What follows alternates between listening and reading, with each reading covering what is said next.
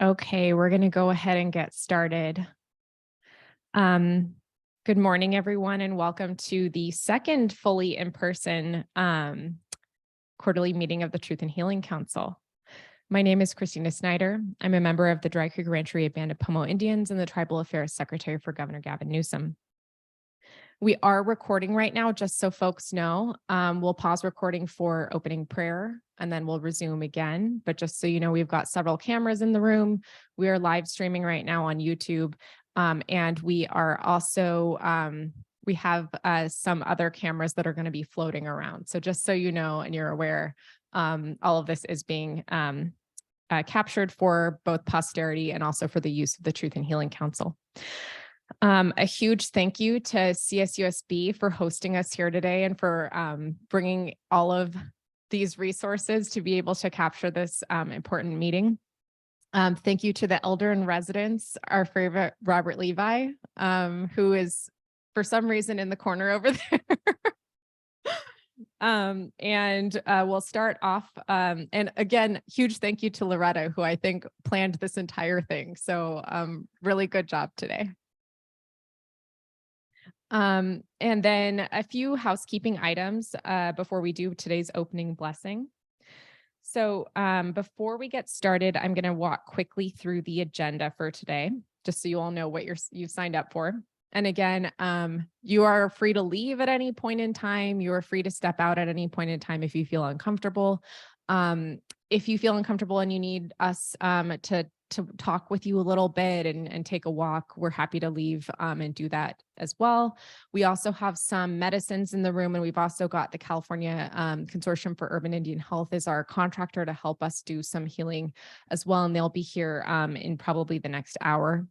So we'll introduce them when they come.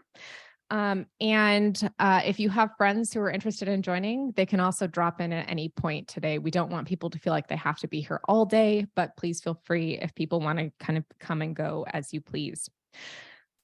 So we're going to start today with an opening blessing, and then we'll introduce some of the governing council who are in attendance, staff, and our CSU San Bernardino partners. We'll also have some community statements on behalf of different representatives. And then we will have folks who are here from the community. If you'd like to introduce yourself, we'll kind of go around and have those introductions. And if there's anything you'd like to share at this point in time, you can do so. We'll then have lunch at 12:30. And then at 1:30, we'll have our first panel with community discussion, and that'll be on repatriation. So there'll be a panel who will speak on the repatriation efforts that are happening here in San Bernardino. And if anyone in the community has specific thoughts about the repatriation process, please feel free to provide testimony at that time. We'll then have at 3 p.m. our second panel with community discussion, and that will be the Indian Child Welfare Act. So it'll be an overview, updates, and cross-generational trauma. And so we'll have, again, a panel of experts who will be talking about that and invite community discussion and feedback as well in that space. At 4:30, we'll have local tribal testimony and community discussion and public comment, and then the event will conclude at 5:30 today. Again, we have put a lot more space in today's agenda for just community discussion. And so please feel free to speak as freely and as long as you want. If it goes on more than an hour, we'll probably cut you off, but I think we want to make sure that folks have the time and the space to give that input and be heard in this space. With that, a couple more announcements. For those interested in following the council, ongoing updates, including listening session recordings and the listening session summary documents, are available at the California Truth and Healing Council updates blog at catruthandhealing.com. You can also get updates for events by following the Governor's Office of Tribal Affairs on Facebook, Instagram, or Twitter. And additional details, including the meeting dates and then links for today's Zoom and YouTube, are at tribalaffairs.ca.gov/CTHC. We are having a virtual listening session on Monday. Is that on Monday?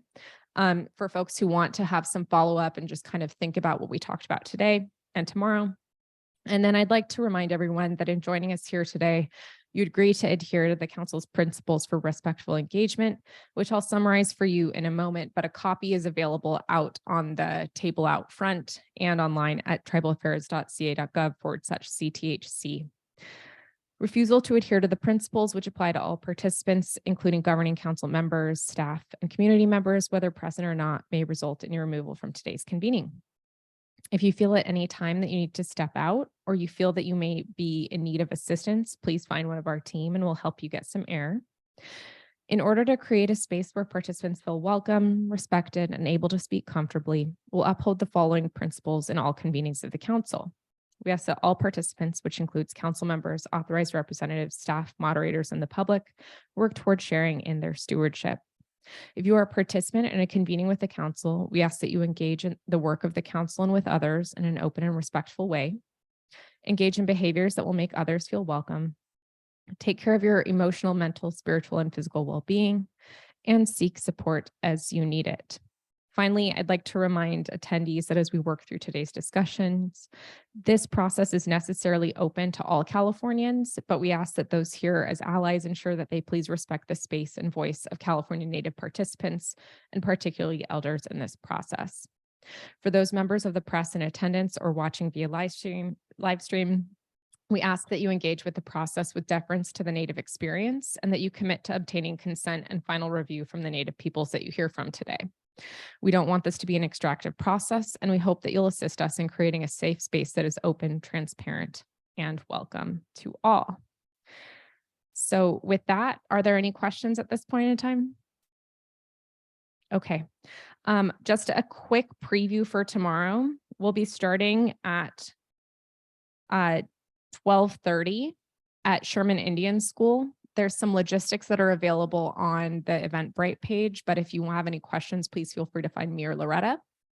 In the morning, there is an event at UC Riverside. It's a Native run. So if there's folks who are feeling extra ambitious, you can go do that and then come over to Sherman Indian School. There are several other events going on right now too. We know there's some stuff going on with at Santa Monica City College with the Project 562, and that there's some Native youth events happening right now too. So please feel free to go join those things as well. So without further ado, I've been talking already too much. So I'm going to welcome Lorena Bolden from San Manuel Tribal Council to give us an opening prayer, and I'll ask if we can stop recording at this time. I'd like to welcome up Alexis Manzano now to give a welcome to this space and any thoughts that you have at this time too. Thank you. Hamitach Nituan Alexis Manzano and Mariam Adi Haviatam. Hi, my name is Alexis Manzano and I'm Serrano from People of the Pines Clan. Hakupa'i, I thank you for allowing me to offer the welcoming remarks for this meeting. Thank you all, those in person and virtually, for taking the time to attend this meeting today. I'm an alternate for the Central Region within the California Truth and Healing Council. Additionally, I am a San Manuel Band of Mission Indian citizen. I want to welcome you to our Serrano ancestral homelands, which Cal State San Bernardino currently occupies. Most importantly, my tribe would like to extend you our good wishes. I want to share a brief history of my tribe. Like many of our communities, my people went through an intense amount of colonization and violence, pre-statehood and after statehood. Our ancestral territory was once 7.4 million acres. It covered from Los Angeles east to 29 Palms and from north of Barstow to the San Bernardino Valley. In 1866, anti-Native American sentiment was inflamed, and due to the conflict between the Serrano people and settlers, a month-long killing spree occurred to my people on our ancestral territory. An estimated 30 of my ancestors were safely led into the valley by our Kika, our leader, Santos Manuel. For decades, my people were forced to move from place to place until the Act of Relief for Mission Indians was passed in 1891, which recognized our inherent right to self-govern as sovereign nations. From 7.4 million acres of ancestral territory, the San Manuel Reservation was created with just 640 acres along the hillsides of the San Bernardino Mountains. I would like to respectfully request that on behalf of the San Manuel Tribal Council, the California Truth and Healing Council consider returning to this region, specifically the San Manuel Reservation, in the second quarter of 2024, so we can further add our history and historical documentation to the record. During the next years, the Council has the critical task of documenting the historical and traumatic harms that have been inflicted on the Indigenous peoples of California.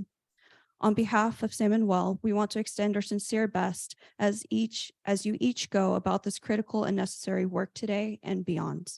On a personal note, thank you for allowing me this moment to address you all, and Hakupai. Thank you, Council Member.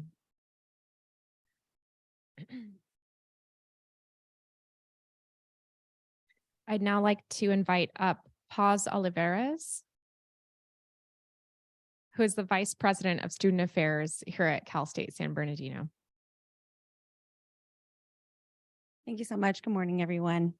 It's a pleasure to be here with all of you this morning and provide welcome remarks on behalf of President Tomás de Morales. I think many of you may know him.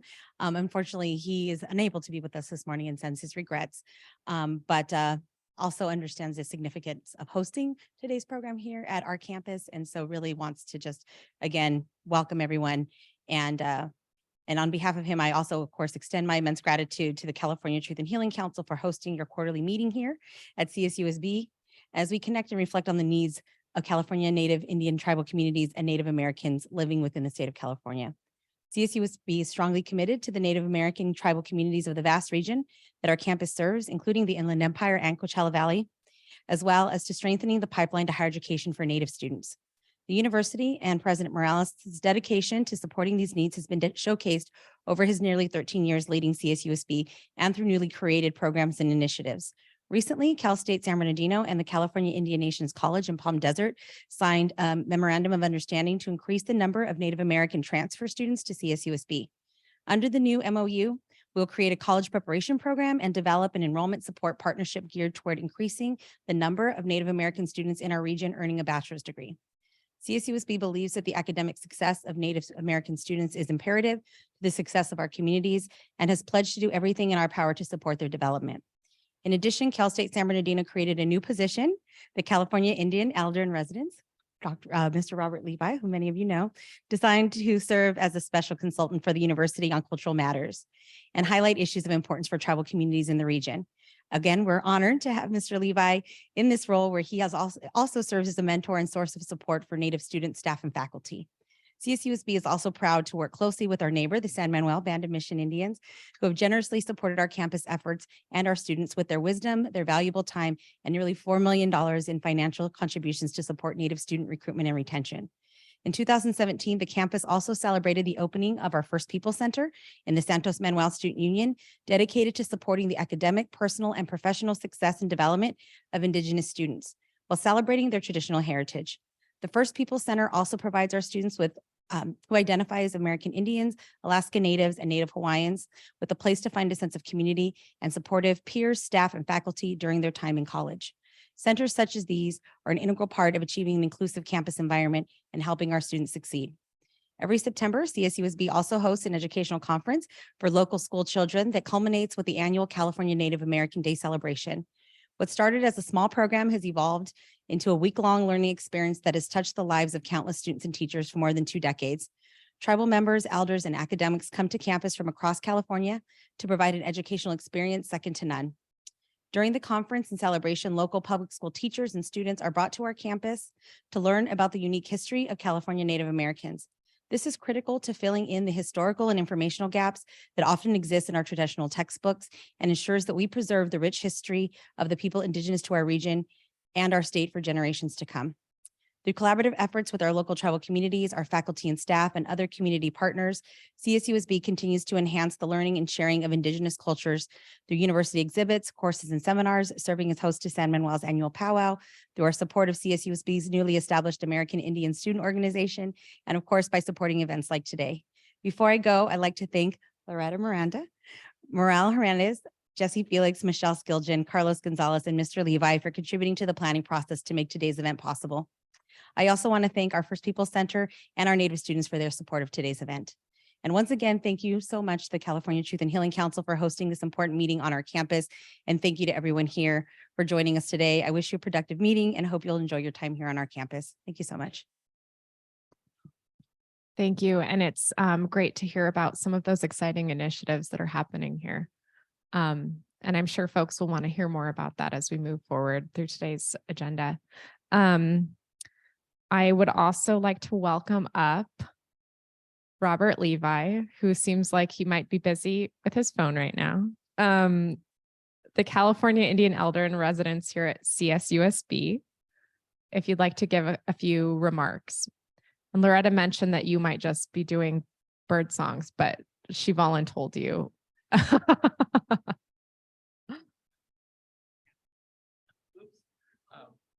Yeah, it is just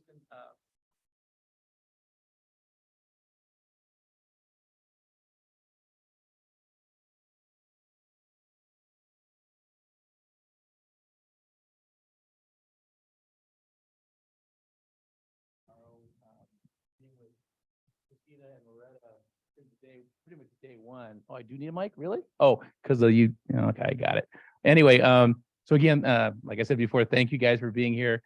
So many fresh new faces, old friends that I've been in contact with now since I've been here at CSUSB.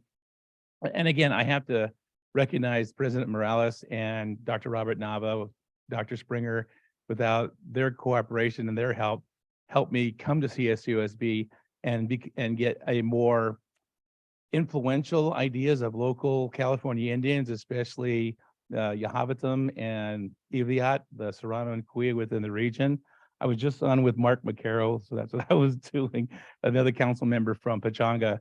And again, we had planned bird songs that came from my family back in 1980. My father and 3 other Kuya elders got a grant out of Chapman College and began teaching songs to the young ones back in 80.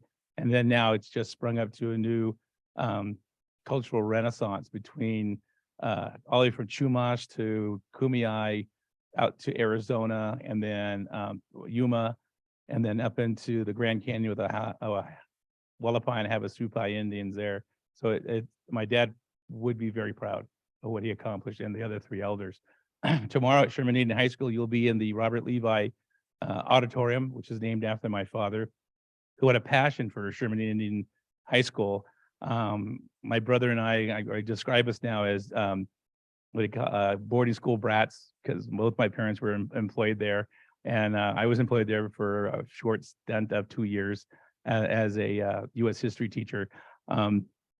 So again, being with these 2 wonderful ladies, it's been just a pleasure. I'm on the subcommittee for education, and I want to bring up the idea about the new not new, but the old mascot issues, because within the Riverside Unified School District and the San Bernardino city schools, or San Bernardino County schools, there are still 3 schools in the San Bernardino region that are named after American Indian mascots, and 2 in Riverside that are American Indian mascots also. And this is supposed to be handled way back when Governor Brown put the American Indian Mascot Act into progression. I think it was like 2016, I believe.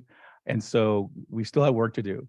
And again, without the help of you and the help of this council, and along with the Native American Heritage Commission, we have a lot more work to do. And I can't explain how grateful again I am. So I've gone 360 degrees, but just a pleasure having everybody here. Enjoy the conference both today and tomorrow. So hopefully I'll see And there's a prize for tomorrow too. I'll tell you that right now. So if you can make it to Sherman, that'd be great. But yeah, there's exciting things that are happening at Sherman tomorrow. So thank you. Oh. Thank you, Robert.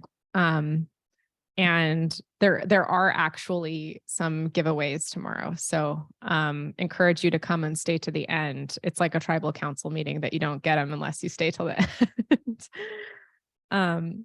Really appreciate everything that you brought to this council, Robert. And also just I don't think we'd be here if it weren't for you. And then also I think a lot of us have felt the impact of your family and just all of that in this region. So really, really appreciate your being here and your support of me and Loretta throughout this whole process. It's been just wonderful. So really appreciate you. And also just to tee off what Robert mentioned with the name change issues, today is also a meeting. Everything's happening today. Everything happens in November. As you all know, you're all being pulled in 5 million different directions, but there's also a meeting of the California Advisory Committee on Geographic Names that's happening today, and they basically recommend name changes to the Federal Board of Geographic Names. That federal board is the one that's responsible for changing all the SQ words throughout the state. And the KAGAN, as the California one is known, because people can't ever remember the full name, is going to be helping implement the new name change that Assemblymember Ramos called for throughout the state for statewide names that are derogatory, but then also the SQ word. So today there's actually some of those names are up for consideration. It seems like there is some opposition in the local regions, which is a little bit, I mean, not surprising, I think, for many people here, but is frustrating, obviously. But just so you're all aware, that's happening today too. And I think is being recorded if people want to check that out. I would now like to invite up Vanessa Briarty, who is a consultant for the California Legislative Native American Caucus in the office of Assemblymember Ramos. Gladzi Hopa, Dwashtrek Droshk. I am Vanessa Briarty. I'm from the Pueblo of Laguna. And as Christina mentioned, I am the consultant to the California Native American Legislative Caucus, which is chaired by Assemblymember James Ramos. And Assemblymember Ramos cannot be here in person today, but he extends his regards to everyone who's participating in today and tomorrow's meeting, which happen to be on the ancestral homelands of the Serrano people, home to Assemblymember Ramos.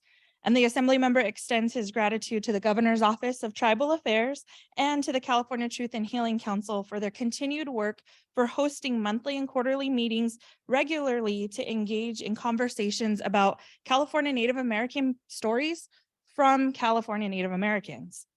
Creating a space for tribal communities where they can be seen, heard, and feel safe is essential when addressing historical traumas and historical inaccuracies. And it's also necessary for the process of healing. And as we've all heard, and as a lot of us know, this month is Native American Heritage Month. And it's a time to call attention to the culture, traditions, and achievements of the nation's original inhabitants and their ancestors. Through education and meetings like this, we can only increase our knowledge of the unique challenges faced by Native American communities. And much like a basket and its weavings, the contributions and deep connections of California's tribal communities have been interwoven into every space and every place and hold strong under lots of pressure.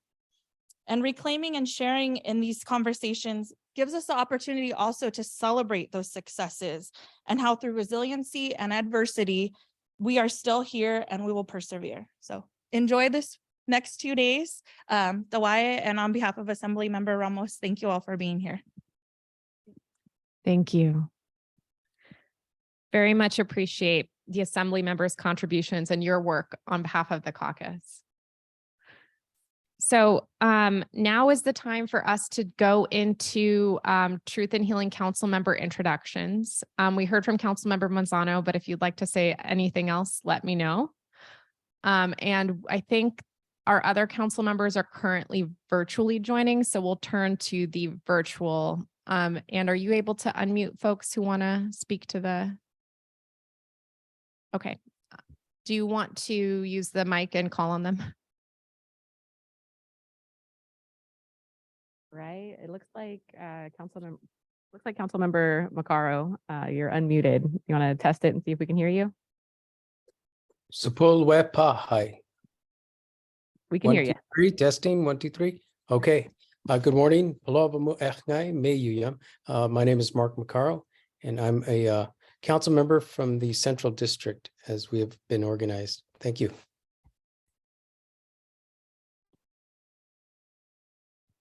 So I'm going to just proceed because I'm also a council member from the Central District. Kusla Kessler Mata, Chumashin Yokat.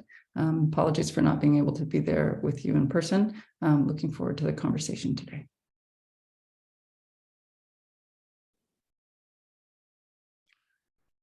I guess I'll go next. I am Robert Phelps. I am a Kumeyaay from the San Pasqual Band of Mission Indians in San Diego County, and I represent the Southern District. Good morning. My name is Neil Perone, representing the, I believe I'm in the Central District, right? I'm here to engage and try to hear what everybody has to say so that we can all move forward together. Thank you.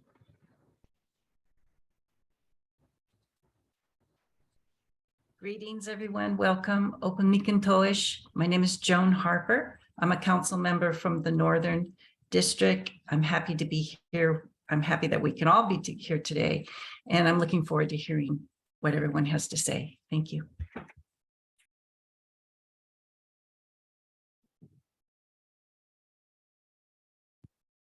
I'll go next. Can you all hear me? We can hear you. Okay. I'm Anthony Burris, and I am a citizen of Ione Band of Miwok Indians, and I am representing the Eastern District. Good morning, everybody.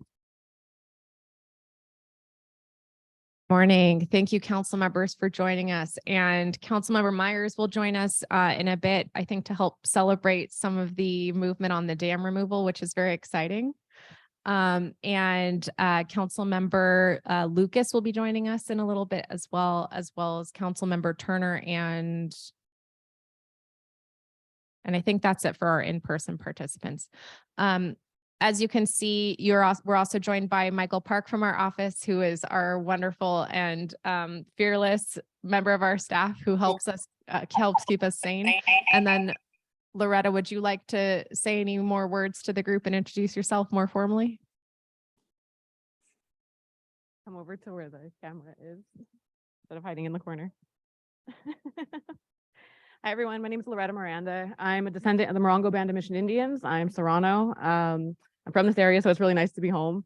I've been with the governor's office of tribal affairs for about 2 years now. I currently serve as deputy tribal affairs secretary and special counsel for the office. And that means I'm also an attorney. I did work for the Karuk tribe as their general counsel for a couple of years, and just happy to be here and happy to see you all in person. Major thank you to Loretta for putting all of this together. She's literally been going around to different events all week, hustling people to get here. So really great job. At this point in time, what we like to do with these meetings is kind of go around the room and have everyone introduce themselves, just so that we know who's in the room, and that as we begin our conversations, everybody knows who's here, is comfortable with everyone, knows a little bit about you to the extent that you're wanting to share anything. And if you have any testimonial you prepared, you're welcome to say that at this time as well. So we'll go around the room, we'll pass some mics around. And if you could introduce yourself, where you're from, anything you'd like to share with the group this morning, please feel free. We'll start on the side of Loretta.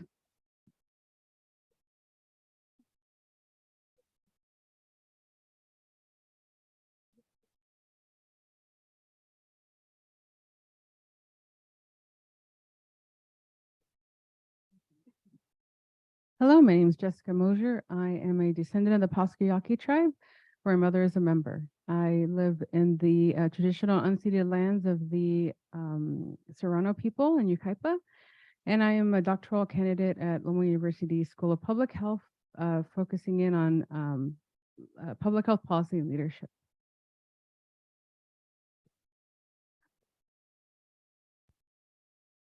Good morning. My name is Richard Caroga. I'm with the RO Indigenous Embrace nonprofit corporation on Hesperia, California.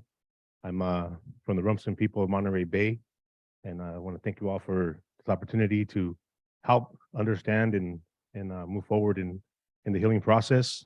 And want to thank you guys. Morning, Elisa Nieblas, also with our Indigenous Embrace, living in Hesperia. I'm grateful for the opportunity to be here and share and the space as well to create that safe space. Mishish Charwai, Kanapai Didi Ibarra, Kaarum Shanamatu Ratayoloni. Good morning, my name is Didi Manzanares Ibarra. I'm the tribal chair of Rumsanamatu Ratayoloni. Our ancestral lands are in Monterey and Carmel. I'm also Gabrielino, and I thank everybody for allowing us to be here today. Thank the ancestors for allowing us to be on this land. And I want to welcome the Truth and Healing Council for being down here. I want to thank them for being here and thank them for the opportunity to come and express our feelings.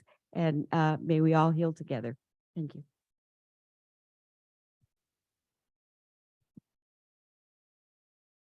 Mishistu Himeya Hamtasta, Kaanapai, Donna Manzanares Sotero, in Ka Rumston, Amantrachtai Oholone, in Toibingna, Chia Kachunyi Throtne, Ime Kauhakai. My name is Donna Manzanares Sotero, and I am a member of the Rumson Amaturatai Oloni people. Our people come from Carmel. Also, I am also from a direct descendant from the people of the village site in Toibingna, which were taken from that site and later forced to build that happy little mission in San Gabriel. A lot of truth and healing needs to be done, and I'm hopeful that this is a good start. I ask that we are someday allowed to really voice our true feelings, because the hurt is so far down deep in our DNA that it's really hard to feel like we belong. You know, you're never enough of anything. You're never white, you're never black, you're never Mexican. And sometimes now we're not even enough Indian. And that's really disappointing to me. You know, our people have been here. We are Aboriginal, as a lot of you. Our people have been here since time immemorial. I mean, what don't the others understand? You know, we deserve respect, and it needs to come now. Shururu. Hello, everybody. My name is Dan Romero, and I am Southern Ute and Costanoan Rumson from Carmel. I represent Romero Metal Sculpture, and our aim is to create sculpture that will tell the Native American story in a true form. My wife and I are involved in this. Thank you. My name is Dina Romero, and I'm also a member of the Rumson Ohlone tribe. And I thank you all for allowing me to be here. I want to be here and listen and learn. And thank you. Hello, everyone. Thank you for having us here. My name is David Ibarra. I'm also a member of Rumson Amaturata Ohlone, and I'm also part of the AIM SoCal. And thanks a lot for being here. Piali Qualitonali. My name is Daniel Calderon. I'm a student here at CSUSB, as well as a student assistant for the First People Center. I'm Guachichil and Chichimec, and happy to be here to hear from other folks here. Good morning, everybody. Me, Anatuanyan Carlos Tubers Gonzalez. I am the coordinator here for the First People Center at CSUSB. I am very honored and blessed to be in this position and be here today with all of you. I'm excited. This is my first one, so it's a blessing. Thank you for those that have shared so far, and I cannot wait to hear from everybody else as well. I hope. Mike Witzagaria, Nook Niega, Alex Espinoza. Hi, everybody. My name is Alex Espinoza. I'm Chimwevi. My family's from here in the San Mateo Canyon. We lived in a village site amongst Serrano people and Cahuilla people as well. I'm a student assistant at the First People Center. I go to school here at Cal State, and I'm also the vice president of the American Indian Student Organization.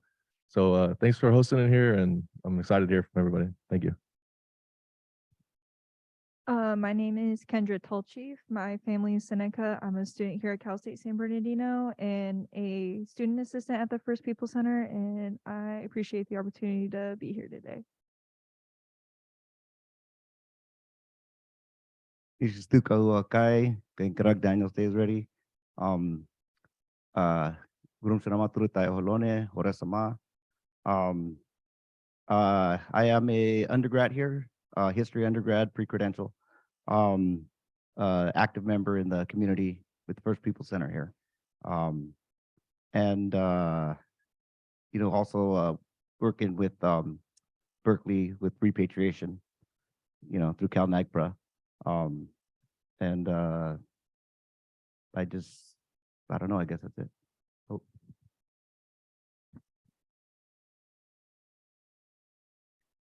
Hi, good morning. I'm Juan Herrera with staff with San Manuel.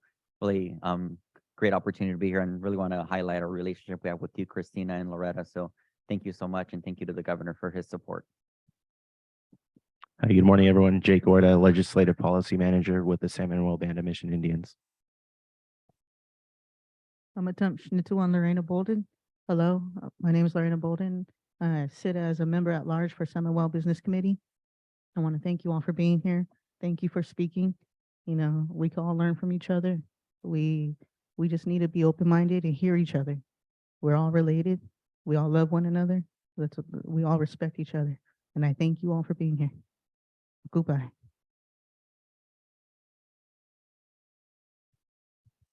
Zambechku, Nanani Hashoshana Covington, Shoshone Benite, na Fort Hall, Idaho, Dama Apa, Shundahai, Degwani. My name is Shoshana Covington, and I am from the Shoshone and Bannock tribes of Fort Hall, Idaho. I support leadership here with San Manuel, and I am blessed to be here today and stand collectively with all my brothers and sisters, Indigenous peoples of California. Thank you. Hagi Asham, Delahan, Hushik Teshut, Nashli, she Neely Chandan, Date Neat Nashli, she Masu Ada Nashli, Hichu, she Narel Muk Hichu, she taught Met Lashne, she Guaga Pathri, Didan Wigi Sasta. Good morning. My name is Teshu Bomlin. I come from the people commonly referred to as the Talua Dainit, Karuk, and Wintu peoples. I grew up in ceremony and culture along the lands of my people. I'm a retired educator, and currently I serve as a senior program officer for the Native Cultures Fund. And I'm really here today to listen and support. I'm with my mother.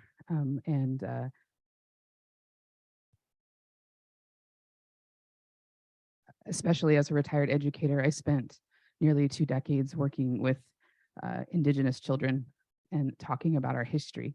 I was fortunate to be raised with a family that wanted me to know the full story of where we come from, and not as a place of sorrow, but a place of strength and a place of to know that this is the love that you come from, and these are the people that you come from, and to carry that with you.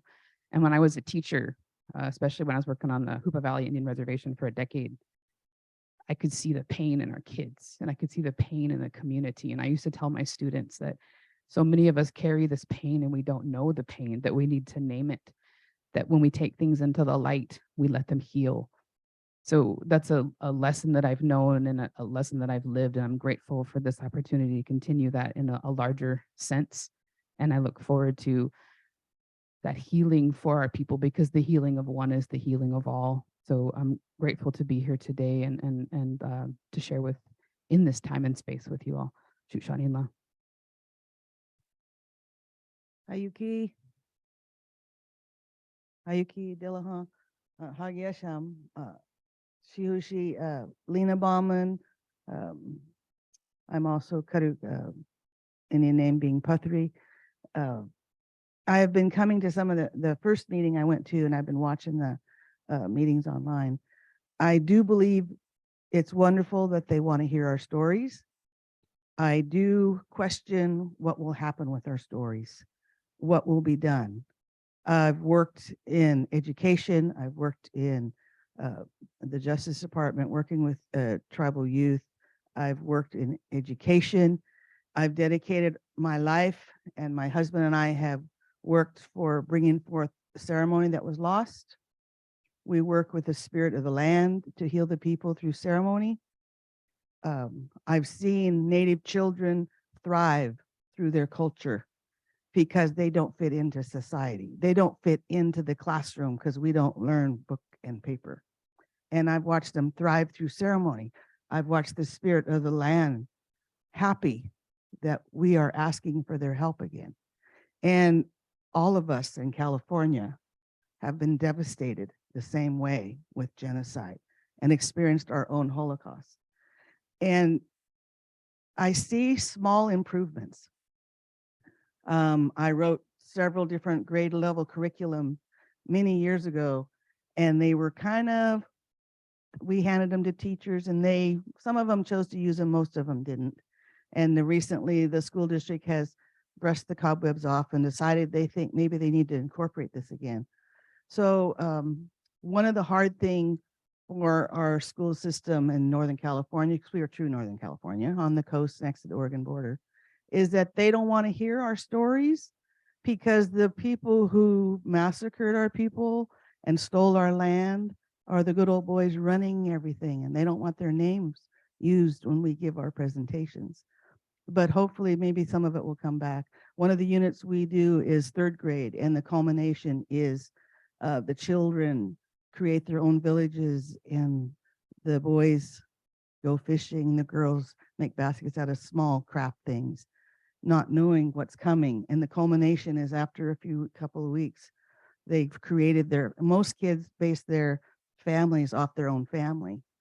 And we read a story my son wrote when he was in 6th grade. And it's about the massacre that happened in Yantakit, the center of the world for the Tolo people. It was the 2nd largest single massacre of Indians in United States history. And so we culminate with the story that he wrote, and we go around and we take their little clay figures and we squish them. You're dead, you're dead, you're dead, you're dead. As a representation of what happened to the people. We leave a handful that are left to go on, or they wouldn't be here. And the kids who survived were so excited that they were happy they got to live.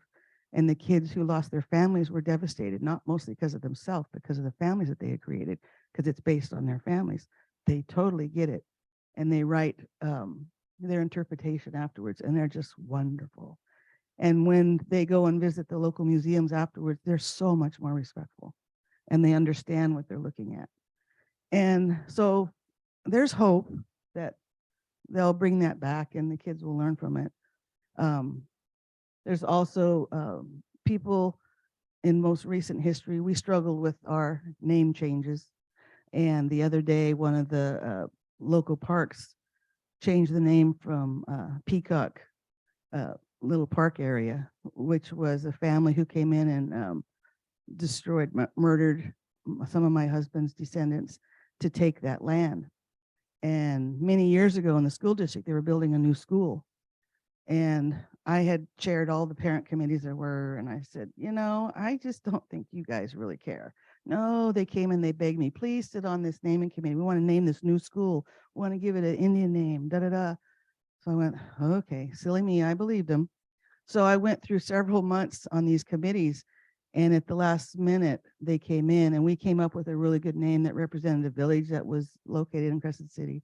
They came in with a petition that had a couple hundred white people sign it and said, we want to name it Mary Peacock. So they named it Mary Peacock, and the Peacock name was very negative for the Tolowa. But I didn't know the rules of the game. So I felt really terrible after that, and I wouldn't set foot in that school till my daughter started teaching there. So, okay, I guess I got to go now.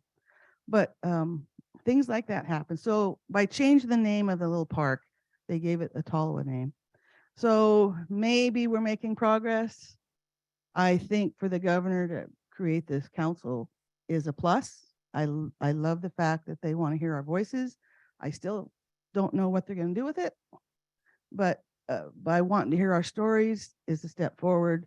Hopefully there will be some healing, because we all in California carry that epigenetics, carry that trauma, carry it forward through our children and grandchildren. And for me, from a lifetime of working and bringing back ceremony and stuff, my reward is my children and my grandchildren, and all the kids that we've touched, because it helps them understand that they're important and they're valued. There was an opportunity for me to get my traditional chin tattoo, and I used a pattern that I have pictures from my great-great-grandmother on my mom's side.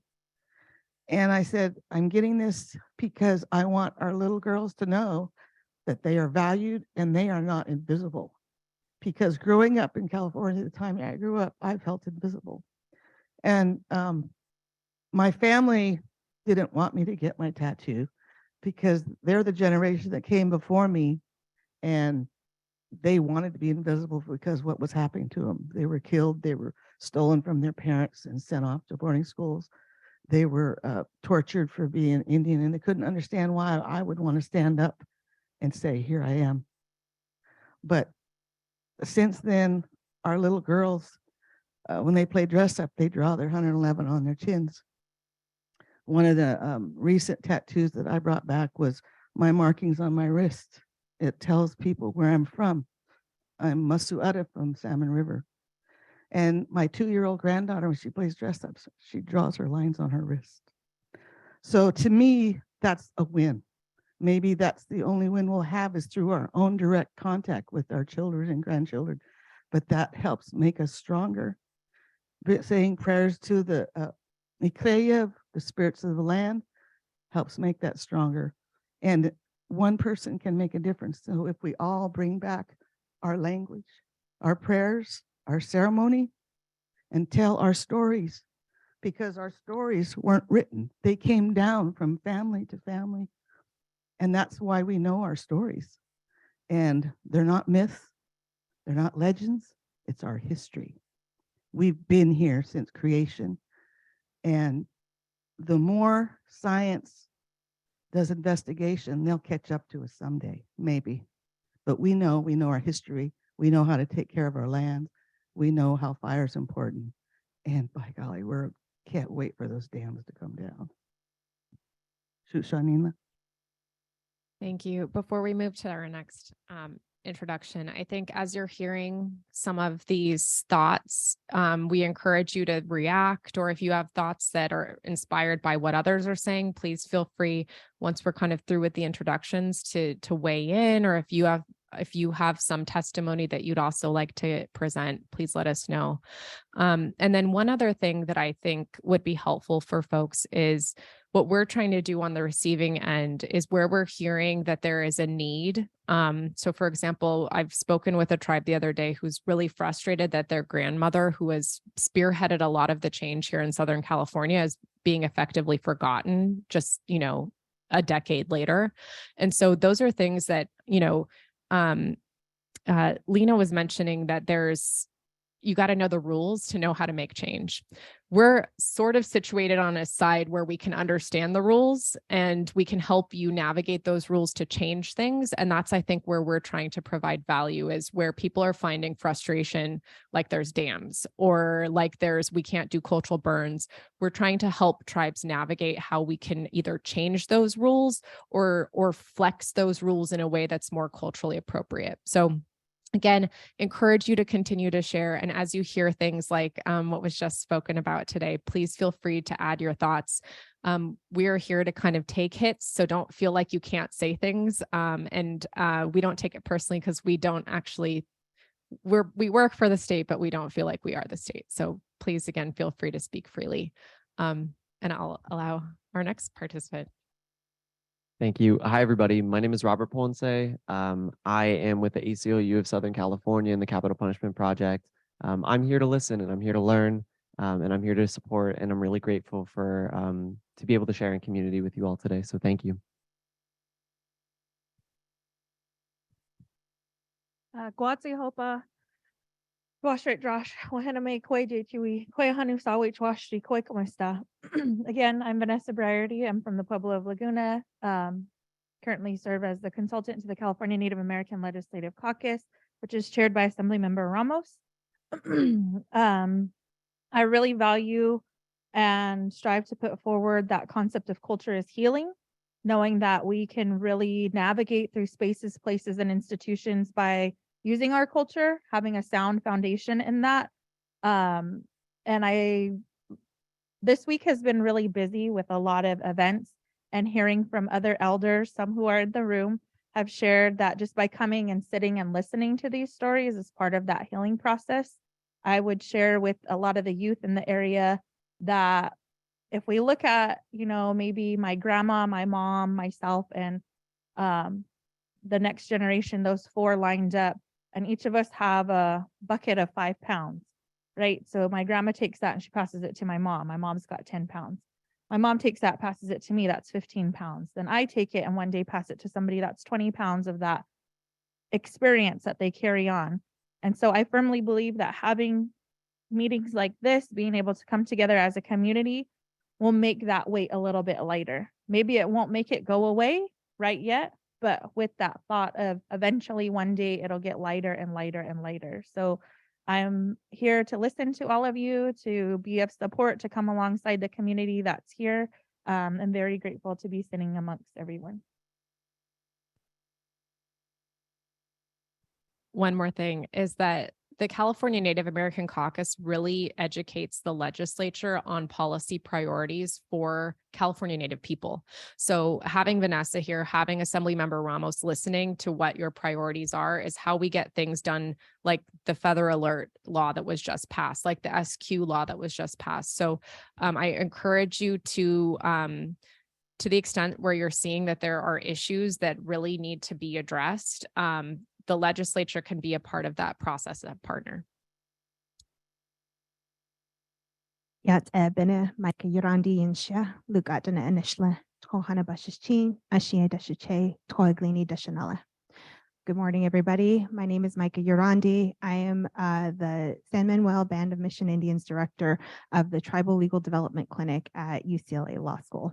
Thank you, San Manuel, for generous support. We cannot do all of the work that we are doing without the continued and generous support from San Manuel.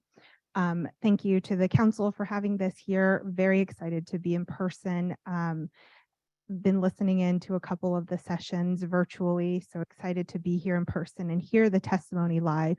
As everyone has echoed, I'm here in a learning capacity. I want to definitely hear and learn, and as Lena was sharing, understanding these stories are important, and making sure that we understand these stories is going to be helpful for any of the work that I do, working with law students and educating them on how to be advocates for the Native community going forward. One of the bigger things that I wanted to just kind of share out with folks is that the UCLA Tribal Legal Development Clinic works with law students to develop resources to navigate those areas of what do we do, how do we handle this. And I just wanted to share that we have 3 publications right now that are available on our website, and I have a couple here for folks if you're interested. One is on the United Nations Declaration of Rights of Indigenous Peoples. It's the Tribal Implementation Toolkit. We also have one on tribal broadband, on implementing and accessing tribal broadband on tribal communities. And then there's this really great resource that we just released. It's on the need for confidentiality within tribal cultural resource protection. I think hearing a lot of what everyone has been sharing so far, the protection of cultural resources is a very important aspect. And so I will put these out on the table outside. Feel free to grab some. If you want a hard copy, reach out to me and I can make sure that we get one to you as well. Thank you. And for any of our young people in the room, or not young people who want to go to law school, I think we have a good resource in the room who can help you navigate that process as well. Hi, my name is Jason McCannell. I'm not young and I don't want to go to law school. I'm an ally. I come from Sacramento. I work at California State Parks as special assistant to the director. And one of my jobs there is directing on behalf of the Native American Heritage Commission, the Digital Atlas of California Native Americans. Some people are nodding like you're already familiar with that. It's been online for a couple of years now. That project is, it really started out as a genocide remembrance project. And the idea of genocide remembrance is not just to educate the public, but to keep all of the evidence in an official place so that denial of these events will not be possible in the future. So that was really the main rationale. But as I was developing the idea for this resource, I realized that it would be no service to this community to only talk about genocide. So there's cultural material too, and that's a little bit harder to get a grip on than the evidence of the genocide, which is hard, clear, and actually not that difficult to find. So we have a program of tribal atlas pages, which means that any tribe, recognized or non-recognized, within California, has the right to come to me and say, we want to put this up on the atlas, and I'll put it up for you. And I'll even help you develop the material. So if if you want me to come out here, wherever you are, your reservation or wherever, I've been to a lot of faraway places doing this. I can show up with equipment, video scanners, whatever you need to put together the resources you want to put up there. And it can be literally anything you want. It can be modern day history. It can be old, ancient creation stories. You can talk about your veterans, whatever you think is important material to share, and also holding back anything that you don't want to share. So that's exciting to me. And since we started having these in-person meetings, I've met a lot of people, and finally have some more pages in production again for the first time in a couple of years. So that's really exciting to me. I don't want to take up too much space, but I should also mention that at Parks, I'm part of the Reexamining Our Past initiative, and I'm as a geographer, I'm kind of leading the team on geographic place name changes. We did, with the big sweep that just happened from the Department of Interior, we did 6 SQ word features that were within the parks, and we were able to scramble and consult and get native names for 4 of those. The only reason we didn't have them for the other 2 is they stopped using that a long time ago locally, so they already had new settler names that were not offensive. Sort of related to that work, I've recently been appointed to the Advisory Committee on Reconciliation in Place Names at the Department of Interior. And because that committee is brand new and hasn't met yet, I can't really describe what we do. But we're supposed to meet for the first time in December, and I'll definitely be bringing back, I think I'm the only California member, I'm not sure. So I'll be bringing that back to this group as well, whatever's happening there. Anyway, sorry to take so much time. Thank you. Really appreciate being here. I have to heal too from all the lies I was raised on. So thanks. So again, because I have to give footnotes to all of our good partners here. So because they haven't told Jason what his job is on that panel, he can, I think, determine what it is. And I would encourage you all, if there are derogatory names, we know a lot of them in California are California specific that I don't think translate into other states. Please inundate him with that information so that he can take that back to that board. Because we know that SQ is not the only name that we need to be thinking about here in California, and not the only kind of person that things are named after that I think is so I think especially in rural areas where there's people who it is the namesake of those places, that this could use some national lift. And then I did want to flag to the we talk about this a lot, but the digital atlas really is this beautiful living tool where you can look at different layers of history. So it's not just the genocidal acts that link directly to primary sources. But it's also there are bounty lands where you can see who the bounty lands went to. There's also a lot of historical trail routes that show where your people had traded with other peoples. Where there's inaccuracies, Jason is very good at fixing those from the tribal perspective, and also where there's places where you'd like to celebrate facets of your culture, he'd like to put that up there as well.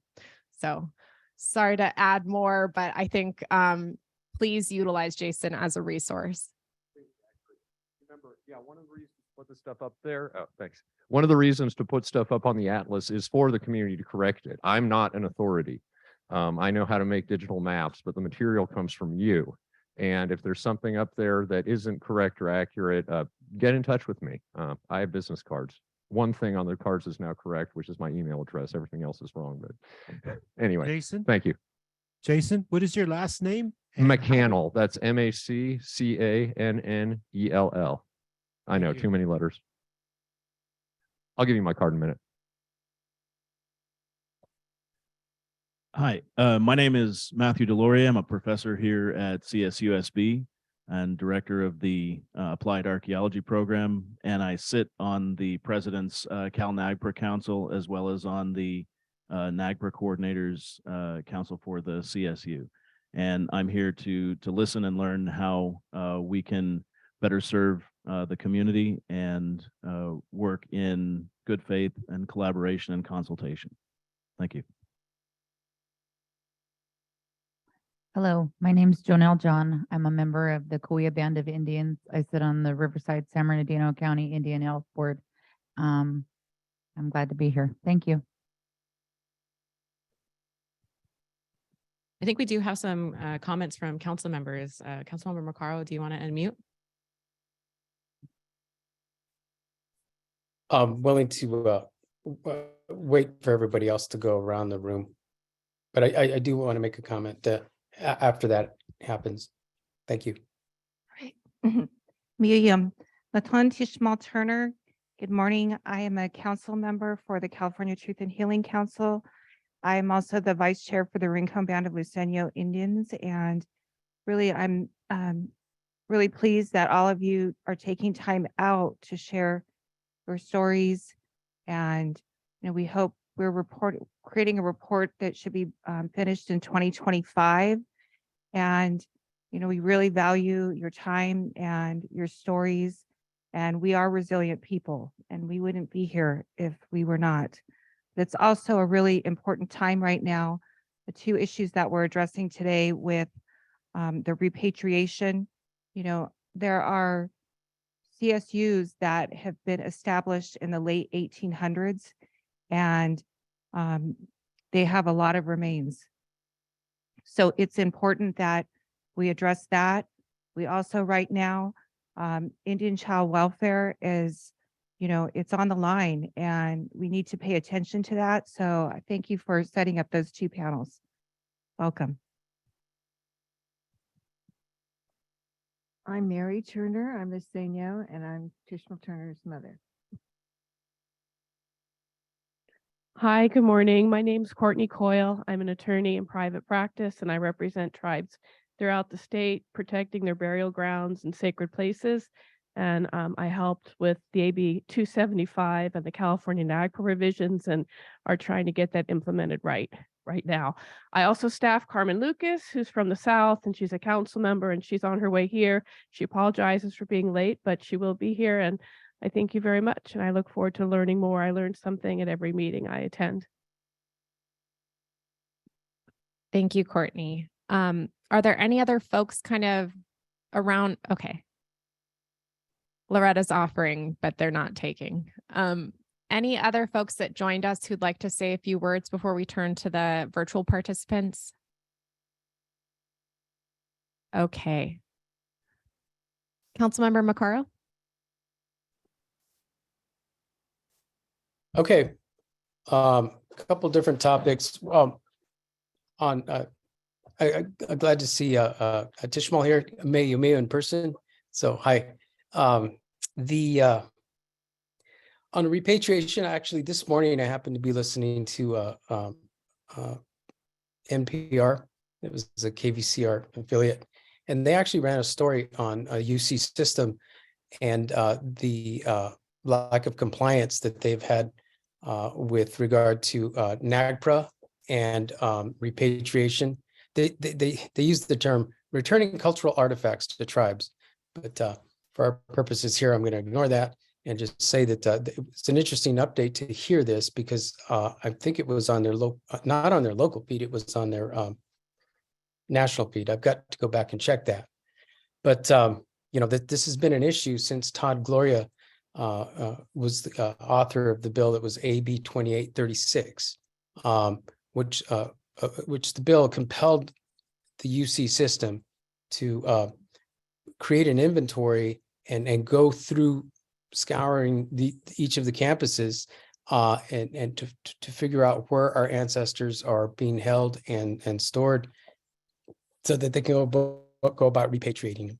I was able and privileged to serve on at the time President Napolitano, president of the UC system. She formed the advisory council on NAGPRA repatriation and acknowledged that the UC system has been a bad actor with regard to compliance with NAGPRA. And in fact, at the time, NAGPRA was promulgated by Congress, passed into law in 1990. And, at the time, it was 40 years of being essentially a scofflaw, ignoring federal law in returning ancestral remains to the tribes as the law requires.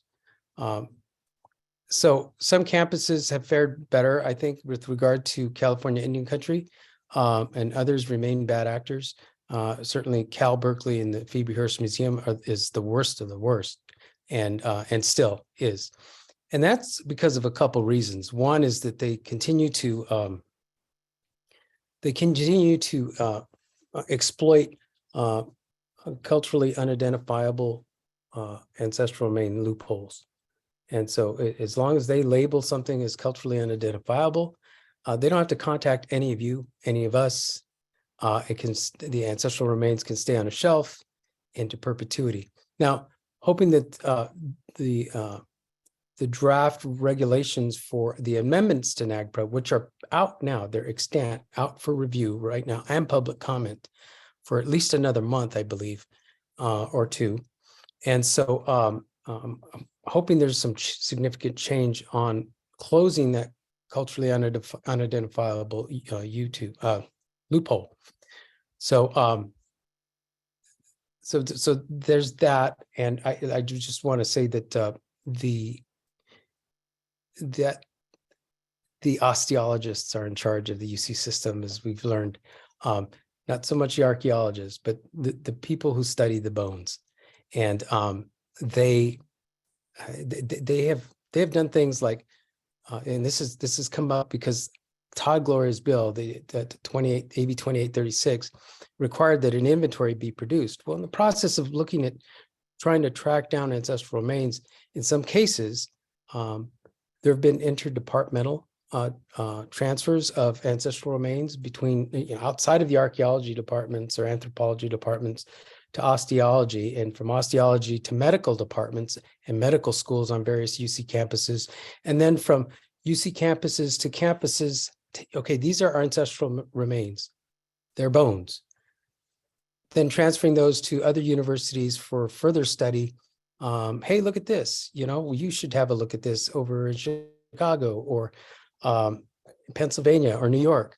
And so ancestral remains have actually left the custody of the UC in some cases as exchange for study and research at other universities outside. So conducting an inventory is a tougher thing to do than I think anybody thought when Todd Gloria's bill was passed.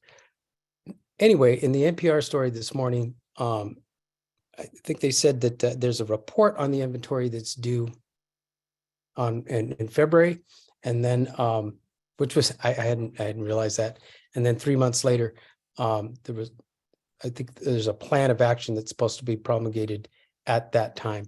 So we'll see what shakes out. But an inventory on the stuff they can see and actually find is one thing, but there are still things that were hidden. For instance, this is an ongoing problem, and maybe it's a tip of the iceberg, or maybe it's an anomaly, but I will say that in our region right here, UC Riverside was actually regarded to be a pretty good actor in terms of our people, our Payomkawachum bands. There was one finger bone that was inventoried and believed to be the only thing that UC Riverside had on hand, and they returned it for repatriation recently. But what we learned even more recently in the last few months is that one of the archaeologists who was on the faculty at the campus left a good number of ancestral remains in storage boxes at his house. I don't know if it was attic or garage. He passed away. I think family members came across these boxes as they were starting to clear out Grandpa's stuff. And it was like, oh, looky here, boxes of ancestral remains. Now, they didn't know what they were looking at. But as they returned them to campus, I think that's where they went. There was this horrifying realization that UC Riverside's record is not as clean as they thought, and which is not really a surprise because there were some pretty bad archaeologist actors with regard to NAGPRA at that campus certainly in the 1980s and into the 1990s. So that this archaeologist had taken off of campus into his own home storage ancestral remains is appalling. And that's why I said, is this the tip of the iceberg or what? Because the state law that everybody's trying to come into compliance with, NAGPRA requires an inventory to be done, but you can only inventory what's on the campuses. You know, if other grandpas are out there that have passed away that were UC archaeologists and decided to rat hole for future research ancestral remains of our people, how are we going to know that? And unless family members discover these remains. So this is a problem still, and it's an ugly truth that we are collectively, I suppose, lifting the box or the door of the box on, and it's going to take a while to continue to sift through and figure out the scope of it, and then compel action. I think 3 months after the February date, by the way, each of the UC campuses has to put forth a NAGPRA coordinator on each of those campuses. That's one of the things that will transpire. So lots of work still to be done in this arena. And I wanted to update that because, as you know, in the hour before this meeting convened is when the story ran on NPR. So maybe it'll rerun today, or you can hear a rerun of it through however NPR makes that available. I want to, on a brighter note, I wanted to say that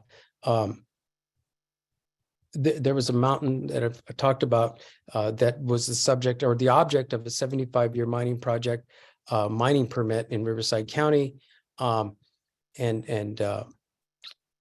Pechanga, along with and our allied and neighboring tribes. It's a sacred mountain. It's akin to the Dome of the Rock, and I think it was the site of the first funeral according to our creation. Anyway, this mining project of granite construction out of Watsonville had threatened that to put an aggregate mine in there. We ended up losing the battle because the mining permit was approved, but we entered into negotiations with the mining company and bought the land from that mining company, and the mining company went away, and so there was a victory in that insofar as we were able to save this sacred mountain, Poesca, which is right next to Interstate 15 here in the Temecula Valley. And I wanted to say that, well, we celebrated the 10-year anniversary of that, because that was in 2012 when that purchase happened. And we were able to collectively save the mine. And the city of Temecula, our neighbor, our immediate jurisdictional neighbor, literally on our western boundary here, they within a few months commemorated this whole endeavor by declaring it was at Puesca Pechanga. It's a holiday. It's a city holiday. Anyway, they reaffirmed the holiday, Puesca Mountain Holiday, this year and into perpetuity. So we'll see how that goes. I think the memories after 10 years we're starting to wane. And so the ongoing acknowledgement of this on an annual basis hopefully keeps it in the memories of people here in the valley, that they almost had a mine that destroyed this mountain. I'm pointing to it. It's over there about 3 miles. So I wanted to report on that 10-year anniversary, because that's a real upside and happy moment for our people and certainly our neighbors in this valley. The last thing I wanted to say right now, hearing about the digital atlas, I want to be careful that our remarks here don't necessarily give a seal of approval for the digital atlas. And make sure that we talk about or see the digital atlas for what it is. Because how many of you have ever used a crescent wrench for a hammer? Maybe out of expediency, you can't find your hammer, so you grab the crescent wrench. Anyway, I used to do that when I took bikes apart, and then I couldn't put them back together again. But if I had to hammer like the forks or something, get them closer, or put that axle on the forks, a crescent wrench did as good as a hammer in some cases, but it's the wrong tool for the job. And in this example, I bring it up because the digital atlas is being used by the Native American Heritage Commission, and it's not the right tool for the job. The scale of the atlas is off. It needs huge amounts of work. And actually, the Heritage Commission has, in using the atlas recently, has created some interesting but unnecessary conflicts in determining most likely descendants. And there's got to be a better way. And, for people, random people in the state, non-Indians who need to know, hey, I want to do a land acknowledgement. Who's the people that live on this land or call this land home in any particular area? That might be a good use of it. And as it continues to evolve, but the purpose for which it's being used, I mean, you wouldn't want to use this map, for instance, if you were going to calibrate a mortar launch or a missile strike. It would be too indiscriminate. And for the same reason, you don't want to use this atlas to determine most likely descendants either. It is too indiscriminate. The level of detail and the lack of calibration is beyond, and it gets into unnecessary conflict. So it's something we don't want to advocate and give the good housekeeping seal of approval on. So it's a word of caution I feel compelled to put out there, because we're in the middle of some things that are very unnecessary. And I believe that digital atlas and the way that it's being used right now contributed to the circumstance that we're in, and as well as one other tribe and one other entity, and it's completely unnecessary. So I've used enough time in the moment. I will defer. Thank you.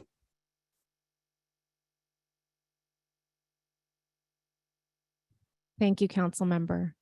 Do we have any other thoughts or comments from council members?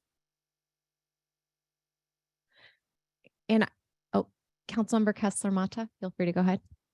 Sure. Yeah, I just wanted to bring to folks' attention that there's a this is on the kind of theme of NAGPRA related conversations, that Harvard is currently trying to identify tribal communities and individuals to return hair that was taken from boarding school children. And so I'm going to post a link in the chat, which I don't know if anybody else will have access to. I hope you do, but there are California Indian tribes that are listed there as well. And so it's with the Peabody collection, it was a function, 700 hair samples, I believe, were collected. So there's a lot of children from our communities that are, of course, now grown up or whose descendants are alive that may want to connect and track this down, because I don't know how proactive they're being. So I just thought folks should know. Thank you, Councilmember Kessler-Mata. And I think that's incredibly on point for today's meeting. Just for some more detail. Again, Harvard University's Peabody Museum announced their possession of 700 hair clippings from Native American children sent to Indian boarding schools. Those clippings were collected for an experiment in the 1930s by a Harvard anthropology professor, violating tribal sovereignty, belief systems, and dignity of Native peoples. You can contact Harvard to inquire about that and inquire about the return. But again, very troubling that that's even in their collections. And just to tee off Councilmember Maccaro's comments, yesterday also the updated audit from the state auditor on AB 2836 compliance under the Gloria bill was released as well. So if folks are interested in seeing how the UCs are doing, it's not so great. It's not going as quickly as it should go, but there is some improvement. So encourage you all to take a look at that as well.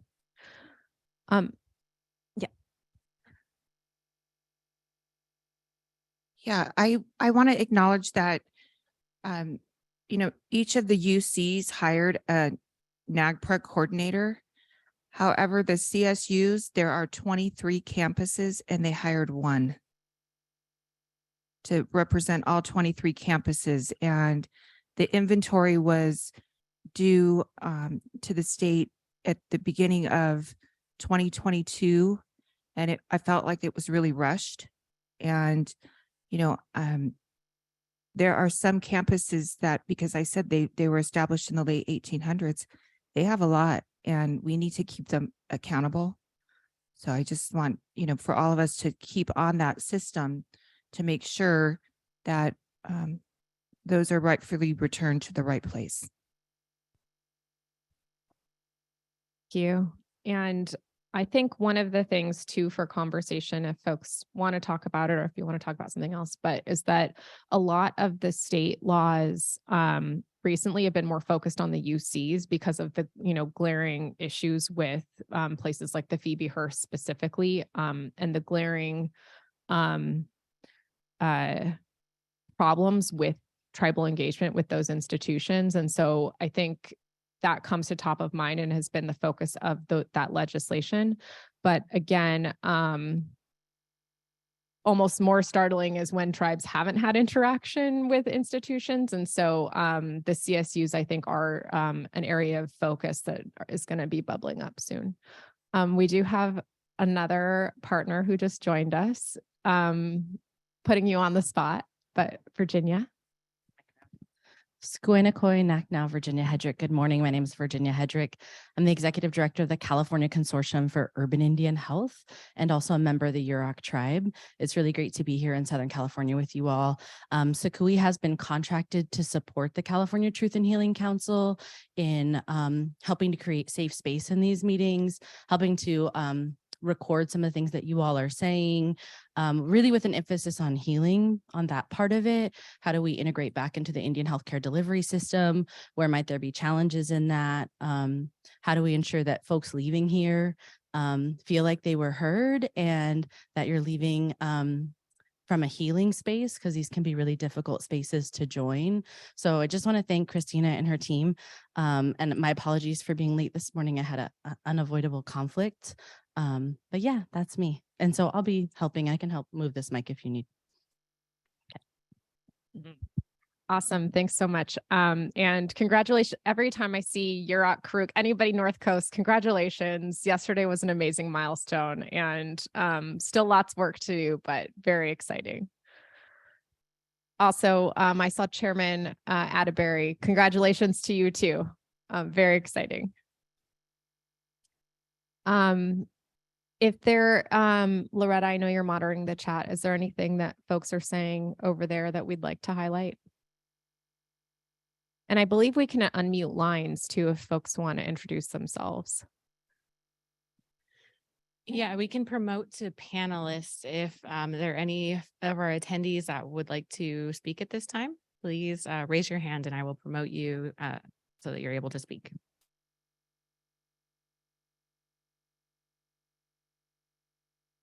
And some folks have introduced themselves in the comments, and Chairman Atterbury says hello. He's here today to listen and learn. The Karuk tribe has a council member that's interested in joining a committee and wanted to know more about that process. So I will follow up. Thank you, Chairman.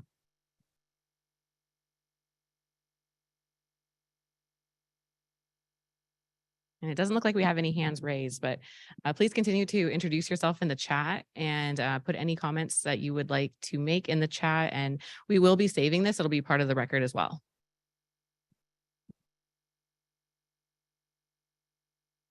Great, thank you.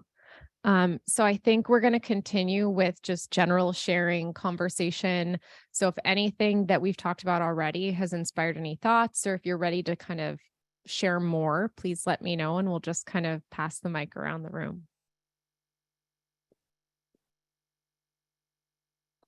I did want to just make one more announcement. Outside on the table, we have many different brochures, and please grab one of each whenever you head back outside again. And I did bring some sage, some medicine that I gathered from my lands, the Morongo Indian Reservation. And so if you are in need of any, please feel free to take it and use it as needed. Thank you. Okay, I know this is for later discussion. I'm going to be leaving in a little bit, but I'll make it back, and I didn't want to miss that portion of the,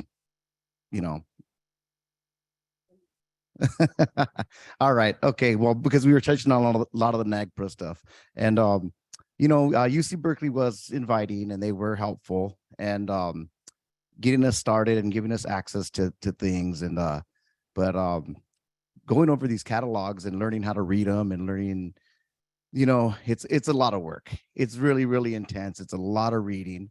And at the end, it seems like at the end of every single, file, it's not culturally identifiable. And that seems to come, it is over and over and over again. It's the same background of people of the area and the different horizon periods and what took place and, anthropological reports. But at the end, it's always culturally unidentifiable. And so it was kind of weird for me to be there and discuss with these people about this, and which is great, as they offered to bring in people to speak with us on certain topics. And there are people that, I don't know how you would say it, I don't want to say they're experts or whatever, they're instructors or researchers or whoever, right? And that's great. That's great. But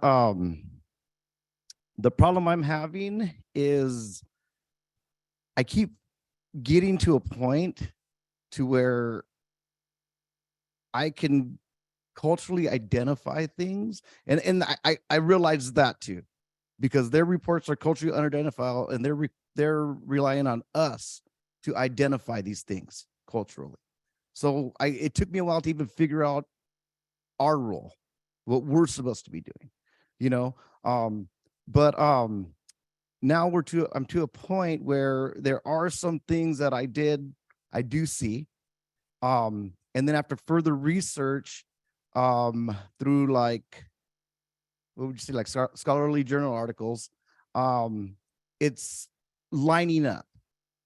If you were to say, I see the culturally identify, their research, previous research is telling me that this is our stuff. If you put the two together, oral traditions are telling me this belongs to our people. And now I don't know how to proceed from there. It feels like they haven't denied me anything. I'm not, saying anything like that. I'm just saying I'm at this point now where, like, I'm intimidated to go and ask, how do we put this together? How do we put it to federal review? What can the state do to help the individual tribe train our people to properly put this together? Because you get to the point you're stuck. You're like, okay, well, do I go beg for the help, or do I try and do it? You're intimidated. How do I put this together where I'm not going to go up there and they're not going to laugh at me? I'm not no expert, and fortunately I do have a little schooling, but and it gets frustrating. You stay up and you think about it and you think about it and you can't stop thinking about it, and your mind runs and runs and runs, and you're like, oh no, I just can't do this because I got other work to get done. Life still goes on. The universities and they've had possession of this stuff for forever, and then now they're at a point to where it's like, how do we proceed with this? We have other things to do in our own personal lives also. Like, how could we expand to help us get, like, more, at least on the right track? Like, is there some kind of training that the state can put together for the tribal communities and say, hey, look, this is how it goes? Or do we have to keep going and either playing ball or we don't get any acknowledgement, you know, because, you know, we do have a different approach. We do have a different way of looking at things. And I just think it's really, really important because there was, to be honest with you, you know, to grow up and you're watching these documentaries on ancient cultures and ancient things and, you know, from all around the world. And then you see people talking about it, discussing it with experts and everything. And then to walk in there and actually be sitting there at the same table doing it, it was freaking amazing. It was mind blowing. I'm sitting here and I'm looking at things that are 1,500 years old. And I'm looking at it and I'm saying, oh my goodness, this is like this, but one of my ancestors made this. And it was so precise and so perfect that it looked fake. It looked like a prop. There was many things, they looked like props, and it is just so amazing. So from that aspect, point of it is, you know, I'm sorry, I'm kind of too much coffee, but from that perspective, that is reclaiming culture. That is reclaiming what we've lost. That fire that burned up inside of me at that moment, it was, wow, I can't describe it, you know, but that's as far as I can get right now. That's as far as I can get because I'm like, well, which way do I go with it? You know, how can I not have to try and learn how to proceed? You know, with, you know, how can I be helped to guided how to proceed from here? You know, like, and can we do that? It would be great for all the other tribes to be offered some kind of training to know how to proceed, you know, because honestly, the universities and museums aren't gonna, you know what I mean? I don't know. Maybe they will. Maybe I need to email somebody, huh? But that's just the feeling you get. That's the feeling you get. It's like, I wish I could go in here knowing what the heck I'm doing. Because right now I don't know what I'm doing. I don't know what to ask for. I don't know how to proceed. And but like I said, it was amazing, and it was and I think that like I said, it's just a lot. It's just a lot. And I don't know how many other people in this room have experienced it. I'm sure that I know there's been a few. But it is, wow, you know, but it's okay. I guess I'm done for now. Thank you. The mic over there. If other people have thoughts or reactions, please feel free to weigh in. Just as kind of a reaction initially, it's sounding like, unsurprisingly, Native people are feeling like the structures that are supposed to be welcoming you as experts for your own people are not doing that well. And we need to figure out how to make that more open. And also, how do we create mechanisms for Native people to reclaim that power in that space?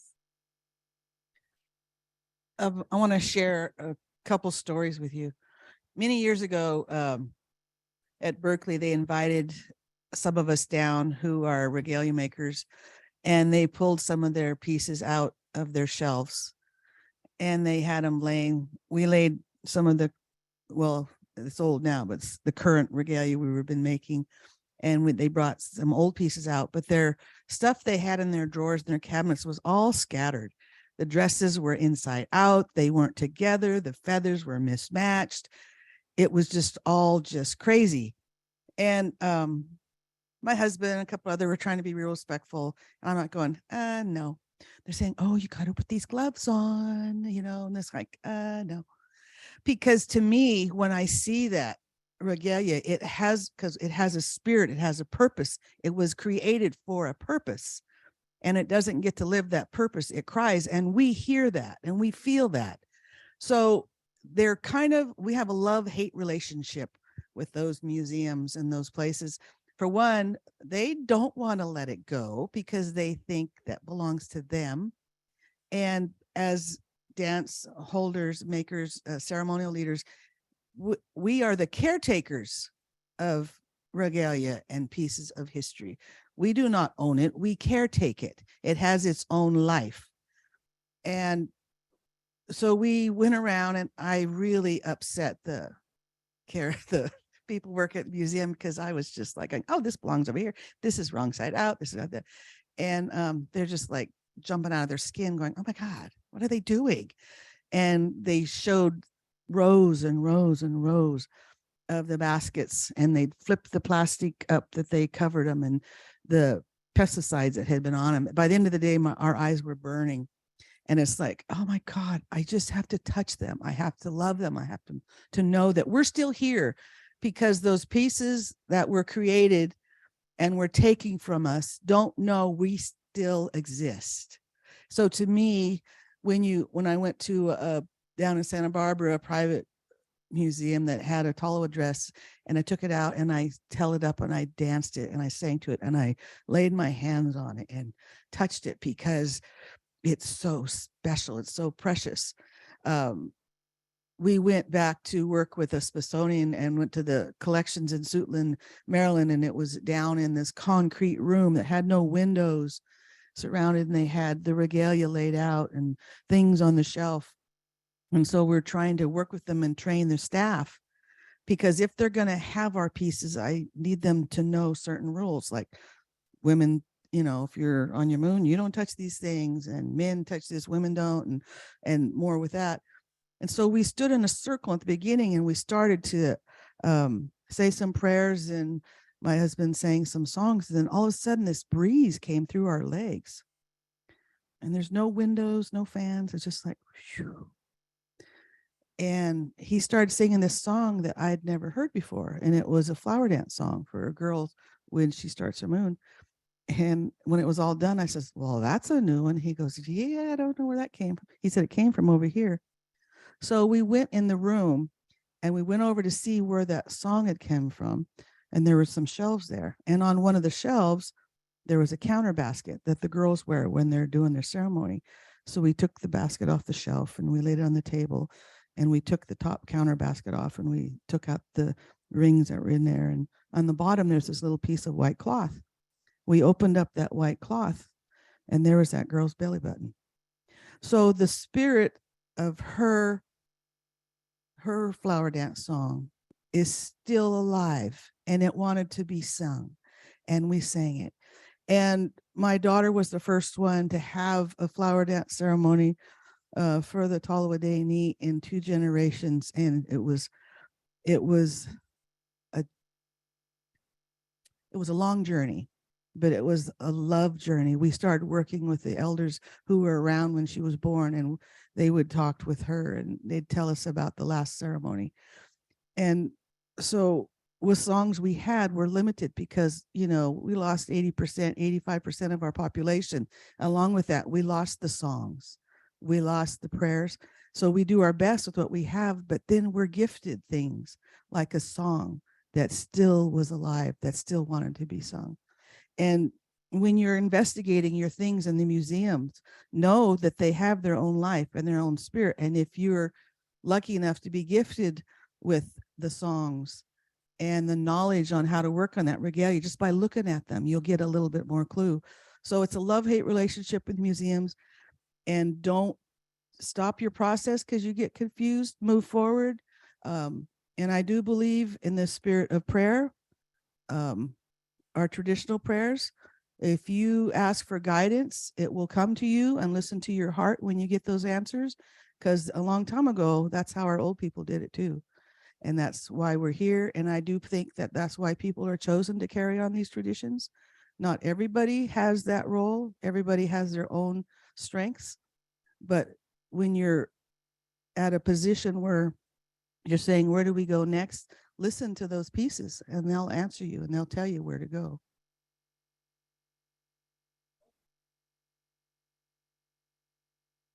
Thank you. And I want to go ahead and respond to that just real quick. The part about listening to the spirit and listening to the medicine. I do really understand that. And I think that's where my two worlds are colliding. I'm trying to do it first and foremost to protect the medicine, to which should always be our first, task. And then sometimes that collides with the parameters that we have to operate within to proceed forward. That's where my brain runs, and it runs at night, and I just can't figure it out. At one hand, I want to walk in and say, that's ours, pack it up, let's go home, which it'd be great if we can do that. But I know that would cause a lot of problem too, more than there already is. So, and that's what I'm saying about the help too, to learn how to bridge the gap between that world, and this world. And thank you. Want to note an observation that I think what you just expressed, like that in an ideal world, this is what I would do. That's exactly what we'd like to hear, because I think then you're walking yourself back and saying, I know that would cause a lot of problems. So you're kind of self-regulating in a space where we're trying to figure out what is your ideal, how do we break down those barriers, and so that you're not tiptoeing around them. And so that as an Indigenous person and as a Native person reclaiming space, you're not asking for permission. You're saying, this is how I reclaim space, and this is the ideal. And then how do we change the structures to accommodate that, versus like trying to figure out how to navigate a space that wasn't built for those like worldviews and preferences. Yes, that's, yeah, thank you. You're being really, really helpful.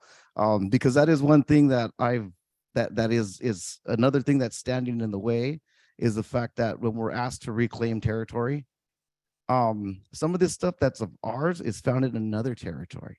And at first that was really confusing to me, because we just go back to what we know of where our people were, but we're talking about, there's in the anthropological reports, we're talking about 3 different time periods.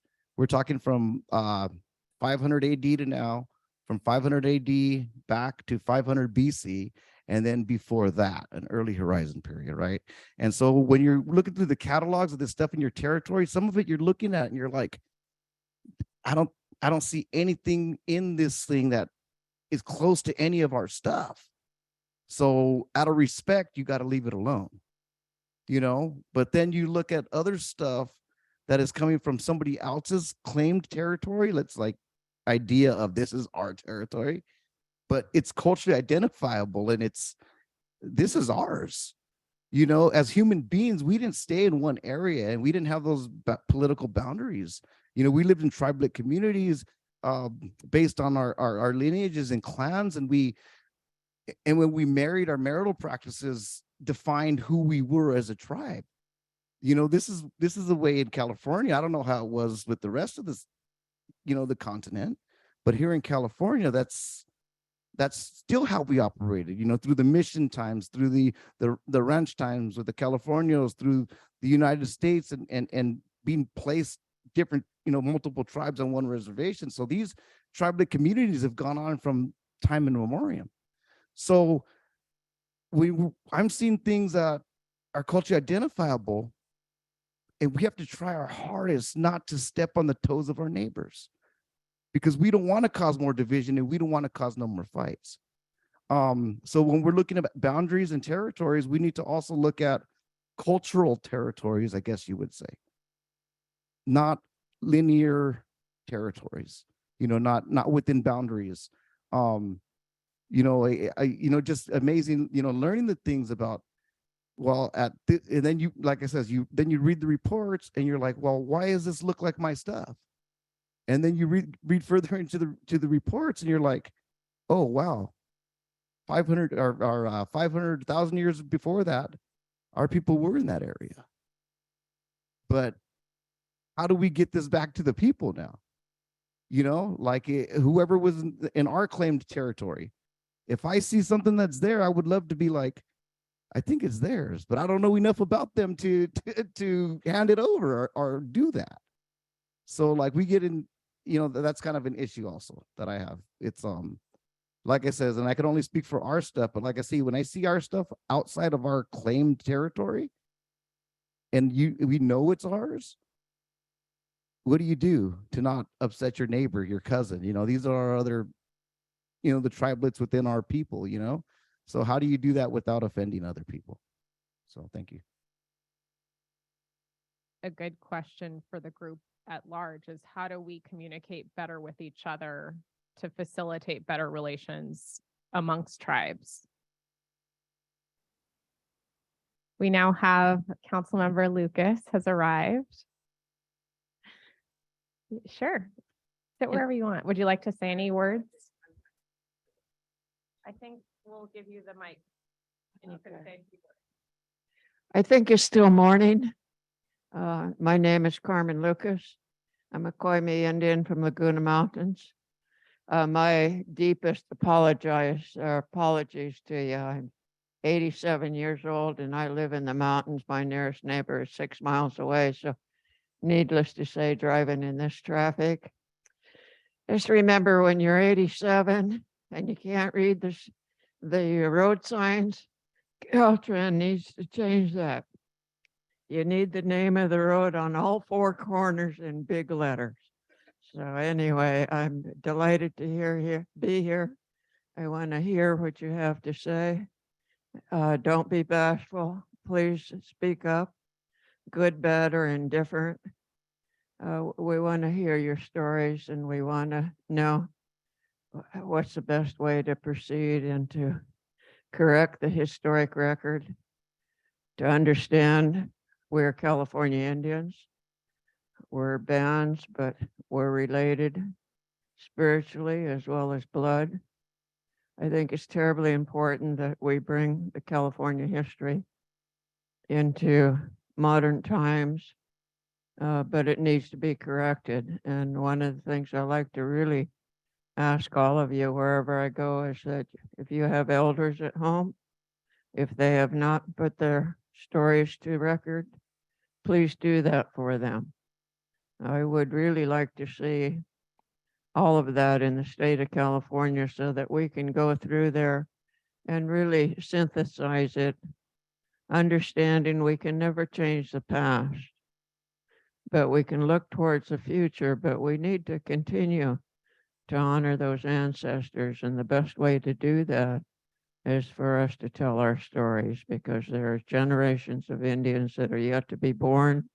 I can tell you from my own experience, they're going to be very angry if there's no information about who they are and where they came from. With the work that I do, it's been very clear to me that the United States government and the state of California has been in a systematic effort of erasing our history, and I absolutely refuse that to happen. So please help us with that. And again, don't be bashful. If you have questions, you want to talk to us, please do. Thank you. Thank you, Councilmember. And we've been talking a bit about repatriation and cultural resources in the state. Mhm. Very complex. Says it's a big subject, very complex. So I appreciate the conversation. Another observation just in the room is I'm hearing people cut themselves short. Please feel free in this space to take up as much space as you need. And if you have something to say, please feel free to say it. We have some newcomers. I don't know if you'd like to introduce yourselves to the group. You sound really afraid.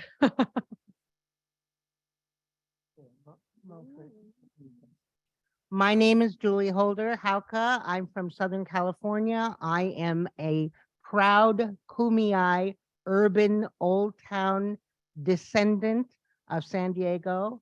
My grandmother was in the first battles and the first wars, and she helped create health centers before there were casinos. My mother has worked for Indian Services my entire life, and I have fallen into research and archives, and I have been doing this since easily 1995 before and simultaneously, I have the proud honor to say I started with Alcatraz when we first got recognition of who we were as human beings, and the first rebellion that we had that was media rebelled. And I've had the good fortune of being involved in Indian programs, services, people, communities, and culture ever since. I worked for the state of California for, I would say 5 years, trying to build a California Indian Heritage Center. And here we are all these years later doing the same thing that we started in 1969 in Alcatraz. We revisited in 1990, we revisited in 2005, and here we are again. And we have all the information. What you're talking about today for me is the elements of genocide. And genocide is very clearly defined by what we go through. Your conversation about repatriating artifacts, your conversation about repatriating history, where we live, where we have to go to find things, where we have to become the researchers to put our families together, to put our stories together, to put our locations together, how we get there, how much it costs us to come to a meeting or go to a library or figure out how, just so you need to know, to access NARA, because I just found out the only way we access Indian things in NARA is through the BIA. That's the filter. You go to the BIA and then you come down from there. We've been doing this for all these years and we're just finding out now this new decolonization speak is just another gatekeeper. It's just another way for us to have to jump through hoops to find ourselves, to find our history. The elements of finding our history are the elements of genocide.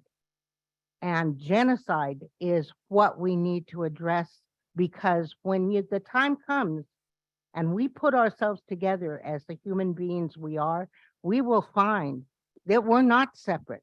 Your territory may have been your territory and we would have culturally respected that, but we would have been part of your territory. We would have had a cousin, an auntie, a sister, somebody who would have gone, because then we're not going to marry our own family. So we go find you.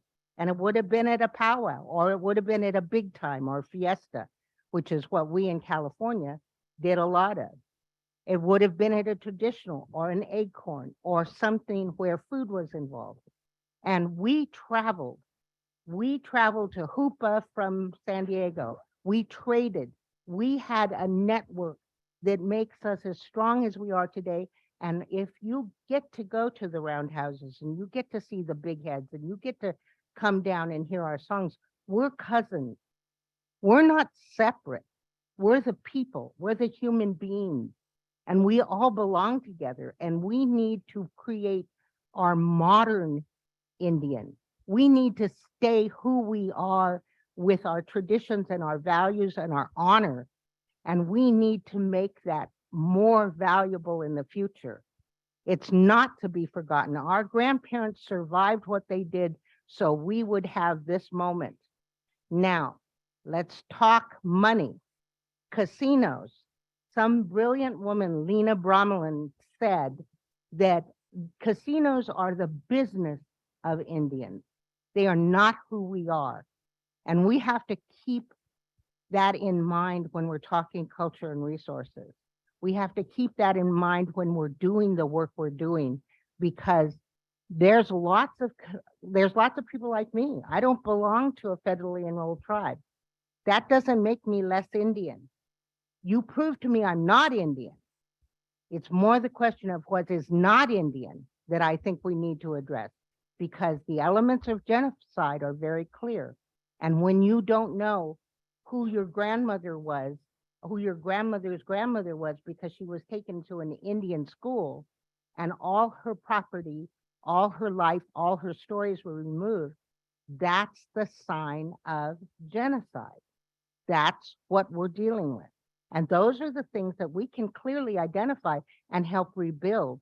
If we stop thinking that it's all territorial and it's all separate, if we bring ourselves together as a California nation, we will see a lot of things that we have a right to in this day and age that we're not allowed, because it's the government that has named us. It's the government that has identified us. It is governments that are trying to tell us who we are, but that's not who we are. We are human beings, we are people, and we come from communities that had to do with the lands we were from, the places we were from, the things that we did, the hats that we wore, the water that we drank. Everything about us was where we come from. And that's how we need to see ourselves again, because we want a future for our grandchildren. We want a future for the Indians. We don't want to exclude people because of money. We want to include the nations of people that were disappeared by actions of governments that had nothing to do with us and never represented us, and still do not to this day. Julie Holder. I'm with her. Yeah, I gotta follow that. Haku Monique Sanoki. I'm Tungva Chumash Yaqui Zapotec, and my great grandmother was an Irish princess. I run a nonprofit, the Indigenous Communities Initiatives up in I'm in Mendocino, and we've had the privilege to work with a lot of different Indigenous communities throughout California and travel a lot. And what I've learned is that we are all related and we all have a lot of things that are similar. And so I primarily was in the Santa Barbara area in Chumash and LA Tongva territories. And what I learned was a lot that what we didn't have, I learned from other communities that had similar things, people that made similar baby baskets like us, people that made similar kelp baskets or seaweed baskets like us. So I understand that the boundaries don't exist because we shared so much. So I don't have a problem, going to somebody and asking if I can't find it, then the next people in the territory, maybe they have something or they have a story. So, and that's what we did in our nonprofit. We did cultural and environmental education for youth and extending to their families. So I like to do a lot of art, a lot of cultural presentations, and kind of whatever the community asks for is, I try to make that happen. Thank you.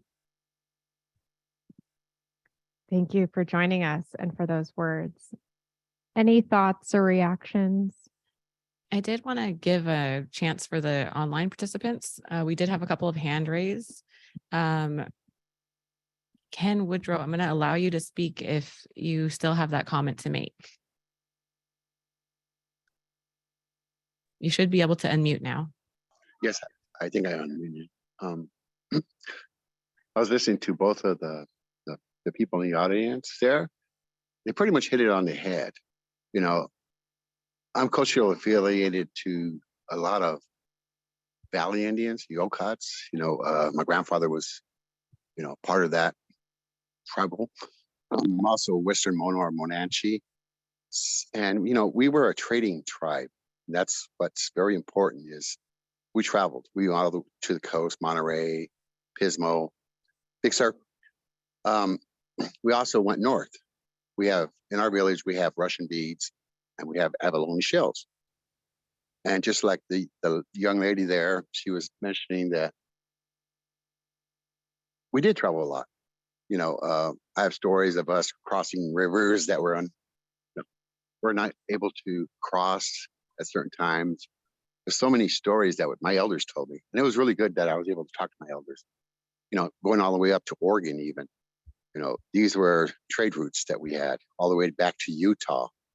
So, when I go to the valley, I look down, one of my elders said, well, 6 of your relatives are buried in this spot. It's not my area per se as a tribal Western Mono, but those are my ancestors that are buried in this spot. And So it's really hard because a lot of our smaller tribes are no longer existing. They all melted into each other. Like we have 4 or 5 different branches of our family that are Coyote, Tachi, all these tribes, Kauai, Michihe, Intipitch. I can keep going on. I did do our tribal lineage tree, and just like the young man says, is that my area? But they are my relatives. I know they are. Do I assume the responsibility to take them and rebury them or get their, the burials? It's a hard position because some of these tribes just don't come out of hiding because, there's no point. They don't see nothing in the future because they're all unrecognized. But, I know, the family plots, the Indian cemeteries. So it is just like the young man was saying, it's hard to show the difference, and there is no difference. That's what the young lady was saying in the audience. They're my cousins, and we all, like she said, we didn't marry each other, half cousins or cousins. We moved around. And so there's, I have reports, ethnographic studies done that were done by my elders back in 1905, which go back to the 1800s, the very early 1800s. And informers, which were my relatives, are members of our tribe and adjacent tribes, they married into each other. So it's like, okay, that tribe no longer exists. Do I have the responsibility to take our ancestors and also try and find a place to rebury them? Because we have no land holdings.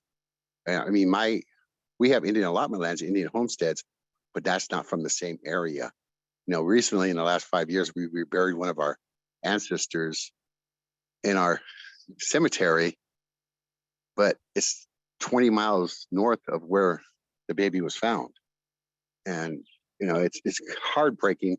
But, I look at Berkeley, their information center, they just don't have the information I need. I need to know where, they were found, what projects. I need all the paperwork, not just saying, well, this was found at Thule 24 or Merced 22. It's, okay, now give me the report.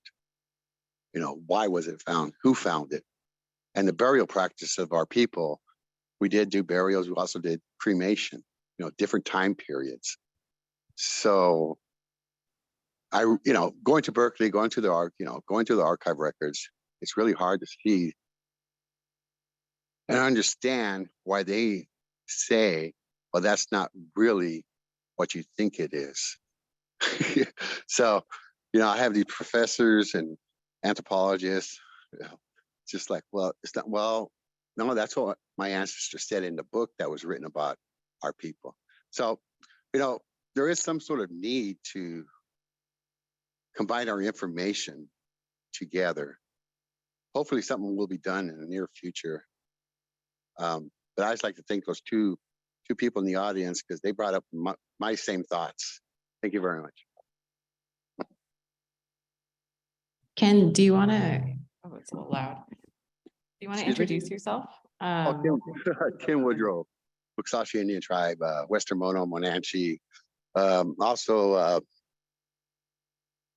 being in the area that we are, there's no fairly recognized tribes except for maybe 45 miles south and 50 miles north and 35 miles east, but not being a fairly recognized tribe, they are able to do Section 106. And most of our tribal areas is under the jurisdiction of the Department of Interior. Our schools, so we really don't have a say because we're not fairly recognized, but these are our ancestral lands. I talk to them.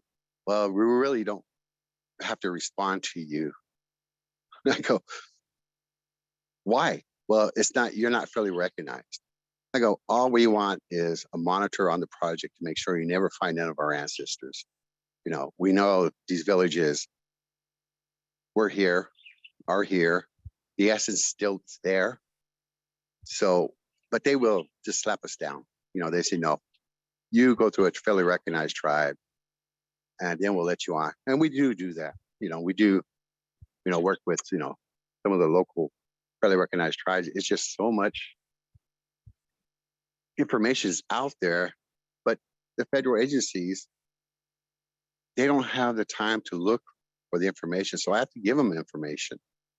And then they turn around and say, well, there's 8 federally recognized tribes that want something to say about it. I go, you already know it's our area. Well, we got to do what's the law. When the law says we have to contact them.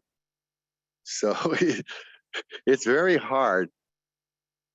And it's really time consuming. Like the young man said, I had to go to Riverside, get my tribal school records from my ancestors, go to Berkeley, San Bruno, go to Berkeley, cross-reference everything, be it Indian homesteads, allotment lands, villages, getting things from Yosemite Museum about my ancestors up there that were stuck in storage, handwritten, manuscripts. So it is time consuming. I've done it just on my own nickel, in the last 20 years, dealing with right-of-way issues. So there's a lot of things that, we as unfairly recognized tribes are not able to keep working on. I'm very tired. It's very tiresome, time consuming, just like the young man said. There's things called families and relatives that we have to deal with today. Like we don't get all the social programs, and it's really good that recognized tribes do. I'm not saying anything against them. They got what they got, and they do need them. But we have nothing to say about our water, our sacred sites. We're not even representative in the Sequoia National Forest or the Human Lake Ranger District. They don't even have a Native American interpreter there. And I've been pushing them for decades. Get somebody up there. Let them hear about us. Let them hear about all the tribes, but it falls on deaf ears. They need to know our culture. They need to know why we respected the big trees. But there's nothing there for us. Nonprofits outside get all the funding. We don't get nothing. It's just ridiculous. Today, 2022, we're still trying to get our foot in the door in our homelands. But yeah, that's who I am, Ken Woodrow, Waksashi, Michihe. I can go on with the smaller tribes, but we all amalgamated into one. And that's why we use Waksashi, Western Mono, but that's not our membership criteria. We're pretty much open, as long as we could show a linear descent. And basically everybody in the 40-mile, 50, 60-mile square radius has a linear descent to us. So thank you for your time. Sorry I'm long-winded, but had to get it through. Thank you. Thank you, Chair. Always an interesting point that we have large sacred trees named after a Native person from outside of California, and that the people from here can't even access those places. I wanted to ask before you finish talking, and I know we have some folks in the room who have some thoughts. Do you have any updates on the name change in the Valley that you had told us about a couple months ago? Well, actually, I went up there to speak about the true history of the naming of the S Valley, to give them the history written by their own people. I was shouted down, I was threatened, which is pretty much what I figure is going to happen. I wasn't going to speak until my name was called. Native American Heritage Commission has me on there, forestry, I'm on all the, 900 different agencies I'm on, paperwork. I just wanted to know the history from their founding fathers of what was going on there. This is the point that the town was named after the genocide created by the state of California. The men were being hunted down. And in the story that was written by their founding father, he says in it, this is just off my memory.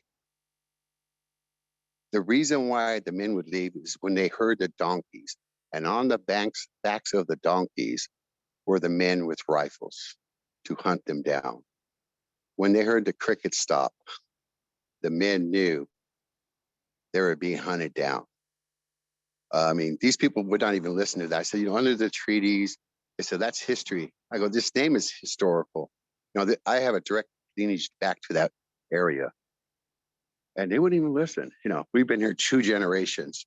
The only light we ever saw was the light at the local store. But behind the local store is a birthing area, a dance area for the women. Been there for thousands of years. You know, they don't even know what's in their backyard. We find all these rocks. I go, the whole place was a village site. You know, it was the Choi-Numnees. You know, and I said, do you know these names, Dr. Jack? You know, Molly, Charlie. They never heard these names, and a lot of those areas were, you know, the Choi-Numnees and the Hintavich. And I just was marveled at how unresponsive these people were. And I was telling them it wasn't me changing their name. It's just the way it is. It's not my fault. Your supervisor should have informed you. I'm here to let you know the history. And it was through, you know, the governor of the state of California putting the bounty on our heads. And it was just amazing to see such anger at just a name. And the name is not within our culture. You know, we don't have that name. We have other names. Yeah, you know, I went through 20 different dictionaries to find, you know, historical dictionaries for our tribal languages in the area. There's nothing like that in there. I was just amazed at how angry these people got. I mean, it's just like, okay, now I got to be escorted out of town. That's ridiculous, you know. But, you know, I kind of knew it was going to be a very dangerous area, you know. And that's, you know, right across the street from there, my cousins have allotment lands. They don't even know their allotment lands across the street, which was the old village from the meeting area. You know, actually the library was a part of the village. So, you know, down the street, you know, half a mile away, my uncle who died in Korea is buried there. You know, my own grandfather's son is buried there. My uncle is buried there. Another one from the other side. So, you know, they talk about how angry it is for us to come in there and distort that name and make it a woke name. It's just like, you guys need to wake up, because I'm hitting you with the history, but they don't want to listen. But right now, the name change, I have no idea. I mean, like I mentioned to them, you know, we need to go back what the tribal area was, and it was the bear dance was held there. You know, some of the, like the Peach Parlor and one of the other areas, buildings there is named Bear Valley. You know, at one time was supposed to be a rancheria for us. It was denied by the Bureau of Indian Affairs. So anyway, I have no idea what's going on. I need to talk to some of the individuals that were part of this. But thank you for mentioning that. It's just, sometimes it's, you got to go out there and face the music. And I was just there to figure out why it was so angry all the time. But I'm the outsider now, so I got to watch my P's and Q's over there. But thank you for your time. Thank you for asking. I just find it, you know, really scary, because there's only like 6, 7 natives that were there. And, you know, out of those, you know, 3, 4 of us, you know, did not even want to talk. I mean, and, you know, some of the locals didn't want to talk either, because just the threat of violence was there in the air. But thank you. Thank you very much. Bye. Thank you for sharing, and thank you for the update. Councilmember Burris is asking about the name change. This is in Fresno. It's an S Valley name that was being reconsidered, and a name change. And Chair Woodrow went to go speak at the public hearing on it. And there was some kind of violent reactions to, I think what for a lot of people is a reality that they weren't aware of, because our school system doesn't teach about Native people.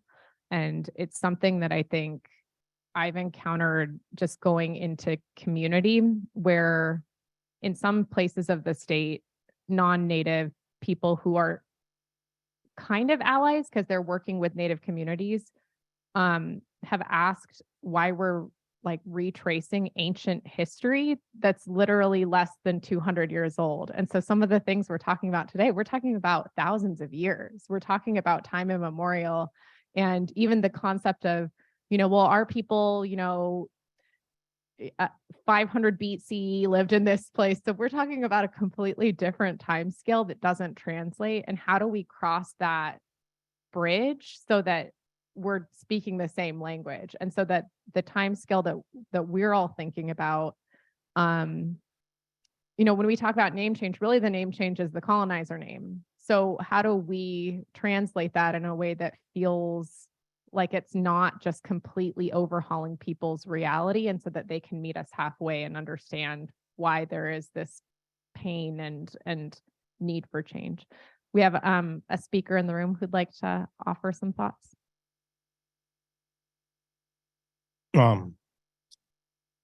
Just I got a lot going to my mind right now. As we start just traveling up and down from down south all the way to as far as Shasta, doing ceremony and things like that. One of the major struggles of our people, and it's been noted here today, is the division amongst like who we are, where we're from, and things like that. That's no secret. It's worn out on the sleeve, and who knows if we'll ever get to that point of understanding unity and togetherness. I think one of the major setbacks is communication. Nobody wants to talk anymore. Nobody wants to nobody wants, and it's not that nobody wants to talk, it's that we don't want to listen to each other. And that's the struggle. That's the holdback. But it's as far as understanding who we are and where we come from, I mean, if anything done in a good way is always more useful, more helpful in obtaining what we're looking for. I understand, coming up in certain societies, a certain way of life, the struggle's real. I get it. But as far as thinking in having that mindset of struggle, and the word decolonize itself always takes you back to that struggle. It's not allowing us to move forward. I mean, giving that power to that time period is always going to set us back. And I've seen that in different communities, different tribes, different I was recently did a ceremony, and there's a sign out front that says 99.9%. And I think some of you in here might know what I'm talking about, and correct me if I'm wrong. And I said, what does that mean? And they said, well, when they were developing their community, there were certain people that they said didn't belong or weren't part of the the area or whatnot. So they dug up the grandmother, probably been there for hundreds of years, and they did her DNA, and she only came back 99.9% Native American, Indian to that land. So they didn't permit those people to be part of that rancheria because of that 99, because that 0.1%. And how do we break that down, right? How do we break that down and go past that? And I think it comes from within ourselves, right? Break down who we are. Understand that trauma. We're never going to escape it. I don't think anybody really knows what healing feels like, because we're still stuck in, we're like 3 feet boot in the mud, and we can't get out of it. But if we break down ourselves and separate ourselves from who we were and what we are now and who we are now, then it begins. Then we can start understanding each other. Then we can start communicating each other. Then we can build the compassion, the consideration, and above all, the commitment to moving forward for that generation behind us. The one thing, if there's anything positive about the assimilation process, they allowed us to educate ourselves. I don't think they thought we were going to be able to do that and maintain that level of education. So I think if we follow the same process that it took for a lot of our young men and women to actually get in school, you can find yourself understanding the process it's going to take when it comes to the reappropriation and things like that. And I've made relationships and built relationships with a lot of what they call, this was a new term to me, POC. And they're all young men and women, and they're all doing things outside of that realm of the struggle that we're in. You know, continuing outside of that. In turn, it brings back to the communities, to our communities. But I know it's a long struggle. It's very difficult. It's always a double-edged sword. But I think if we follow that way of understanding ourselves and working past our own traumas as an individual, then that's where we're really going to get past judging somebody or criticizing somebody. When we criticize people, we lose ourselves in that criticism. We stop seeing ourselves for who we are and who we can be, and the holdbacks that we have on ourselves. So we move past that, follow those avenues, and we'll get to where we need to go. It's not for us. I'm just a bridge from the generations before me to the generations after me.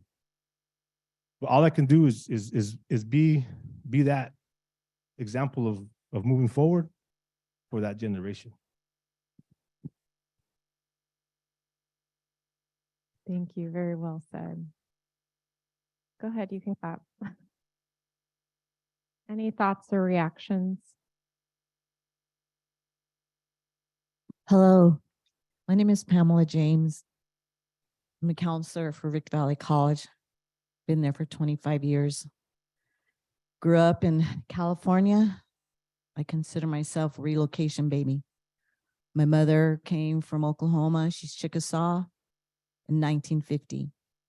My father, she graduated from Chilocco boarding school in Oklahoma. My father graduated from Haskell Indian School. He came to California in the 1950s. My parents met out here, and it was called the Los Angeles Indian Center in LA County. Many families came to California through the Bureau of Indian Affairs relocation. And we talk about the grandma over here that shared about genocide. That was another way that the government wanted to, it was a form of genocide. So our Native people would interracially marry and our blood quantum would lessen. But what happened was they intertribally married. That is why I'm Chickasaw, Santee Sioux from Nebraska, Dakota Sioux, and Menominee. So my extent of reservation life is traveling to Wisconsin when my dad had vacations in the summer, to Santee Sioux in Nebraska, travel back down to Oklahoma, shoot I-40, which was what used to be called Route 66, and come home. My parents chose to live out here. They had excellent jobs. My dad was a welder. My mother was a secretary for Rockwell for 20 years. And my extent of California Native life, the reservation, was traveling to the reservations because of the Native American Indian softball tournaments. We went to Barona, we went to Ciboba, we went to Tule River, we went to Morongo. So as a child, I always knew that these reservations exist. And my mother always reminded me, we're just renter on their land. This land belongs to the California Indian people. So I always knew that the California Indian people lived here, and this is their land. Every UC, every Cal State, every California community college is built on California Indian land. And that should never, ever be forgotten. And I remind my administrators and people that I work with in the California community college system and Cal States and UCs, look where you are. You're blessed to have a job in a higher ed system that is built on California Indian land. And so like, it's such a great thing to see the grandmas here and giving their testimonies and it's about history and about finding their people. I can't imagine what that's like to have your history on the land being taken away, not to be respected, found burial sites. You know, Cal State Long Beach built their pyramid on Provaga land, found bones, and they continued to build that building. And you know, as Native people, we all talk about bad medicine. So there's issues in that building, believe me. Okay, and on this land here, where we are on Cal State San Bernardino, I worked for this college for 8 years in outreach and recruitment. I worked with Disabled Student Services as a counselor for students with learning disabilities. I worked here for the college, and I was very blessed that the college allowed me to go to Sherman, to go to Bishop, to go to the different tribes and talk with students to come to Cal State. And then I became a California community college counselor, and I do the same thing. So on this day, we talk about healing and traditions, and the gentleman here who spoke about being educated. And that's how we need to empower our youth to be educated so they can fight for their tribes. Because without that education and knowledge about what the laws are being passed and how to fight those laws as lawyers, as historian, as ethnic study teachers, because ethnic studies teaches our people about the social injustices that happen to people of color, not history, it's ethnic studies. And so that's what, as a Native American woman here and empowering our youth to be educated, educating them about the history and the land rights, about all the California people who live here. They have rights to this land. They have rights to their history. And the government wants to take that away. What's wrong with that picture? We talk about decolonizing. And like the grandma said, that's just another way of putting another roadblock. But in education, in academia, we talk about decolonizing. I went to a huge conference in the summer and they were talking about decolonizing the curriculum, bringing in people of color back into the curriculum. Everybody in that room was pretty much a faculty or dean of color, but who was not in that room? The colonizers. To learn about how to decolonize. We're like, who's missing in this room? The big guns who have to make the decisions. So it's a constant battle too in academia to keep our history, to keep the truth. And when we talk about how I came to be here in California, I have to educate people that I'm not a California Indian. Yeah, I was born and raised in California, but I'm 3 different tribes. And it's like, you don't find that in the history books. You don't know what happened to my generation, how the people came to be here. And then you have people who are, you know, Yurok and Sioux, or, you know, Morongo and or Korea and Navajo. You know, we are so blessed that we get to intertribally marry. And we're so blessed that we get to share those different tribal stories, languages with each other, to share the commonalities we have within our tribes. We are a very rich nation in this country. And we have every right to be here on Turtle Island. And so with that, I just so appreciate the grandma sharing their story and just to be, it was very empowering to hear that, because you're sharing your story. My heart's breaking. I'm like, oh my God, they walk this land. They know the stories of their grandmas and their great grandmas. And now it's starting to be taken away. The government wants to take away fighting the land. The gentleman that just shared how alone he must feel on fighting that battle. And you know, and they talk about the California tribes, they need to come together.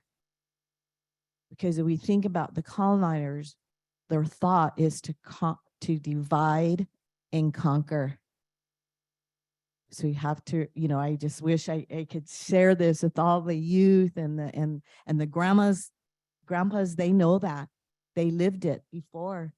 So it's not to be divided, because that's what the government wants. That's how they weaken our nations, because they want it to be divide and conquer. We can't, it can't happen. We just need to fight for that. And, you know, I'm with you, California tribes. I wish I could say I got your back in any way. You know, I can war you up with the best of them. And I'm not afraid. I'm not scared. You know, my parents came out here in the 50s. My mother came out here when she was 18 years old. Can you imagine that, leaving your home, coming out here in the big city? So when you go to the 5 cities that the Bureau of Indian Affairs relocated natives, San Francisco, Los Angeles, Denver, Chicago, and Minneapolis.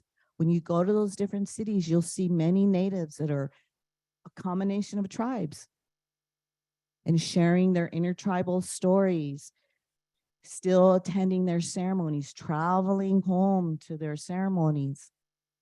You know, we have to remember that too, that even though we're not California Indians, we're still one nation. And the Creator, He's watching us. And we're very blessed to have prayer, ceremony, and to be Native. Thank you. Thank you. We have one comment, sorry, over here that. So one of the things that this body is doing is providing funding. And the application is, you know, not that user-friendly, I would say, not the most friendliest I've seen for Native peoples, because a lot of us, you know, don't have internet. A lot of us don't have, you know, our internet spotty. A lot of us don't have the resources that grants require.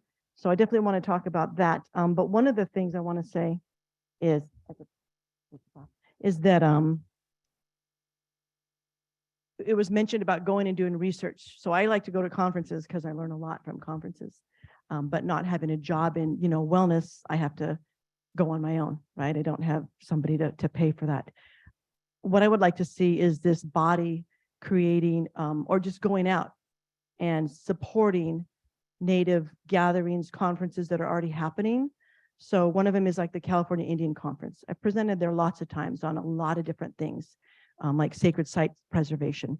And, you know, back in the day, I would make 20 CDs and give everybody in the group a copy of a CD that had different forms that they needed on it. You know, how to write a statement of ask for a statement of information request and all these things out of my own pocket.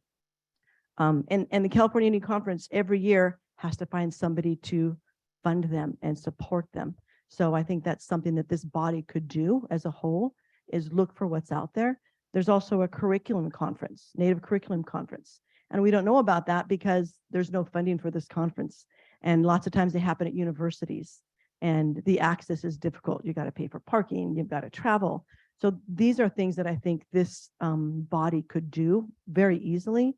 I am like writing grants right now to do an Acorn conference. There's a lot of Acorn festivals up in Northern California where I live in Pomo territory. But I want to learn more about acorns, and I want to have a place where I can bring in Kumeyaay to teach, you know, how they make acorn coffee, and Monos come in and, you know, and bring everybody in so we could learn from each other all the tricks, because the trees are changing and they're moving and the seasons are changing. And so we need to come together. So I think having conferences and gatherings is one way to do that. And then we can learn from each other And we can talk about, oh, our people did this together, or, oh, my great grandmother went to your territories, because there's so much alike, but we have to learn from each other. And right now I can tell you the California Indian Conference has always been dominated by non-natives, because there's no funding and they have to go to the university to support it. And of course they put out the call and you get all these non-natives speaking to us about, our own people. So that's an easy fix. I mean, it's an easy snap of the finger. And I don't think that we should have to jump through hoops when somebody's been doing something for 20 years to do that, because grants aren't real user friendly. And that's not, how we are. Somebody comes to my house, I feed them, right? I try to give them acorns or fish or whatever it is. And I don't ask them what they need. They've come a long way. I assume that they need this. California Indian basket weavers, back in the day, they would give us money for travel. The elders, got their membership for free. And because funding's dried up, that's not a thing anymore. So that's an easy fix for this organization to do, or this group to do. So I just like to focus a lot on solutions. They're there. You just have to, you can ask me, but I want to see you implement them. I'd like to see who got funded from this last section from this organization. I can't find it anywhere, because that's how we learn from each other. Why should I have to reinvent the wheel when somebody else just got funded to do it? Oh, I can go to their gathering, or I could call them and see, how they did that. But we shouldn't have to wait 6 months to find out about funding. We shouldn't have to wait to do the things that we're doing already. We shouldn't have to do it out of our pocket and suffer to teach our culture or to learn our culture. So I just like to really kind of push that issue, and hopefully we can talk about that later and work towards those solutions. Thank you. Thank you. And before we move to, I think we had. I'm sorry. Please go ahead. I can follow. Again, Ketchamalaya, I'm Jessica Mosier. I'm a doctoral candidate at Lowell University. The reason I bring it up is because I wanted to share my journey through the formal education system that was not in any way built with us in mind. It was a struggle for me. My parents knew the value of education. My mother did not graduate high school. They saw it, sounds like my grandfather felt like it was more indoctrination, did not really have a positive attitude towards it. He only cared if my mother could shoot a gun, survive in the wilderness, and win a fight. So needless to say, she dropped out around the age of 14. But she knew it was important later in life. She worked in a hospital as a housekeeper, looked at people that were doing important things with this education. So her and my father worked 3 jobs to put us through a private education system. And so we did really well at it. But once we graduated, my father became very ill, which we call indigenous determinants of health. So he developed fatty liver disease, which is pretty common among our people, because we're survivors. We have bodies that survived famine. So we're really much better at storing this resource for like fight or flight. But there's no more famines. So it kind of hurts us.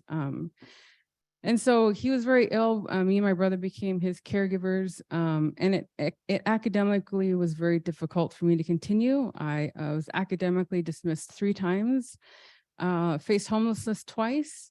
When our Two-Spirit community was finally able to be married, the university that was currently attending evicted all of the married students because they could no longer decide who was married, and also stopped hosting weddings on campus. The second time I was evicted, it's because they couldn't figure out how to process the rent check. It went to my tuition first.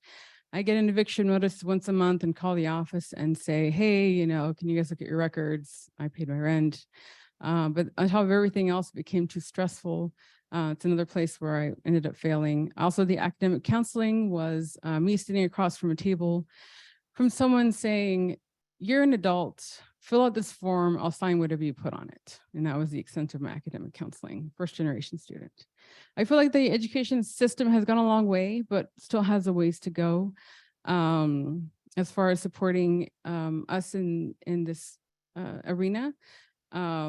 I tried to get financial aid, but being a descendant and my mother not really knowing our ancestral roots because she was ashamed of that part of her heritage, it was difficult for me to get tribal status, and I'm still working on it because a lot of our ancestors died very young.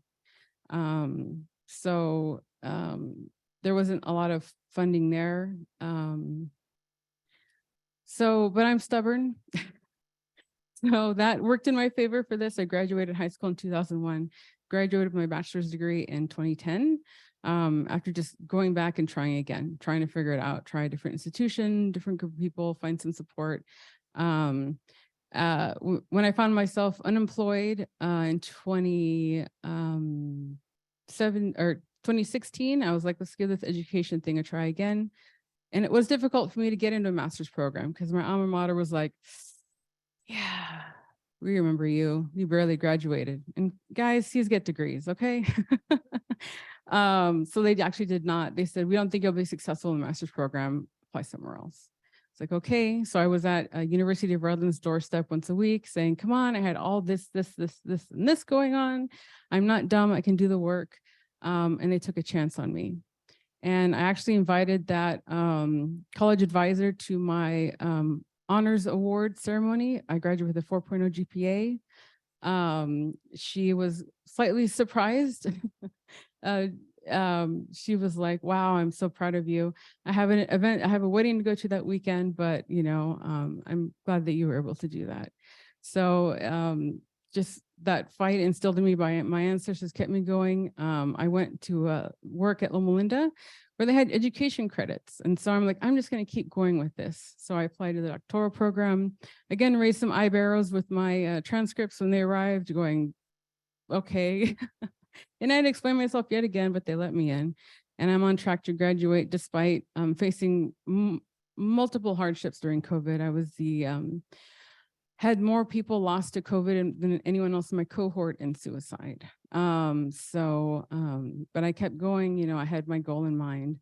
And I'm still on track to graduate next year with my doctorate in health policy leadership under public health. So I want to encourage those. I know we have free tuition at UC schools, which is an amazing gift, But the interventions need to come much earlier. The resources need to come much younger. We need to tell our people that they can do this. This is an option for them. That was something I saw during COVID, was that we had healthcare workers coming to our doorstep saying, we have the answer, from the outside coming in saying, you need to do this, this, and this. And it fell on deaf ears for some of my people. And they were just like, we don't trust you. We don't have such a great history with you. So you need more healthcare workers that look like us, know our ways, speak our languages, and understand our traditions. So that's one thing I do for my desk right now. I try to encourage people. I went to the American Indians in Science or in Engineering and Science ACES conference this year at Palm Springs and met a room full of 3,000 people that look like me. And we're also pursuing higher education along with high school students. And I was just so empowered, just floored by the elders that were there, the people I met, learning what amazing things people are doing in Indian country. And it was so hard to leave that room and space because I have to go back to a place and we occupy less than 1% of any student population. There were 4 of us, 4 or 5 of us. One of them recently left one of my programs. And so there's 5,000 students. So again, less than 1%. Even at the entirety of the institution, it feels rather lonely, And so we need to build up our communities and support each other in any way that we can in these hallways and institutions that people may not understand us or understand why we're even there sometimes. I'm trying to help someone I made at an ACES conference finish the last couple of credits that she has, because she's like, I can't take this anymore. And I'm in a space with people who are like, oh, I'm going to Vail for vacation, the family cabin, what are you doing?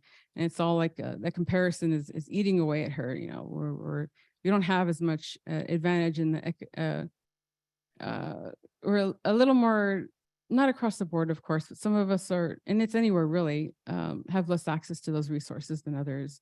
I'm just encouraging her, we got to finish. You're near the end. this is not your story. This is not your journey. That's their journey. Let's focus on yours and let's look ahead at the finish line. So I encourage any of you to just reach out to your youth and just let them know this is an option for us. We have a right to be in this space and we should make our voices known in this area. Thank you.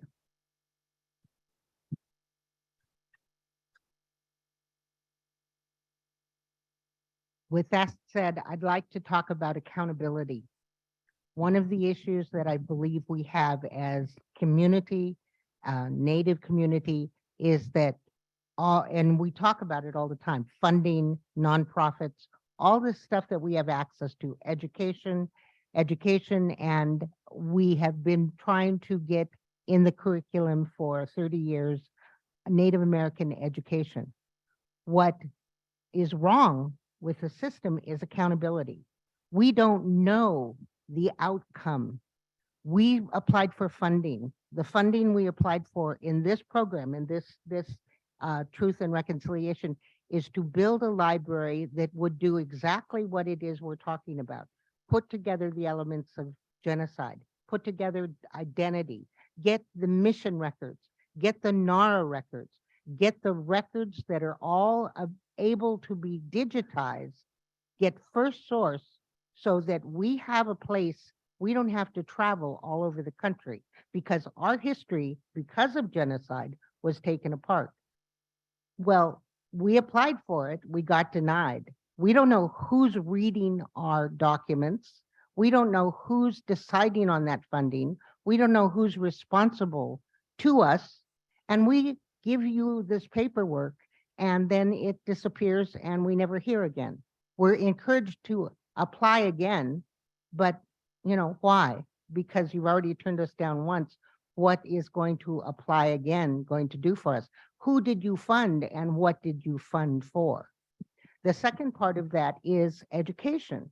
We have 8,000, what did you say, 3,000 people in this wonderful conference that were Native American. Who's giving them the jobs? How are they getting hired? Who's accountable at the state of California for the park that they're going to build in Sacramento?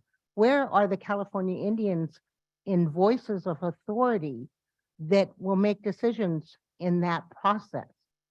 Who's holding these people accountable? Because I couldn't get hired at the state. I have a master's degree. I am completely able to work, but nobody ever looked at me twice. The guy I worked with, who was another advocate, nobody ever looked at us. We are the ones who were building the thing. We were bringing it.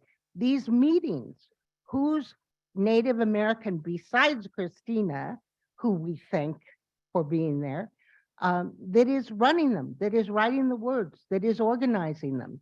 Where are the people in our communities who are bringing the people to the table to talk to the grandmothers, to talk to the community, to get the young people here to listen and to be part of this? You know, how come we don't have this room full? How come we don't have the meetings on the virtual meetings full? Where is the accountability for this? And how are we looking at it so that we know what we're doing is valid and is accountable and we're getting results from it? And I ask you, where is that? We have since 1969 documents, paperwork, studies, and one study after the other for the same things we're doing today. And yet we're spending money, somebody is spending who knows what money, where, and what is it accountable for? What's going to be accountable at the end of this conference? Where's the status and identity meeting that we've been waiting for? Where are all these things that we've been waiting for, and how come we don't hear about them? Who's looking at the funding that's Native America, that understands how valuable that history, which every single one of us in this room has talked about, how valuable it is to put into place before somebody goes, another elder goes.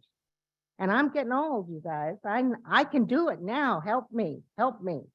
So it's again, where is that? Where's the accountable? This lady has, as she says, Native Americans, but where are the people who make the decisions supporting the Native Americans? Who's accountable to us? We have leveled the playing field with casino money. Thank you very much. But who is accountable? Who's accountable to what we need and what we want in our futures? And who do we hold accountable?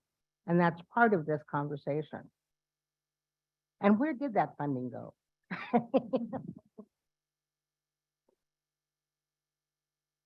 Thank you. And I think we have a member of the funding subcommittee who can talk to you at lunch a little bit about that process. We are at the lunch hour, and we are going to take about an hour break, and then we'll come back and start with our NAGPRA panel. Before we have our break, Councilmember Myers, would you like to say anything to the group real quick?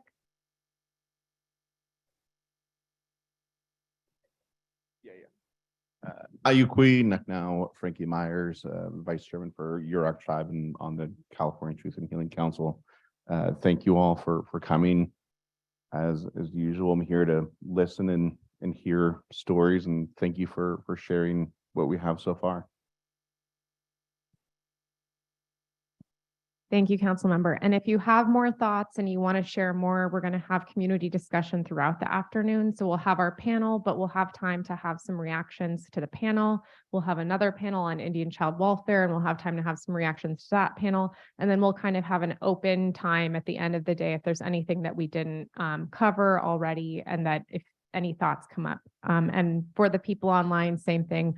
We are going to pause our streaming for about an hour, and we'll see you all back here in about an hour. Oh, and there is an announcement for those in the room. I think they would like you to exit through that door. Oh, sorry, that side?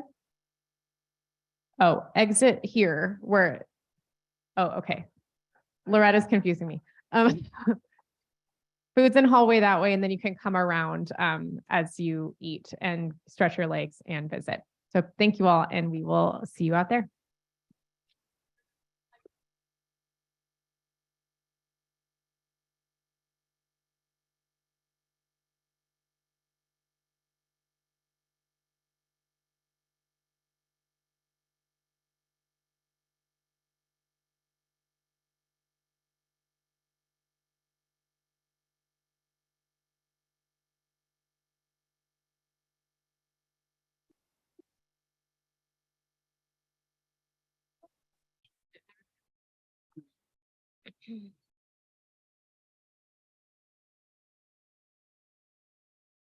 Welcome back to our virtual participants. We're getting started for the afternoon. I know we're a little bit behind schedule, but we've got plenty of time in our agenda.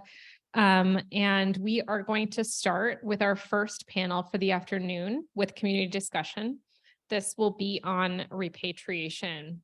For some background for folks, in 2001, the state legislature passed AB 978, the California Native American Graves Protection and Repatriation Act under Steinberg, requiring all state agencies and museums that receive state funding and that have possession or control over collections of human remains or cultural items to provide a process for the identification and repatriation of these items to the appropriate tribes. The bill also created a repatriation oversight commission with oversight authority. The intent of the legislation was to cover gaps in the federal Native American Graves Protection Act, Protection and Repatriation Act that was passed in 1990, specific to the state of California. That was an unfunded mandate, so it kind of moved along and then didn't really go anywhere.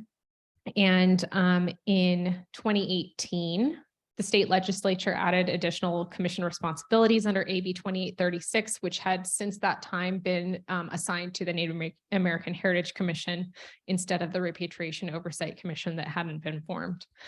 And that AB 2836 is what we sort of touched on earlier, that required providing technical assistance to the University of California in adopting policies and procedures adopted to expedite repatriation of remaining items in its possession. As I mentioned earlier, for those of you who are just joining us now, there have been 2 audit reports based on that law. The second one came out yesterday, and you can find that at the state auditor's website. On September 25th, 2020, Governor Newsom signed AB 275 under Ramos into law, which amended Cal NAGPRA and became effective on January 1st, 2021. And in that, the state legislature added additional commission responsibilities, including maintaining a list of California Indian tribes and their state Aboriginal territories, adopting mediation procedures, and publishing notices of completion of preliminary inventories and summaries on the commission website.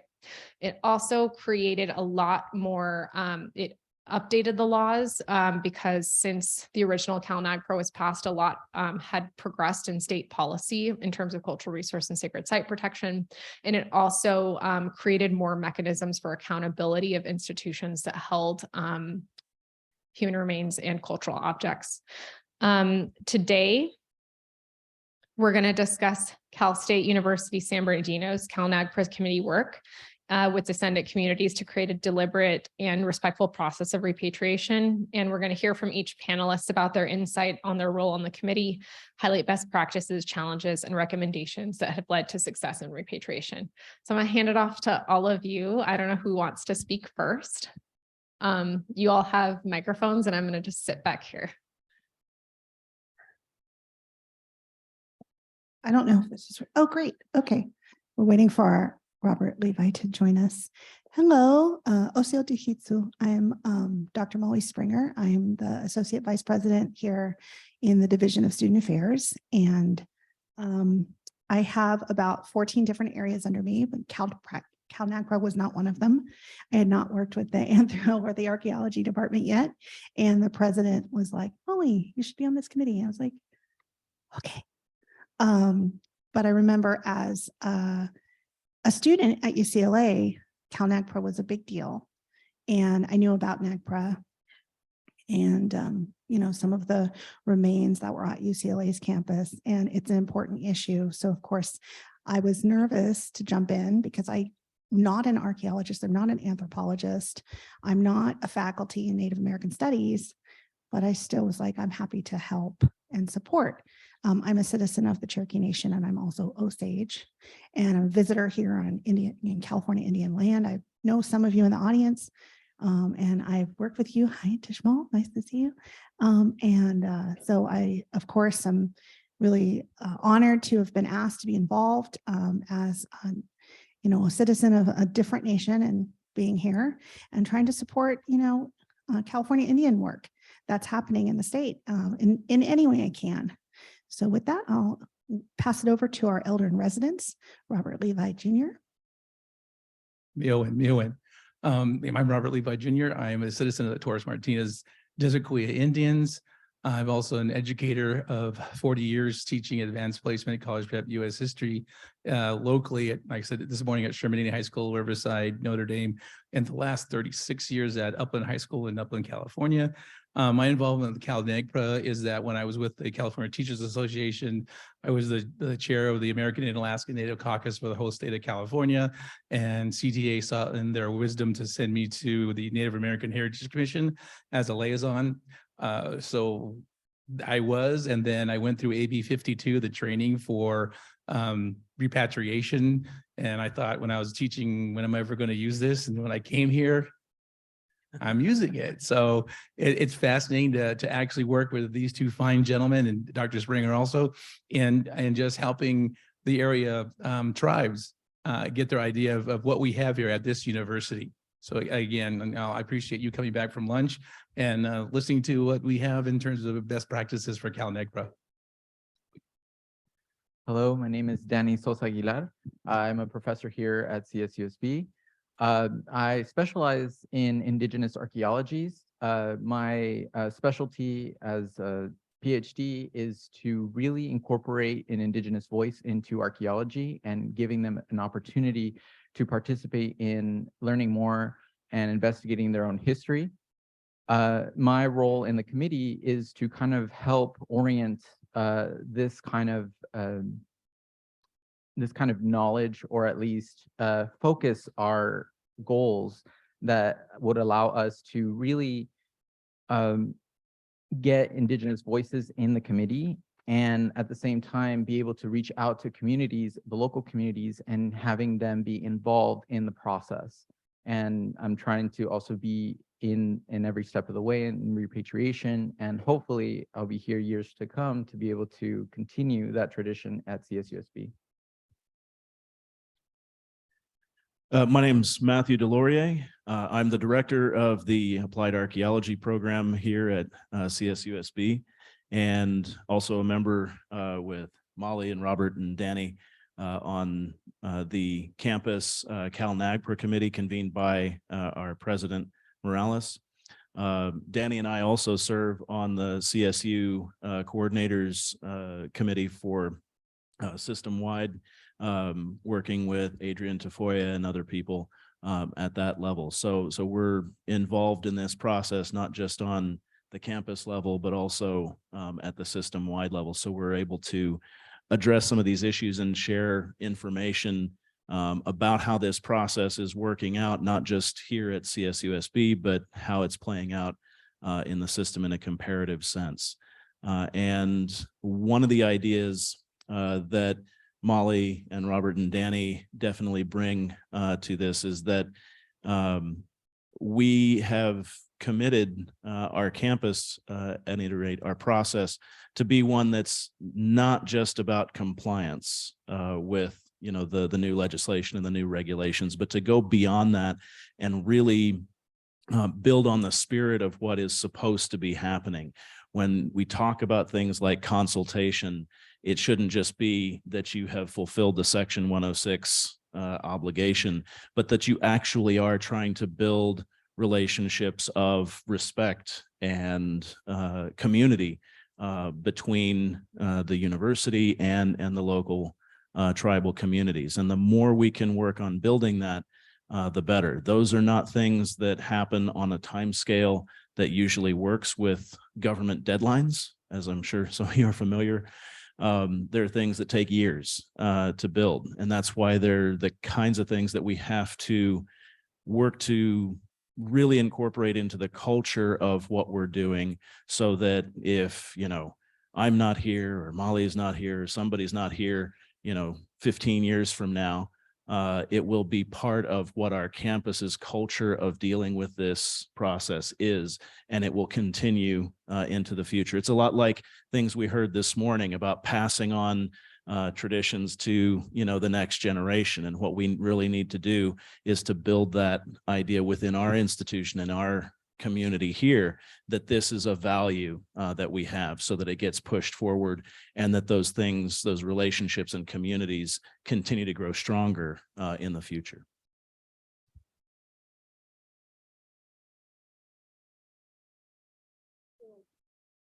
I feel like we should be asking or answering some questions, but I think the task was to maybe describe our process. So how about I ask the questions and then you can answer. All right. So let me start to say this isn't a daunting task, but I think all CSUs were given it, right? So can you describe the process of how we started? So when we first started, we were convened by the president of CSUSB into the Cal NAGPRA repatriation committee. One of the first challenges that we had was what are the goals of this committee? What is the point of a committee for repatriation? And so a few of us in the committee, Matthew Delorier, Daisy Ocampo, and myself, we sat down and we drafted the statement of accountability. Hopefully all of you grabbed a copy of this statement, and together we put our ideas about what it is we want this committee to achieve.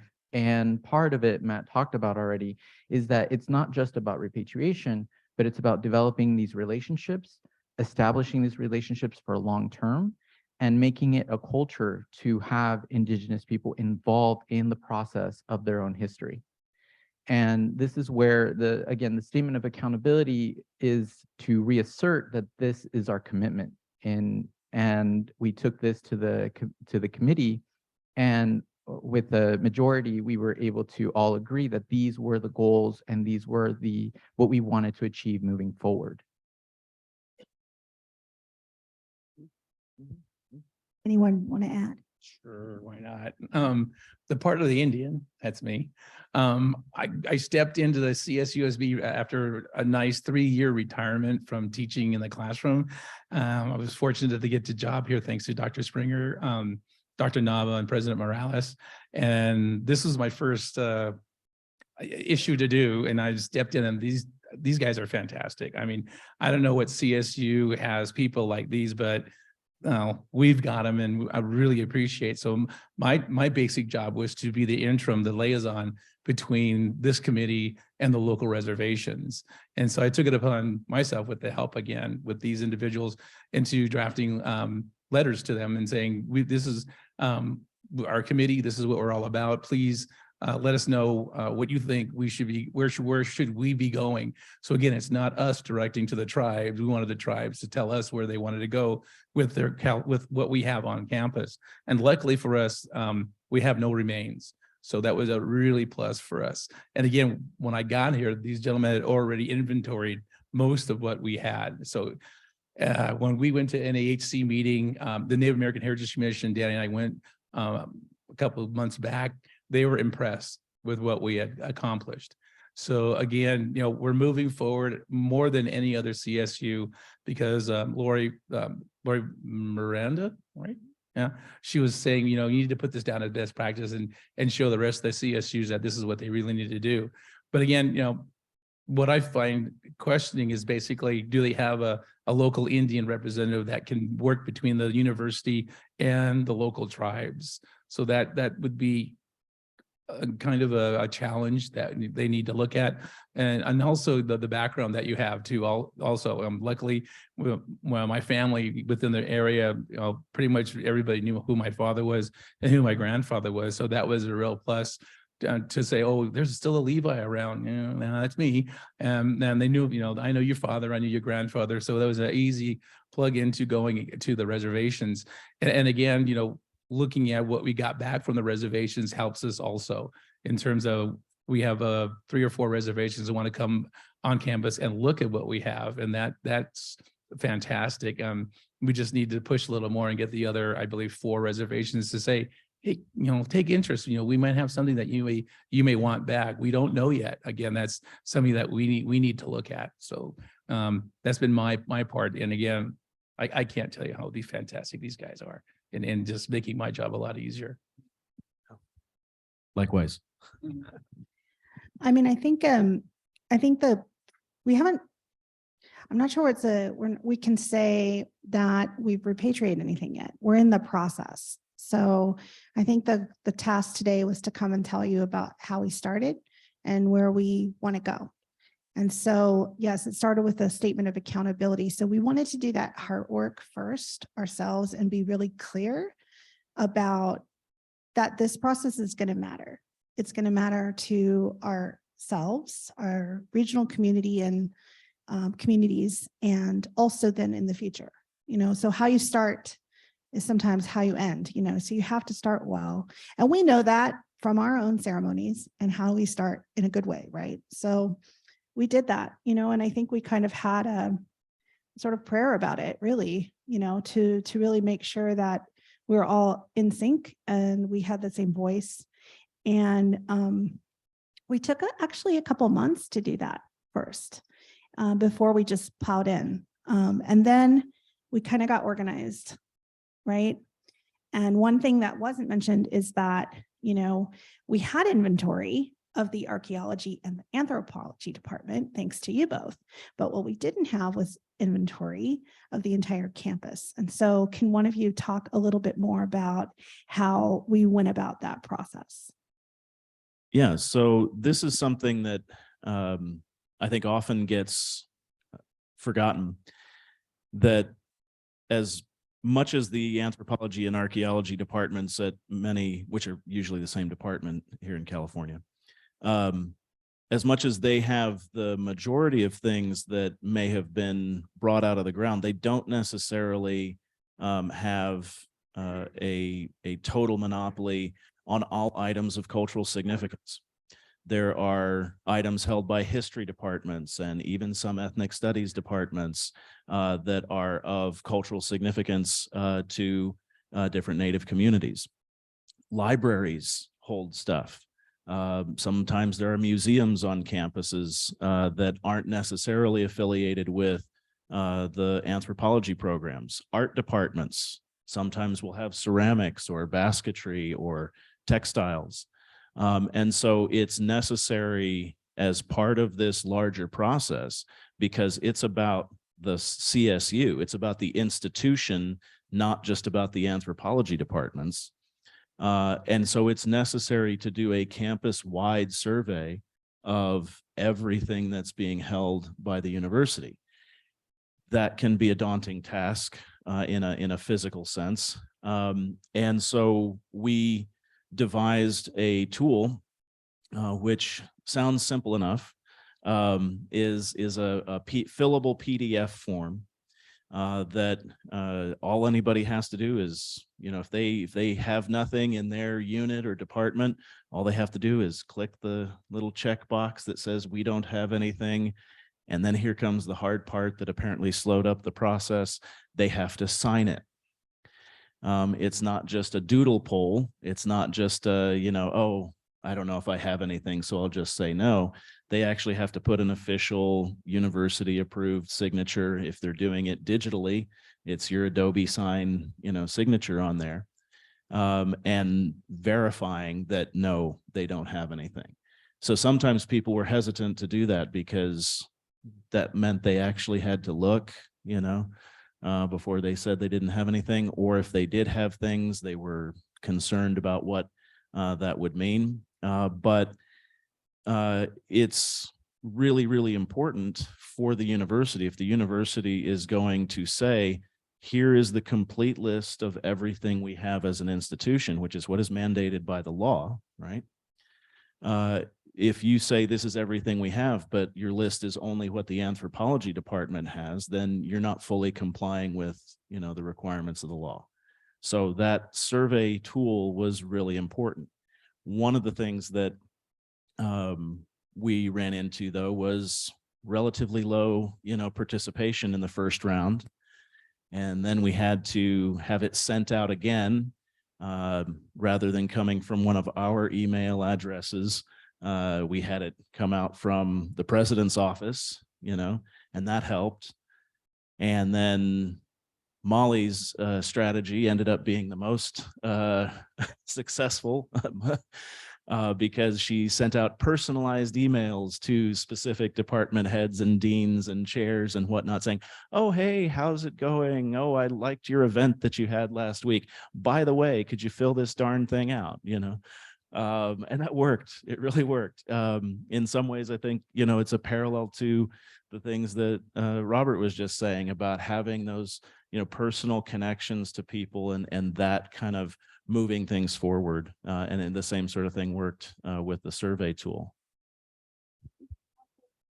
I'll say this is my student affairs experience coming in, right? Building relationships and why that's important, because demands can get you only so far. And then there's a point where you're like, why aren't people doing this? And so some of the responses were like, oh, I forgot, or what am I really supposed to be looking for? And oh, I understand now what you need.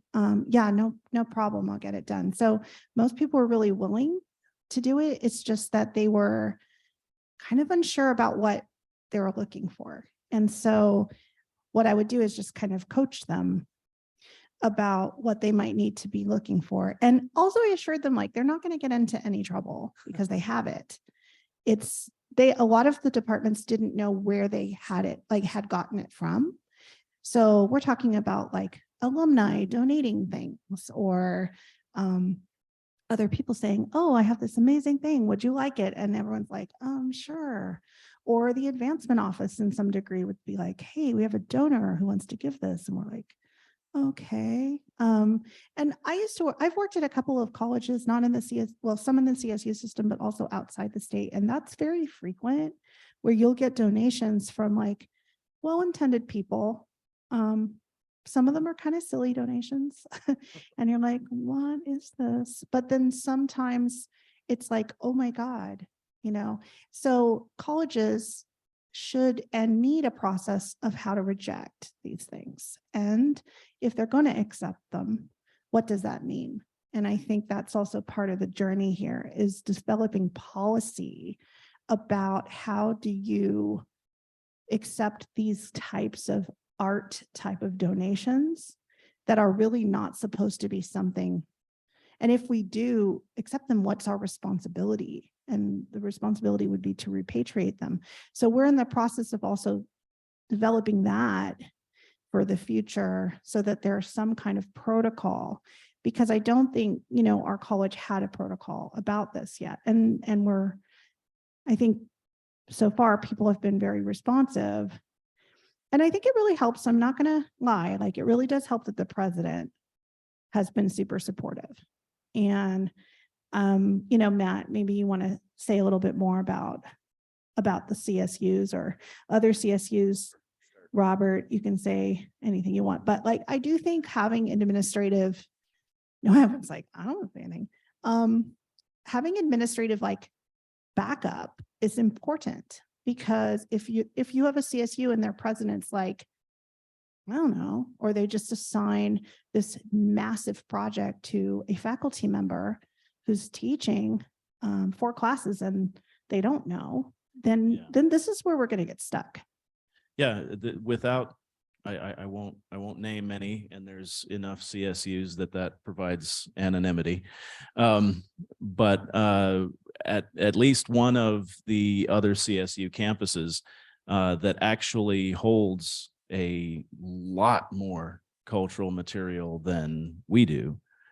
The entire job for what we have been doing with Daisy and with all of that administrative support from President Morales and Robert Nava. And I mean, we have never lacked for resources or time to do what, you know, we've been asked to do. And that's because of the supportive administration that we have. At one of the other, at least one of the other CSUs, it's one faculty member with 0 release time and 0 assistance. No. No. So for, you know, imagining myself as a CSU faculty member being in that position without Molly and Robert and Danny and everybody else that have contributed to this process, having all of that just on my shoulders, that would be, you know, an incredibly daunting task, and one where it would be just frankly impossible to move things forward as quickly as we have. So if people want the process to be done right, if you want those kinds of outreach and community building and everything else to happen, if you want the process to move at something more than a snail's pace, then we need to get the administrations of these universities to provide the support to the anthropologists sometimes that are in these departments. Sometimes they're moving slowly because, you know, that's as fast as they can move. But they're the point of contact. And so a lot of the frustration gets directed there. And so I think what we have to do is we have to get the message out to the administrations of these campuses about how this is valuable and important and needs to be a priority, because there are some campuses that are not putting it at the level of importance and priority that it needs to be right now. I'd just like to Question. Sorry. How much explanation did you have to do with your individual faculty about what this was, why it needed to happen? I would say, again, it's how you start. The president did bring us to a meeting, all of us that we had been identified as people that could be helpful. And even in that meeting, if you'll remember, we were like, oh, you know, we should include this person and this person and this person, and invited them to our next meeting to have a discussion about, you know, if they wanted to be involved or how. And we have a committee that's like really across the board, right? It's not just Anthro or ARC. You know, I mean, I'm in student affairs, like who to think to include student affairs. If we can be helpful, we're real good relationship builders. But I think that was wise. I think that in terms of resistance, I don't think we've experienced a lot of resistance because the people who need to be at the table are in the meeting from the get. And, just like everyone wants to be asked to be included, right? And then if you don't include them, then it feels kind of like a slight. So I think that how you start is really important. That being said, I mean, most people have really tried to be helpful at our institution. I think it's more just a lack of knowledge, like a lack of knowledge about what they're looking for or that they even possess it. Because as we all know, K through 12 education does not do a great job of talking about Native histories or anything related to California Indian history. And so what happens is you'll have like the most brilliant scientist who has a doctoral degree, but he still thinks Native people live in teepees. So, this is an educational issue. And so part of the job that all of us in this room are doing every day is educating people. And although that can be exhaustive, that's why I work at an institution like a university. Like if I didn't like educating people, I wouldn't be here. So part of my role, I feel, as a contribution to this committee is just like, doing that, like shoulder tapping people and just saying, hey, do you need help? Like, talking about this, like, we're not shaming you. We're just interested in knowing, like, do you know the history of this object? Do you know where it came from? Can we come look at it? And most people have been quite receptive to that. One of the things to answer the question in a slightly different way, at the CSU coordinators meeting chaired by Adrian Tafoya, one of the things that they're talking about developing is actually a CSU Learn module. If you're not in one of our institutions, you may not be familiar with that is. These are these online training courses that you have to do, and there's ones on Title IX, and there's ones on internet security. Don't give out your university login code to the Nigerian prince, all of that. So we all have to go through these different kinds of trainings that are required to maintain our access to digital systems, maintain our ability to, teach in the classroom, et cetera. And so one of the things that they've been discussing is actually developing one of those digital modules, digital training modules for CSU staff that are determined to be in a position where this would be relevant, and that everybody every year would have to complete their NAGPRA training or, their AB 52 and 275 training to maintain compliance.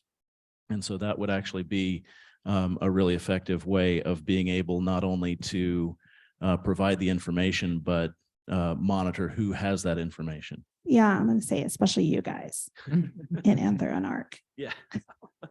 What I'd like to add to that is that this survey isn't just a one and done. The idea is that for it to be very consistent and part of the CSU culture, we want to make sure to do this every 6 months, every year. That way, because things aren't static, things change. And so if people donate stuff yearly. And so we want to make sure to always keep in check with all the departments of any of this kind of cultural material coming into San Bernardino. And that goes as well with our committee, the Cal NAGPRA committee that we have. Once we finish repatriating, we just have like one collection, right? That we're there's multiples, but yeah. We're hoping to redirect that committee into capacity building and relationship building with local tribes, and then continue those relationships with our local tribes. We have a couple of questions from the audience. Start here. Thank you. NAGPRA has guidelines. It has sort of a basket of things that it works within. But as Native people, we consider our cultural resources and our cultural value very differently. We consider any kind of research that is not limited to interviews, conversations, things that are historic, photographs, baskets, grasses, traditions, songs. One of the things that's coming now is the songs that were done on wax cylinders, which are very important because that gives us a picture of ourselves. How have you incorporated that into your guidelines, into your repatriation elements? Okay. Here at CSUSB, basically was what we have. And again, what Danny and Matt were talking about is what may be donated to us. Because I know in my tribe, and when I go back and talk to them of, if CSUSB had anything from Torres Martinez, how do I go about looking at what we have? And basically there's items that they said no one should have. We have one of those wax cylinders from a really early, I think it's 1908, recording of our bird songs. But we said, especially my father, he said, as long as people want to learn our songs, let them learn it. And that's why he put the CDs, 5 CDs of our family songs out there, so everybody could learn from that tradition. And again, like I said this morning, that cultural renaissance that came out of those CDs and the 3 other ICWA elders who recorded their family songs or had their family songs told. And again, that's basically what Christina and Loretta want to do with this Truth and Healing, is have the elders tell their stories so we can write them down. But stories that are there, they feel okay about telling them. There's certain things that my father said, it ends here. And that's sad. I mean, why, Dad? Just people don't know. People don't believe in stuff now. My grandfather would tell me stuff that is like, oh my goodness, really? No. My uncle Alvino too, he says, really, this happened? Yes, it happened. And I'm going, well, we should document this. We should. And both of them said no, because no one believes it anymore. The millennials or anybody born after 1960, they're all hooked up on other items, and it's just like burning of our big houses. The last we burned our big house in 1988 was the last time, because no one was going to them, and all the traditions that were with the big house died with it, and that's sad. So usually when we go to tribes, it's asking San Manuel, what can we put down? What do you feel comfortable that Truth and Healing can put, and what can CSUSB put down also? So and again, it's not us telling them what to do. It's saying, what are you comfortable giving to us? So if we had, citizens from San Manuel come here, they could learn about that when we have Serrano language being taught, because that's one of the big pushes that came out of our bird songs, is that everybody was going, oh, we need to learn the language. My Aunt Catherine would say, it's all good and well, they're singing their songs, but they don't know what they're singing about. And, I go, yeah, she's right. But my dad was saying, but at least they're singing them. At least they have that cultural pride that you have when you sing a song. But again, that's how we handle it, at least here. And again, that would be one of the best practices. We tell the other CSUs that, you have to be really cognizant of thinking like an Indian, which is, it's difficult sometimes. I'm taking Kuya right now for 2 years. And when I get done with that lesson, it's like, okay, I'm in a total different mindset, and I have to go back to thinking like a non-Indian, which 2 years of it, it's pretty scary. But again, it's that fun time you get. I'm finding fun jumping in between 2 worlds, and that's helped this committee. When they're asking stuff about it, say, wait, we need to rethink this, looking at the tribes and what they want. And again, that's that word transparency. And again, anybody here within the local tribes that we service, if they feel that they need to ask us something, please do. I mean, that's why we're here. And that's what part of the job of NAGPRA and Native American Heritage Commission is all about. And again, if you're having problems with NAAC, give them a little bit more time, like 3 or 4 months, because they had a whole new switch of commissioners. And there's about, I think 5 of them are brand new. But at least we got Stanley Rodriguez is on there, Wayne Nelson is on there from the local area, and the other 3 are from Northern California, Central California. But again, they're learning the ropes too. So again, if you're having a difficult time at NAHC, that's probably one of the reasons. And plus, they lost Christina, which is a just terrible loss, but they're trying. They're trying. To address some of that too, thank you for that question, and it's so important. And I think this process is, it's a living document kind of process, like where what we've done right now is we've engaged the communities and sent letters. And we have a couple of new tribal communities that have made the list that's developed by the California Indian Heritage Commission. They're the ones that are telling us who we need to engage with. So then we have sent them letters from our president's office, and we're asking them to respond back with like some dates and times where we can have a conversation. And what our process is going to be is that we think right now is, depending on what the right time looks like for them, we're going to build a day around it where we can show them what we have, and then also have these reflective conversations, like where they can ask, you know, do you have any of this, or this is what our community is actually really interested in, you know, seeing more of, and blah, blah, blah. So I think it's not going to be like a one time and then, okay, you know, we're done talking to you about this. It's going to be an ongoing kind of conversation. So part of it is, to your point, is that there's a lot of cultural items that we might have that we haven't thought of. And so we want our communities to engage with us so that we can learn about what their needs are, and then we can go hunt for that stuff, you know, and we're happy to do that. It's more just what is most salient to the need right now, because then we can dig further, you know, like we have some other ways that we can attack that, you know, so. What I'm hearing from Robert is that you will be offering native languages here at some point. You already do? We do. Well, they're offered, but they're not taught. Yeah, we have to get Dr. Elliott back here. So we're trying. At least Well, I'm that's a trying. big difference.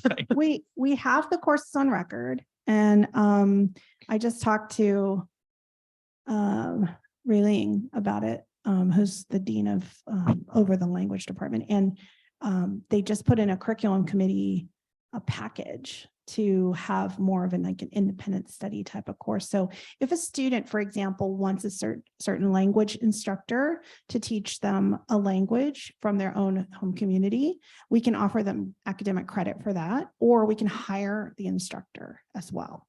So that's possible. It's just more the student identifying the need, and we have the mechanism to do that. And we do have, yeah, like it's on the books. It's just finding instructors that can teach. And then of course, like one of the challenges is that we need to have a certain amount of students, sometimes to have a physical course, but we can do more one-on-one independent study courses with just 1 or 2 students like that. Great. So community, you've heard we need some teachers here. It also might be nice to think about inter-campus exchanges where you can have students from different places learning the same language in a cohort. One more thing before I pass it off to Councilmember Lucas. Those CDs, I believe, are on sale at the Sherman Indian School in case anybody. Shameless plug. Yes, and we just found my grandfather's bird songs from 1962, so we're putting them on CD also. And I think my IT, which is my son, I think he's going to be finished with them by the time we have our Kiewit. That would be December, the first week of December, out at TM. But I'm sure Lori will get some at Sherman Indian High School too. But yeah, and again, that's just something my dad was just so passionate about. But just real behind the scenes, the rattle he uses is not a gourd rattle. The rattle he uses is a toilet bowl float. And it was just, when he told me that, I'm going, serious? And he goes, yes. And so he played it for me. You know, he perfect pitched what he was singing with, and it's still around. We didn't bury it with him.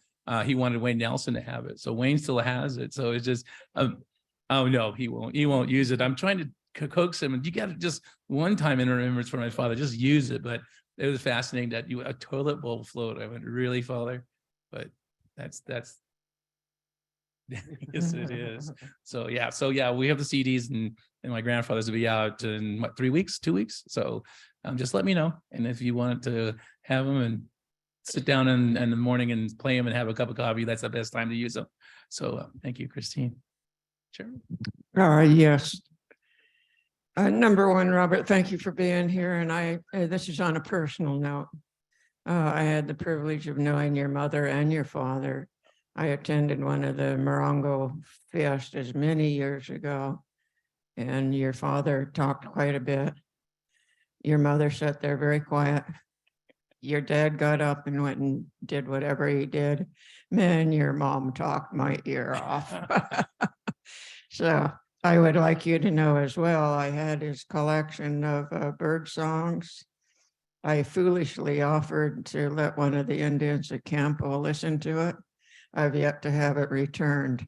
So this kind of tells you about California Indians and we're all little bands. We're not a great big flamboyant tribe, but we knew each other and we socialized with each other. Where I'm from San Diego, you're from up here, Torres Martinez, but I have a cultural connection, lineal descendant to Lake Cahuilla, and am trying very hard to get that on the National Register because of the information that I learned from your father, from your cousin and my cousin, Catherine Alvino, and the rest of those old folks, that indeed the heartbeat is at Lake Cahuilla, Salton Sea, and the fire is within. So that's a personal note to you personally. So the other thing I wanted to know from you gentlemen, I understood you're an archaeologist. Can you tell me your oldest collection and how it was acquired and what kind of a collection is it?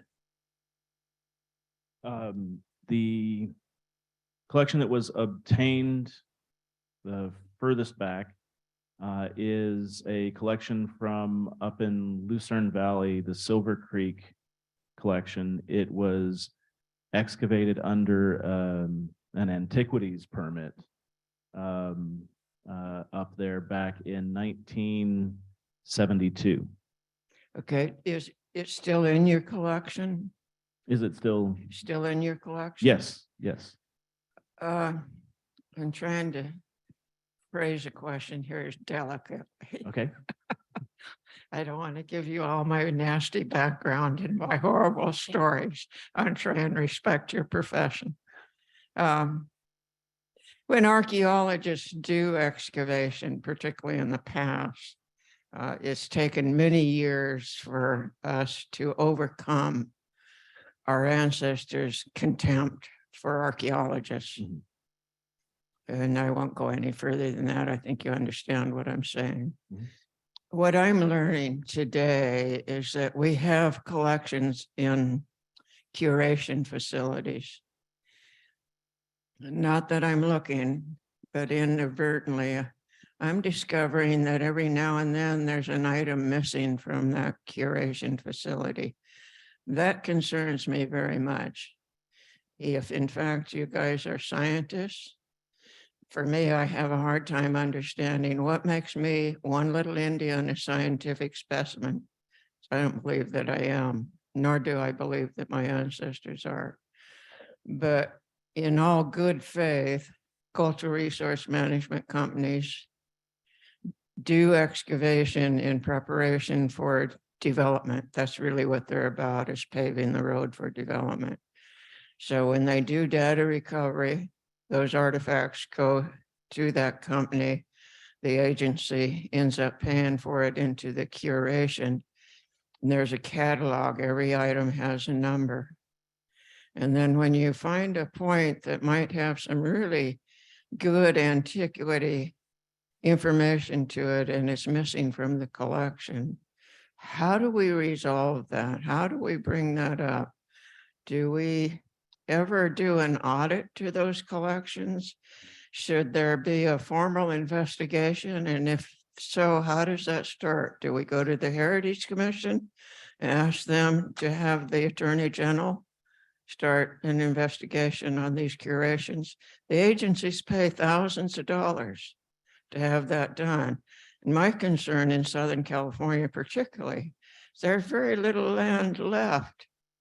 But I will say that all of our blood and bones are in the earth of the state of California. And so those artifacts that you folks hold are indicative of our heritage here. So for me, as one little Indian, again, I'm asking this question, has it come to your attention? Has anybody else brought it to anybody's attention? Well, to my knowledge, I think I can't think of a specific case where there's been a formal investigation into a missing number or something like that.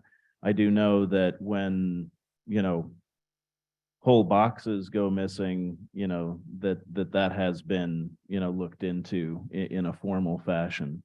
One of the problems that does exist is that there has never been enough attention, funding, support provided to the curation of archaeological materials, even before NAGPRA, before any of this.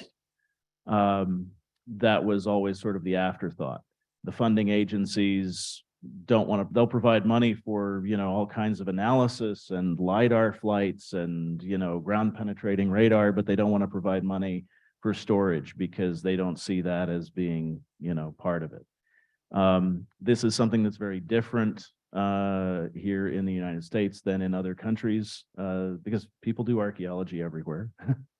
In Mexico, for example, you're not allowed to do the project unless you have budget to conserve, support, and curate the materials, from that are going to result from that. So it's part of the permitting process, in a lot of these other places.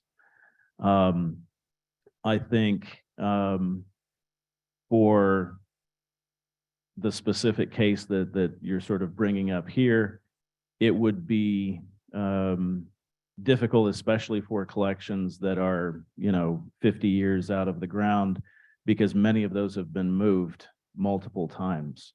I know just in the time I was, from when I was an undergrad till today, some campuses used to have the collections stored here, and then they moved them to another building when the department got moved, and then they moved them from that room when they got new shelving down here. And so you're moving these things around a lot, and especially before you have digital tracking, on artifacts and really top-notch databases. I think the brick wall you would run into is it would just be missing, and there wouldn't be an adequate paper trail of, who between 1972 and 2022 has handled this box, who's been in this room, and all of that.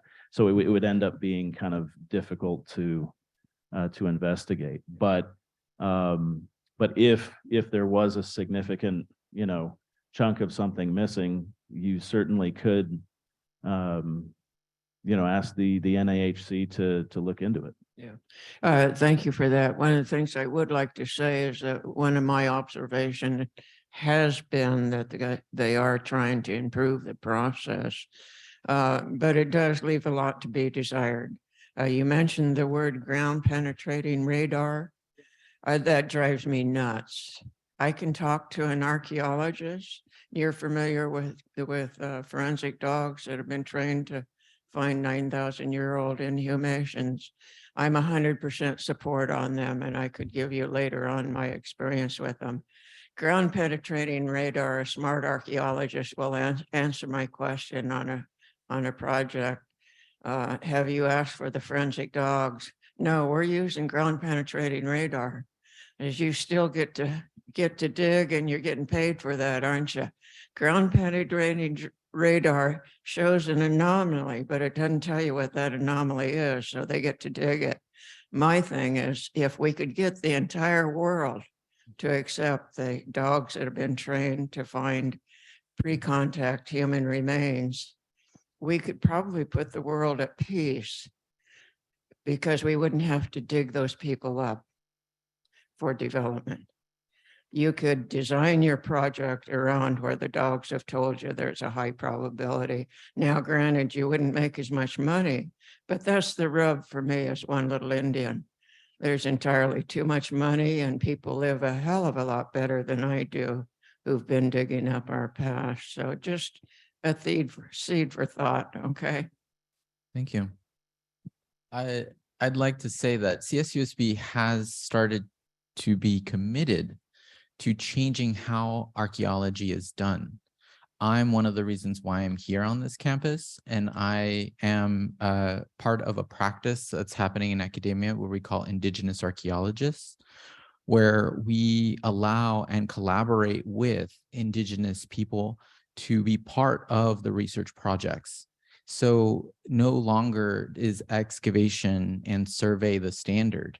First, it's to collaborate, to listen to the community, to see their wants, their needs, and how archaeology can actually respond and help with learning more about history if that community wants that.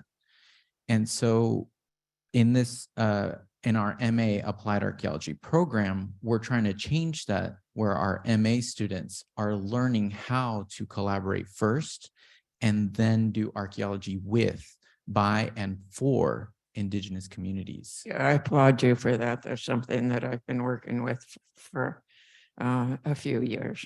So, I'm a bit of an antique here, so I'm not ignorant to this process.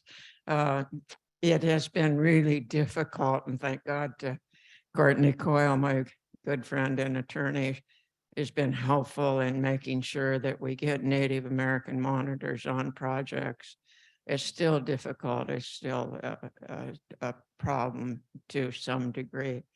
If you don't mind, I'm going to say something here that I might get in deep doo-doo over. You've been using that god-awful word indigenous, and I'm beginning to take exception to it. I may be the only Indian in the world who will say this to you.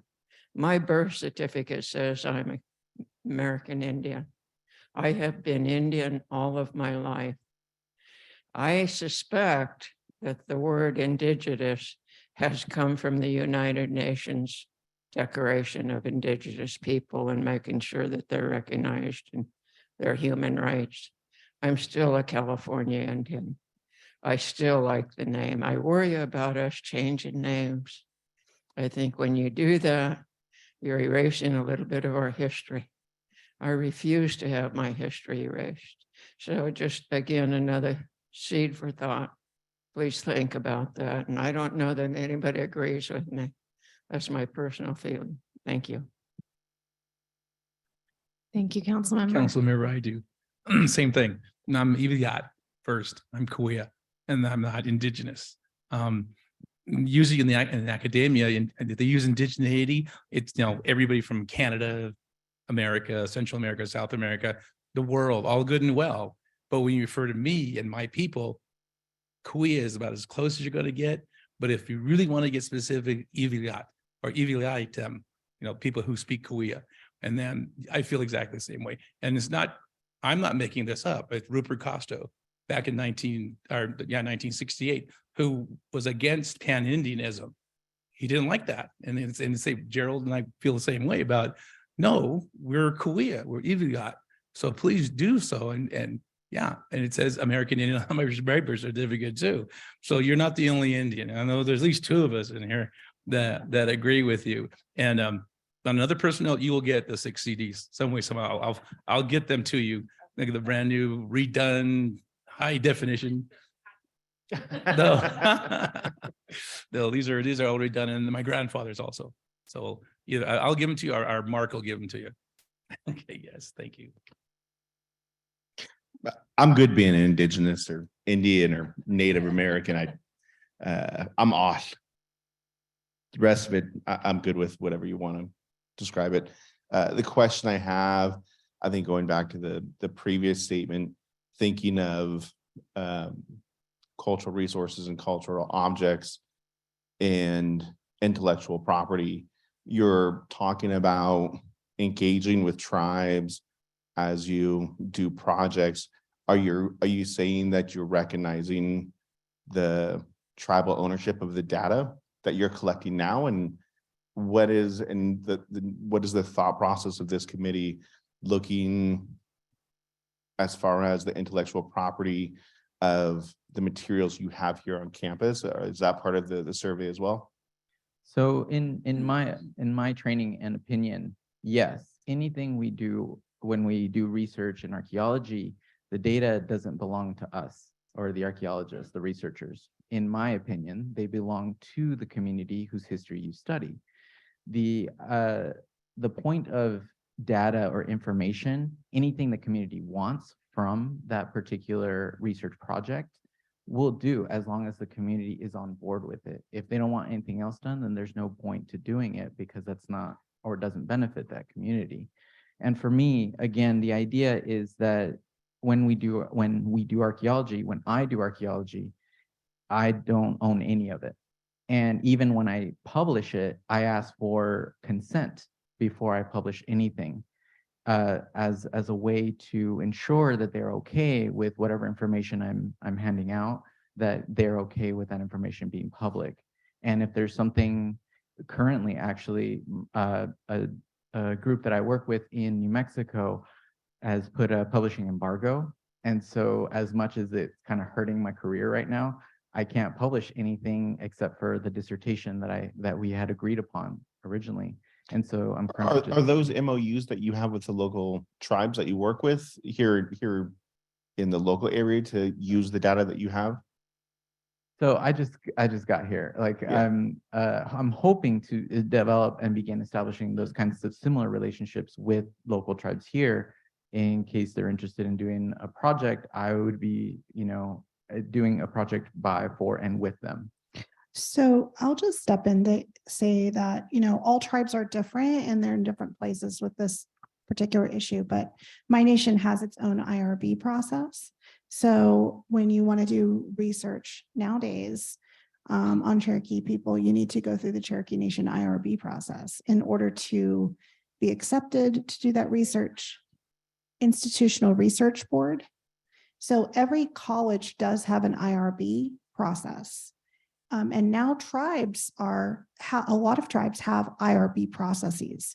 This is something I would encourage tribes that haven't considered this to develop, because it does protect the tribe. It protects the intellectual property and the knowledge, and it does force researchers, student researchers, professional researchers, faculty to work with the tribe if they're thinking about doing this. And yeah, it's going to stop short some careers, to be fair.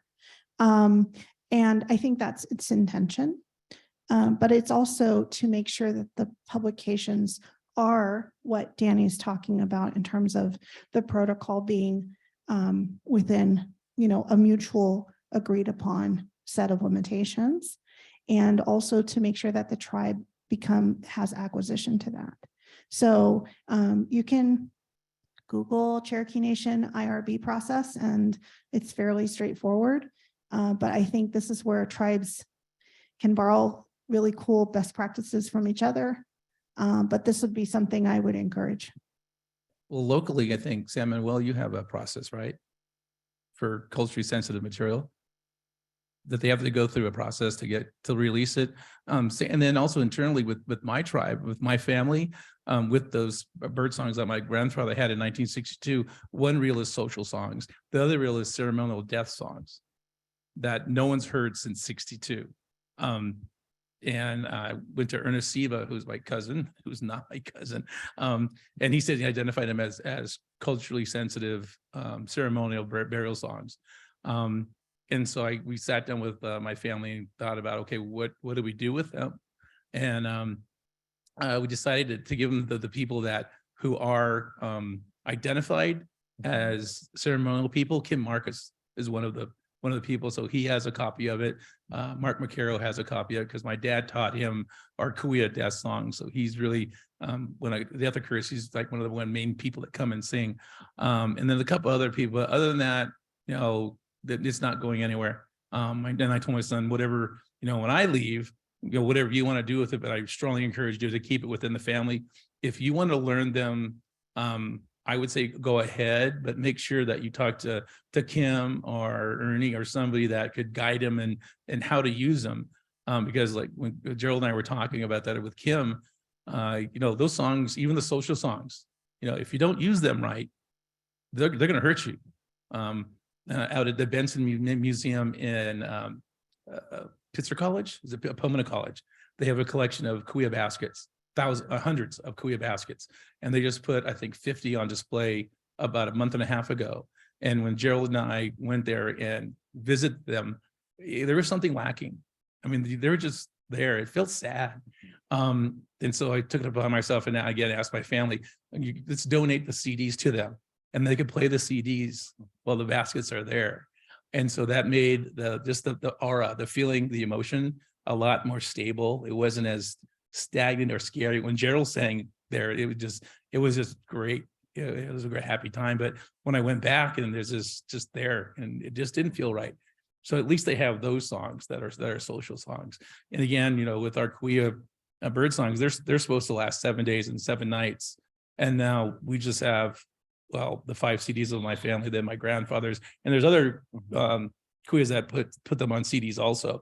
So I know you have a CD player. I don't know anybody else who does. So we're trying to figure out how to do that. I think we're going to start putting them on flash drives and say, okay, or you bring your flash drive. My son will have the computer, you plug it in, and that'll be whatever the cost is. So I'm not sure how to do it. So that'd be helpful. Oh, TikTok. Oh my God, no. I know. Spotify. Oh, let me introduce something. Should we mention the paintings? Is that okay? Sure. Because I brought Gerald in on it, and Brian is the curator at the museum here, or the art director. Okay, so you want No, you can do it. well, correct me when I get something wrong. We have a collection of 52. There's See, already wrong. Already wrong. There was, I'll do it real quick. So a number of years ago, there was a donation made to the university, to both the Dorothy Ramon Learning Center and the college, of initially it was 117 paintings by Charles Lamonck, a fairly well-known artist. And the initial agreement was that these were to be university assets that could be sold or to support the program. 70% of it would go to the Dorothy Ramon Learning Center, and then, or they could be displayed. And so some of these paintings were sold until there was some concern about that. And then they were, that was stopped. And then there was a plan in, I think as recently as 2017 to display them in the art museum here on campus. But that was something folks, were uncomfortable with, because the subject matter is rock art, and it's rock art from all over the state of California, the Central Valley, Riverside County, Northern California, Utah, Texas, different places. So there was some concern with that. And so for the last 5 years, they've just been sitting boxed up in storage. And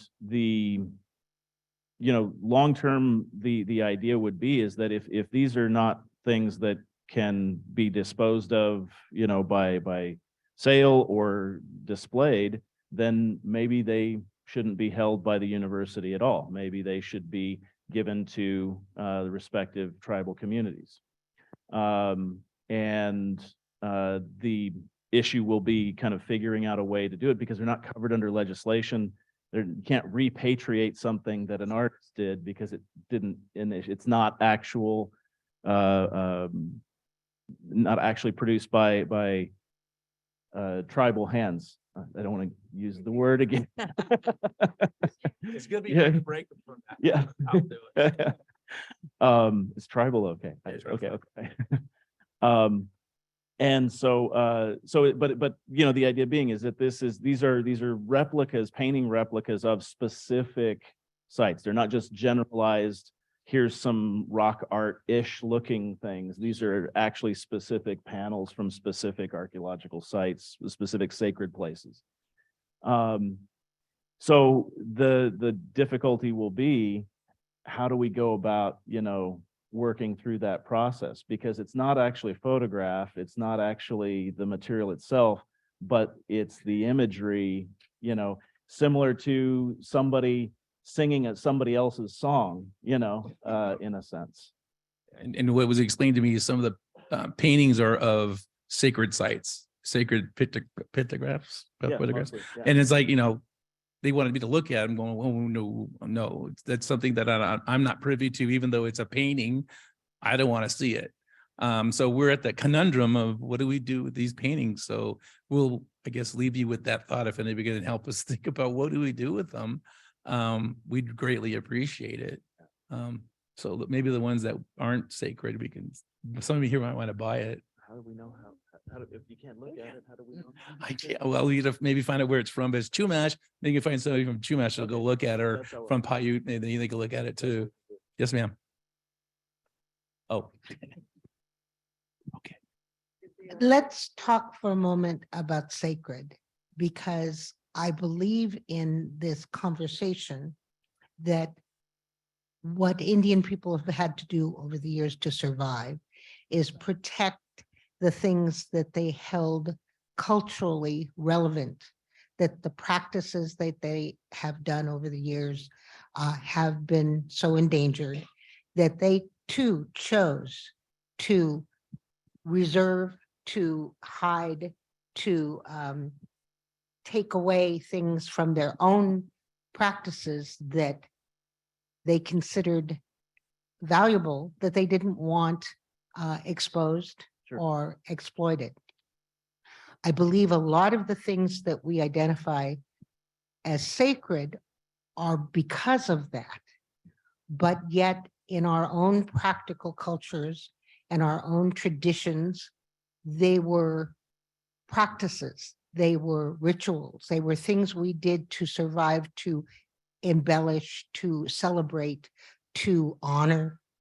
And in reality, they are part of the culture, and they're not sacred because they're used, and they're used in context to the culture. But today they're sacred because we have so little that belongs to us. We have so little that we get to keep. We have so little that we inherited that has been protected, that we use sacred in a way that is not necessarily useful to us as Indians, and how we grow, how we change, how we prosper. And I believe that we as Native people have a chance to say that for ourselves, is that we want to keep this to ourselves. We deserve to keep this for ourselves. And the only way you understand it to the outside world is it's sacred. But in reality, we want it to flourish within our own cultures. So we have to figure out a way to help that happen. Yeah, ours in my tribe's case, we get rid of it because no one believes in it. And again, like I said, that's very sad. The burning of the last big house was really just even just something that no, I would not wish that on anybody. It's like watching your house burn down, but your house is full of religious artifacts or artifact, not shouldn't artifacts. Don't get mad at me, but items that are dear and here to your soul.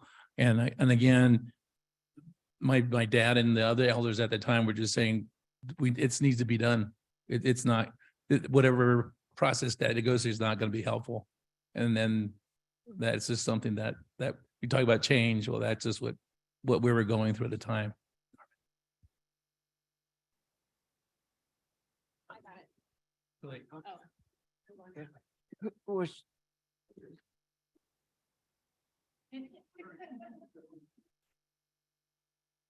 Mr. Levi, you used the word "get rid of" because nobody believes in it. That's pretty disheartening to hear. Yep. But what is the influence that nobody believes in it? Where does that come from? Is it Western? Is it Christian? Is it Catholicism? Is it religious change? Is it cultural change? Is it all of that? Where does it come from? And you use that word twice, 3 times already, and it's disheartening. And I don't personally, it makes my heart feel sad. Good, you got my point. That's Yeah. exactly what it was. And again, because we would it was an all-night burn. We were singing bird songs all night, and the elders, to see them sing. I remember growing up, and the bird singers would be 50, 60, 70 of them singing bird, and it just makes you feel good. But at this time, the same amount, but it was really sad. And again, it's just the relationship of the young ones who just were not looking toward who they were and where they came from. And the elders just said, it's just time. There's no real reason to do this, because, my uncle Alvino one time at a big house, I remember him talking about, there's a huge rattlesnake that was perched on the door. And he said that the snake told him, I'm here because you're not doing what you should be doing. And then he proceeded to explain to my uncle, this is what you need to do. And if you don't, no one's coming into the big house. And it's like, we need to get in that big house because we need to revitalize who we are. And so he did do that. And all of a sudden the snake was gone. And there's stuff like that I hear from my reservation, and my mom's Navajo, and the tales that they have of the old ones. And plus no one would sit down with the old ones. And like Council Member Carm, we would just tell him, like, you got to listen to the old ones. That's where it is. And again, but that, who owns what? CSUSB is doing this process also of listening and taping stories. And Professor Long wants my wife to bring in the Hopi stories, the creation stories, and the stories from out at the Hopi. And my mother-in-law says, no, I'm not going to let him do that. Just because of, it's, and the Hopis are the most religious, sacred Indian group, a tribe in the United States. I mean, if you're not Hopi, you can't go to their ceremonies. They will personally escort you off the mesa, and they will deny you entrance if you're not with a Hopi. Luckily, I've been adopted into the tribe, so it's very, very, very sacred individuals. They hold what they do in the kiva very sacred. So and get rid of So I apologize. I didn't introduce myself. I got scolded by my colleague here. Anya Chugik, Shannon Rivers, Akamir Autumn, Sapai Mashma, Baamjich Vaki, Vaki Dwak.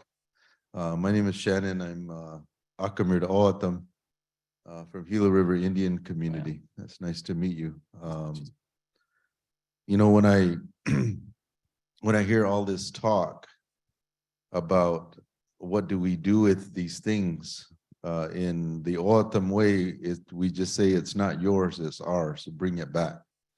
We shouldn't have these discussions with the Mirdagan Autumn, with the white people, because they don't understand it. And I want to encourage you to do the same thing.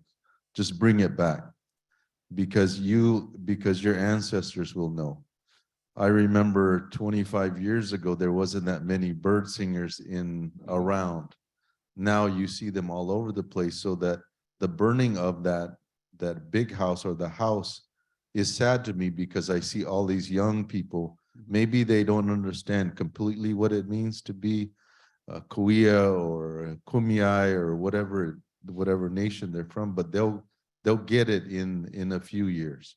And so my children, they don't understand what it truly means to be Autumn, with the Autumn Himadak, with the way of life, but they will get it. It's just, even I don't completely understand it at my age. And I would imagine some of us don't understand what it really truly means to be an Indian, right? But as an Autumn, I agree with you that I am Akamir Autumn. You can call me Indigenous and Native American, American Indian later, but I'm Akamir Autumn first. But I just want to encourage you to take these items, They belong to you, and it's illegal for them to have. That NAGPRA and all these repatriation acts, these things were made for us.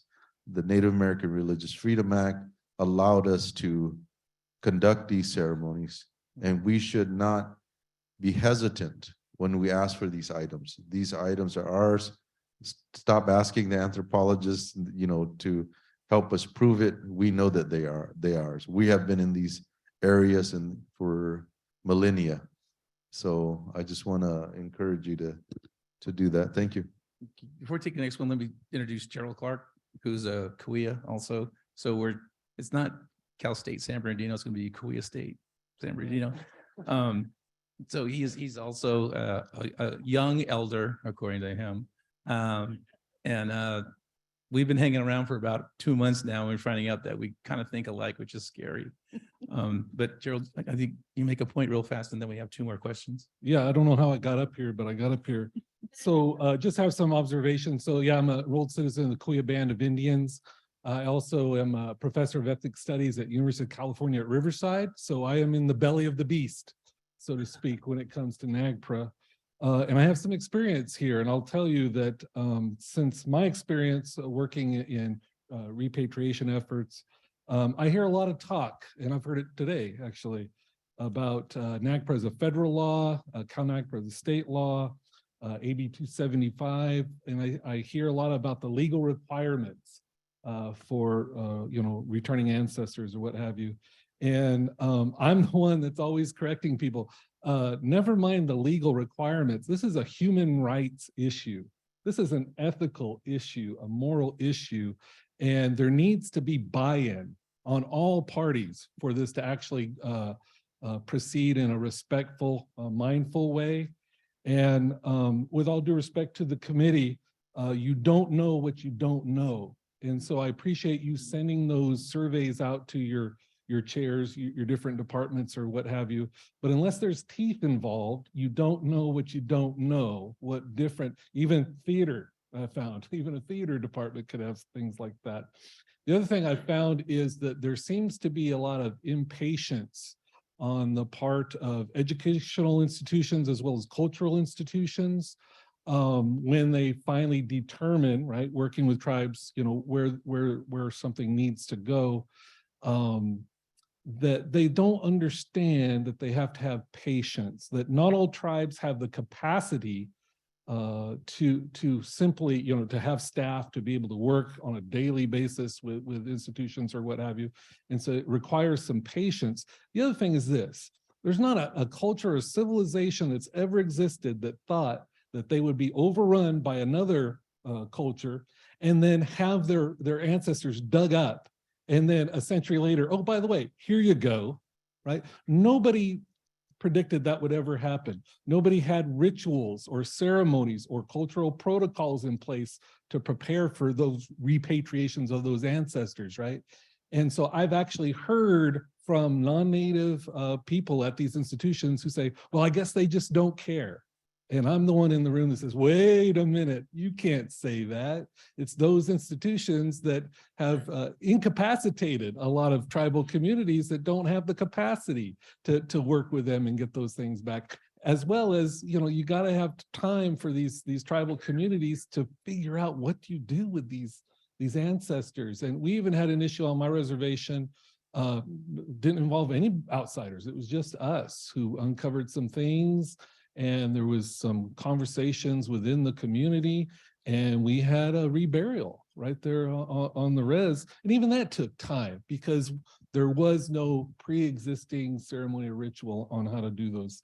And so I encourage all institutions, right, to understand, to try to put themselves in the tribal community's place of, in order for these things to be done right, it requires, a lot of thought and a lot of time. And it's not that we don't care, right? It has to be done right. Hi, I had a couple comments.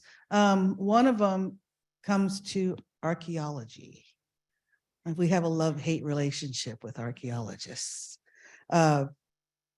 Archaeologists might learn scientific stuff to go along with it. But historically, they go to the native people to get their knowledge.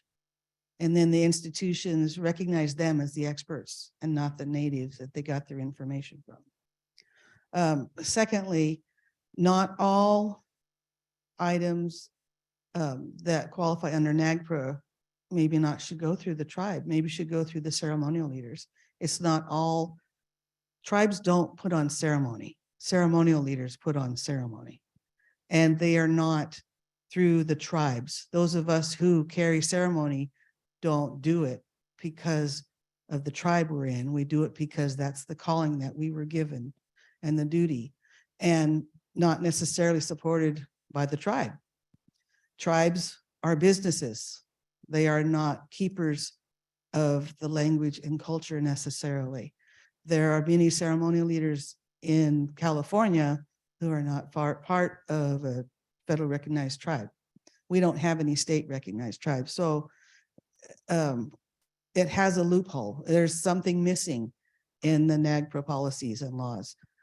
The items that are held in institutions are alive.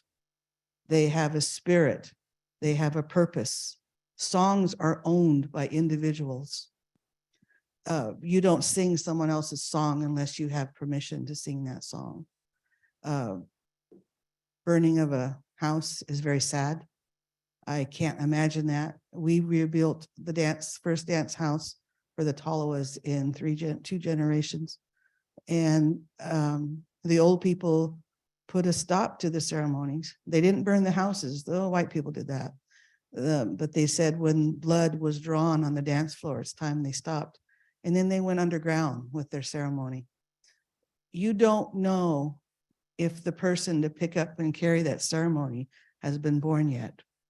We need to be patient and let that come back, because we do not choose our role. We are given our role upon creation, and it's up to us to listen to that and let the Spirit lead us. So my husband's mentor was 70 when he met him and worked with him many years before he passed away. And he had to pick up being the ceremonial leader at the age of 17. But one person makes a huge difference in this world. We don't know who might be that ceremonial leader for that house. Maybe it's for them to rebuild the house, and they need to know what work goes into that. For when we did ours, we had to pray. We had to find our answers because we didn't have an example to look at. We just had written words. But for me, the institutions need to give the natives as much credit as they do their scholars, because we are the ones at the keepers of the knowledge. And some of the knowledge that we keep is not for their information and their ears. There is a need to know basis on what the information and knowledge that we have. And not all of it is going to be privy to institutions and white people who want to know. I've been around many white people who come on many institutions that have come to us. Sister-in-law of mine one time told the Forest Service they wanted to know what we gather on their lands and how much. She goes, I don't know any of that, but go to my sister-in-law, she'll tell you.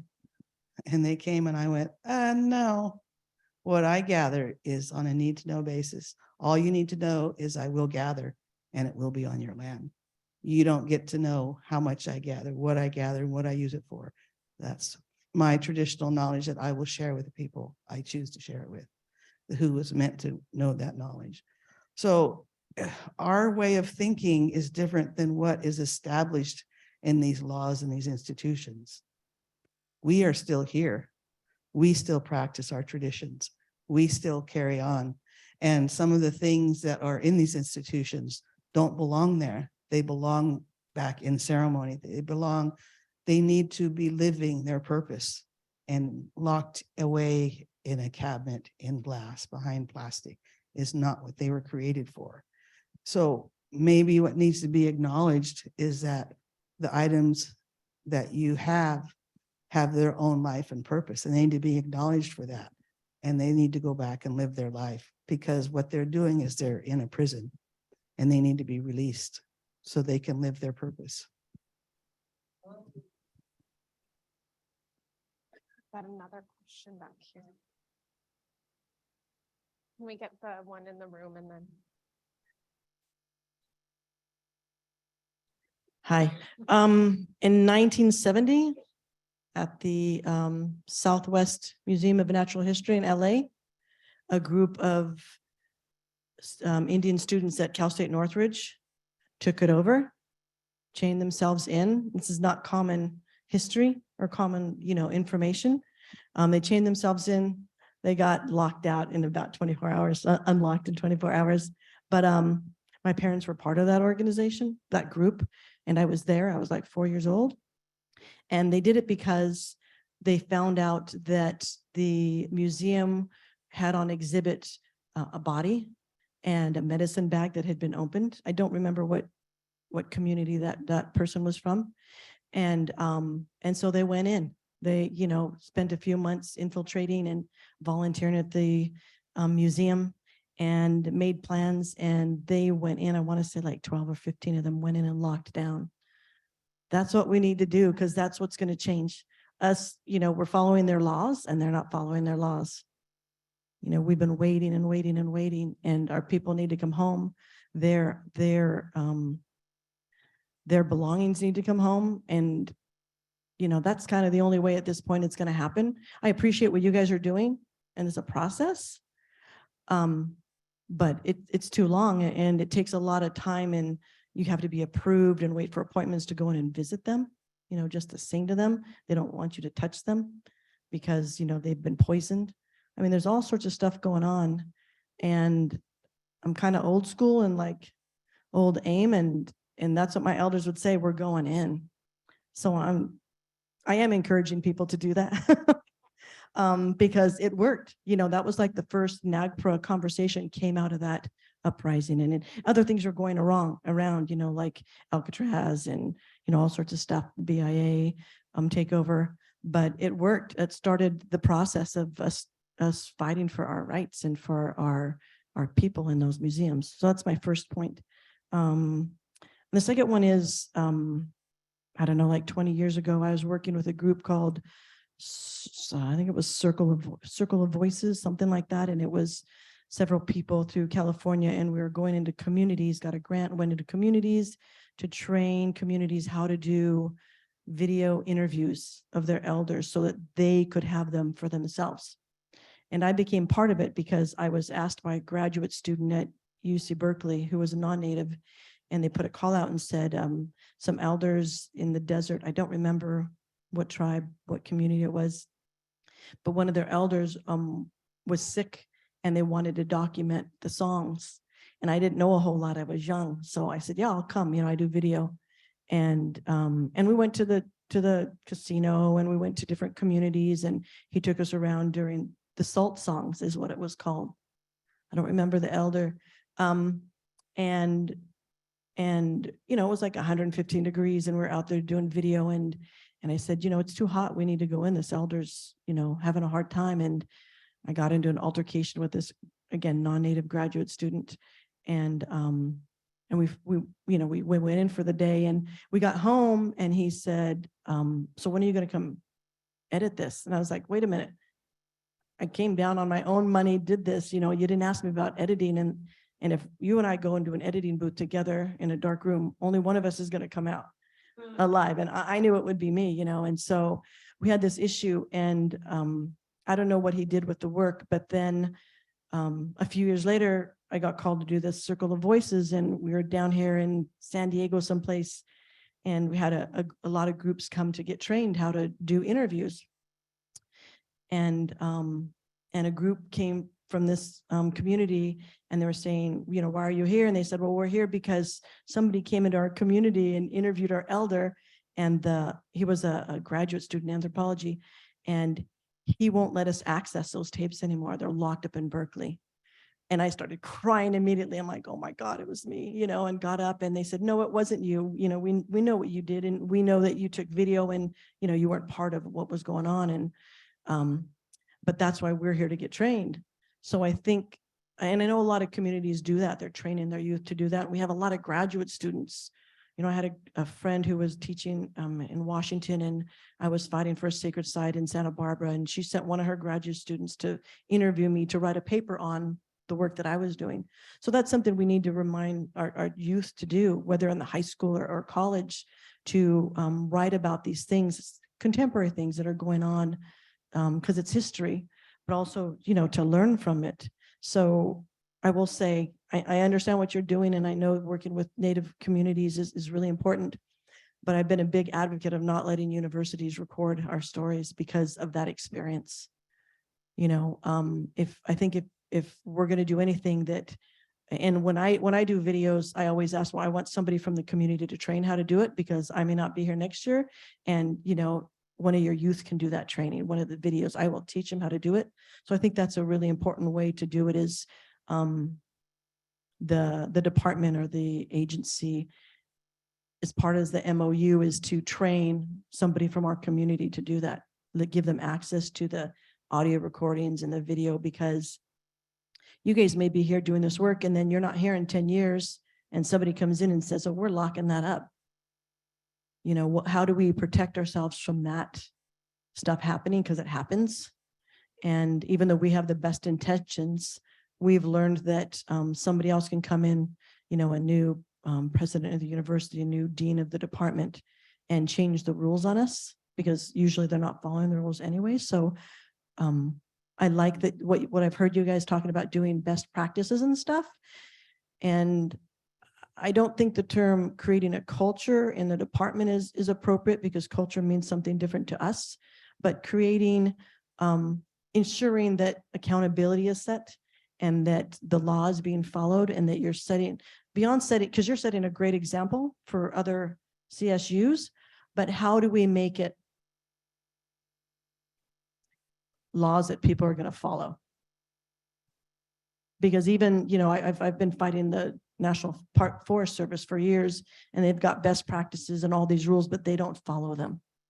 So it's come down to lawsuits and appeals and, you know, that kind of stuff. So how do you see yourself really making it, because it has to go beyond you. If you guys are doing, you know, this incredible work, it is also your responsibility to make sure that it's set in stone and that other people are forced to do it the right way also. Thank you. Oh, I didn't know if that was a question. Do you want to react to? Well, I mean,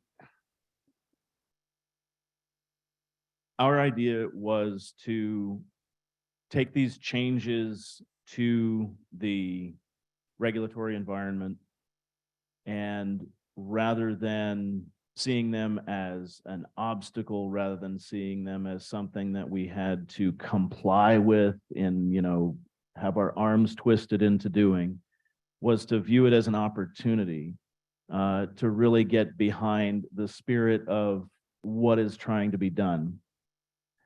And in, you know, the idea, the true spirit of collaboration and consultation, and genuinely changing the ethos of what it is that we're doing here, rather than something where, you know, we are doing, you know, research and we, you know, ask permission, you know, to do this, which is what it had been for decades prior. Is really change it to an idea where we are deploying our skill set, what we bring to the table, and trying to figure out how to put that at the service of the communities that we work with, right? And in doing these different kinds of best practices, because yeah, I mean, I don't want to pat ourselves on the back too much, but you know, because we're not done. We didn't even know what best practices until NAHC said, you guys are doing a good job. Yeah. It's like, oh, really? We're just doing what we're supposed to be doing. And again, I can't explain to this group that what these two archaeologists have done is just amazing. Danny, you know, we were talking with I was talking with him for like 4 hours because you know how NHC meetings will go. They'll introduce and then they'll, oh, we're going on a private session for 4 hours. So, you know, we had 4 hours of talk and just what he explained that what he was doing. And plus one of our students, an Apache student, is an archaeologist and going through that system, and he just loves it. And it makes sense to him. And again, these are the people that are up and coming. These are the people that we try to go back to where we started, and hopefully they'll remember what was taught 4 decades ago. And again, I guess this is a different way to do it, which is surprising, because when I took an archaeology class down at San Diego State University, it was more about, okay, this is what the Indians do. And I'm going, well, not really, but okay. You know, and I didn't question it because, you know, sometimes Indians, at least when I was growing up, well, most of us is like, we don't really rock the boat. We just went, okay, they don't know what they're talking about. Oh, well. But then as I got into graduate school, it's more like, I gotta say something about this. And again, that's that portion. And like you were talking about, my father didn't pick me to sing bird, which I found, I was going, what? Why? Well, number one, you're down at San Diego State, you're never around. And two, there's something else that you're going to do. And I think there's something else. But he chose my son sing birds, and he does a good job with it, which is, I'm going, wow, surprising. He and my father sang when he was 6 years old up at Idlewild, you know, the Idlewild Arts. You know, he sang up there with him. It was really, I guess the best word to say cute, but it was really, it made me feel good that my son would learn those songs at, you know, 7, 8 years old. And I'm like, God.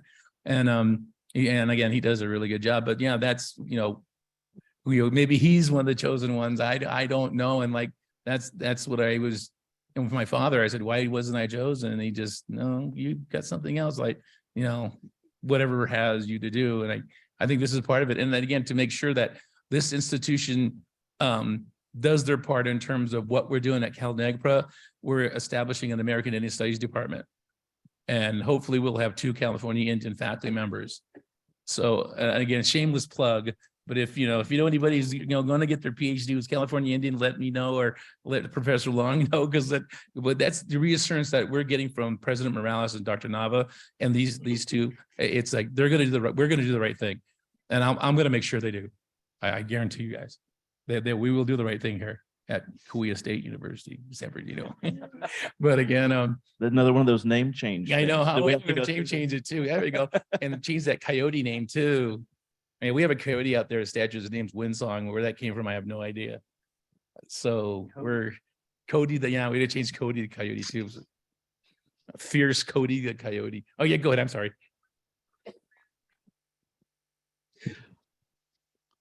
Am I on? Is it me? Is it me? I don't want to speak if somebody Queued else up. is- Oh, okay. Here, I'll back off. I defer to you, Mark. I'm backing off. Go ahead.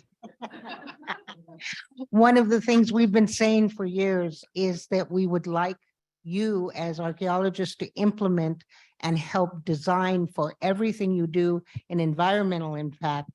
We want a cultural impact report. We would like to present what we find valuable, the things that build our image of ourselves. And again, this comes right hand in hand with status and identity, because it's different from what the world at large looks at us. You take us apart, we just want to put ourselves back together. And again, we see ourselves not as a basket or as a song or as a artifact. We see ourselves as a complete in total being. We're human beings, and that's what's valuable to us. And we want a cultural impact report to go hand in hand and have as much clout as anything that you do in archaeologically speaking. So, thank you.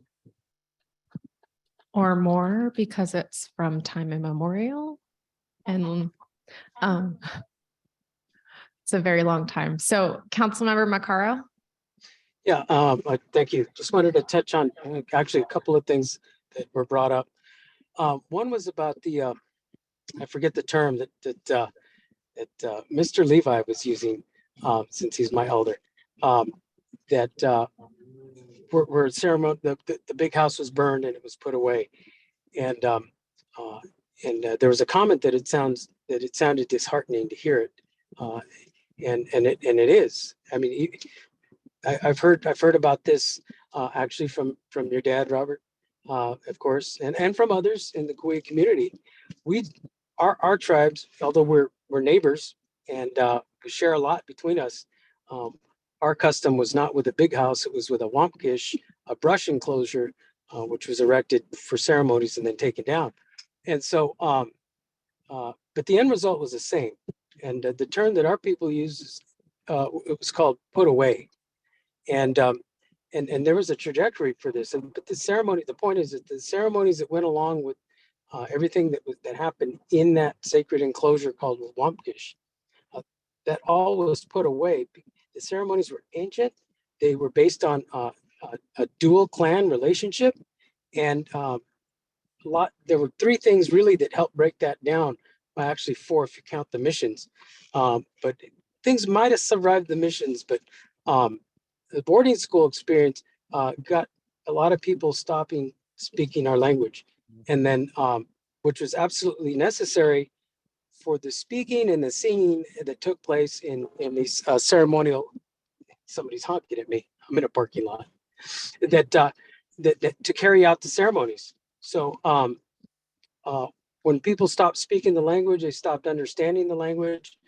They stopped. That was a critical part in being able to carry out the ceremonies safely, because the ceremonies that our people have, the songs, the words, the prayers, they're inherently very powerful.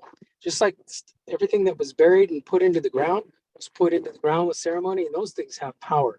So when they're dug up, there's a power there that most of us don't even understand today. But I'll touch back on that. So when the big house was put away, it was for the safety of individuals in the community and for the community itself. When all our ancient ceremonies were put away, by the way, World War II, a lot of our people went to go fight in World War II, and some of them didn't come back, and many of them were religious leaders and ceremonial officials. And then it happened again with World War II, World War I, and then World War II. And there was just our ceremonial structure was in tatters by the end of World War II. So for about 35, 40 years, there was a little bit more that carried on in terms of ceremonial life, but it was regarded as too powerful and too dangerous to not do with all these things that people didn't understand how to speak and how to sing. That's what I was taught. That's what they said, a lot of the elders. And so for everybody's safety, things were put away. And it is disheartening. It absolutely is. But I think we have to be careful to understand these processes as they've unfolded on each tribe's and each tribe's religion's own terms.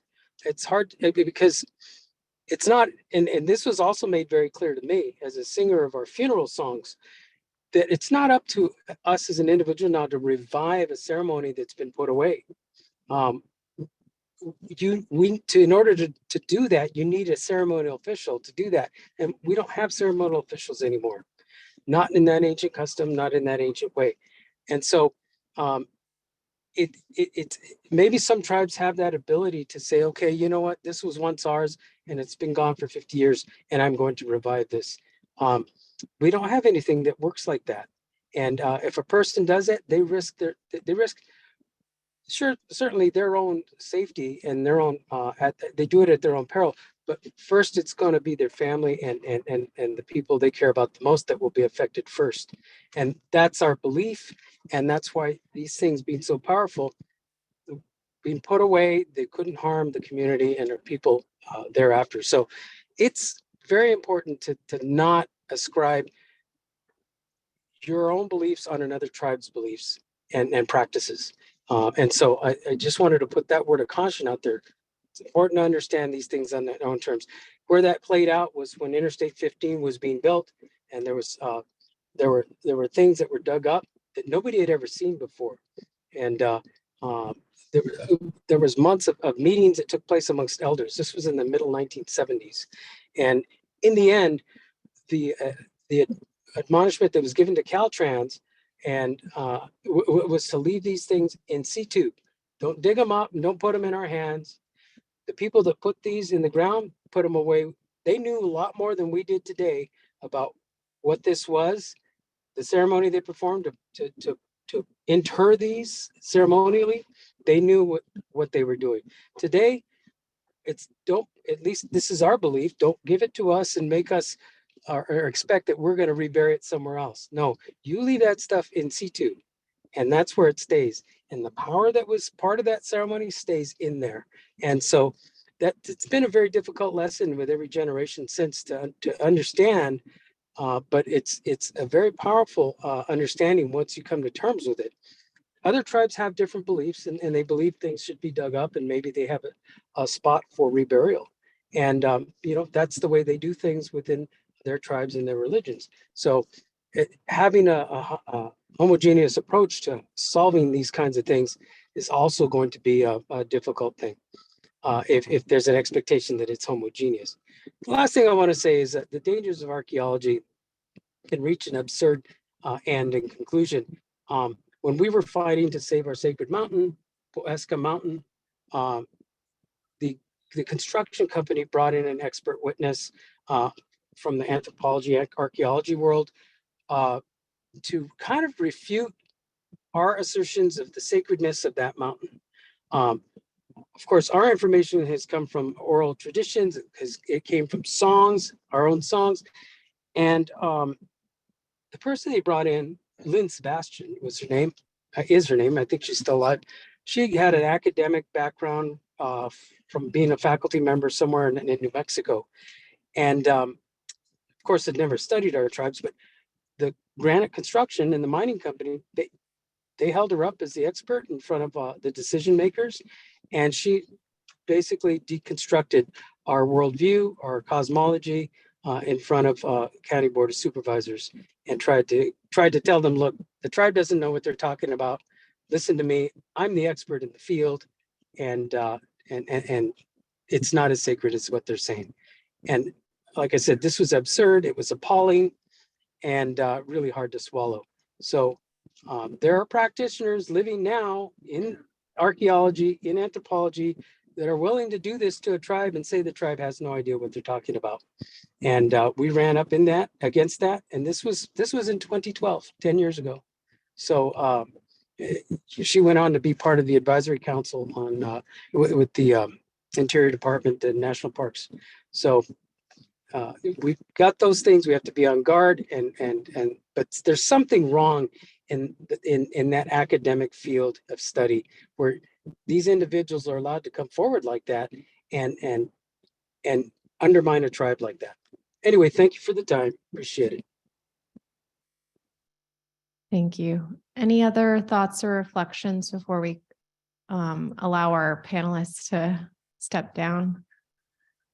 I have one last word from me to sound a little bit on an upbeat. I'm an educator by trade, 40 years of teaching history.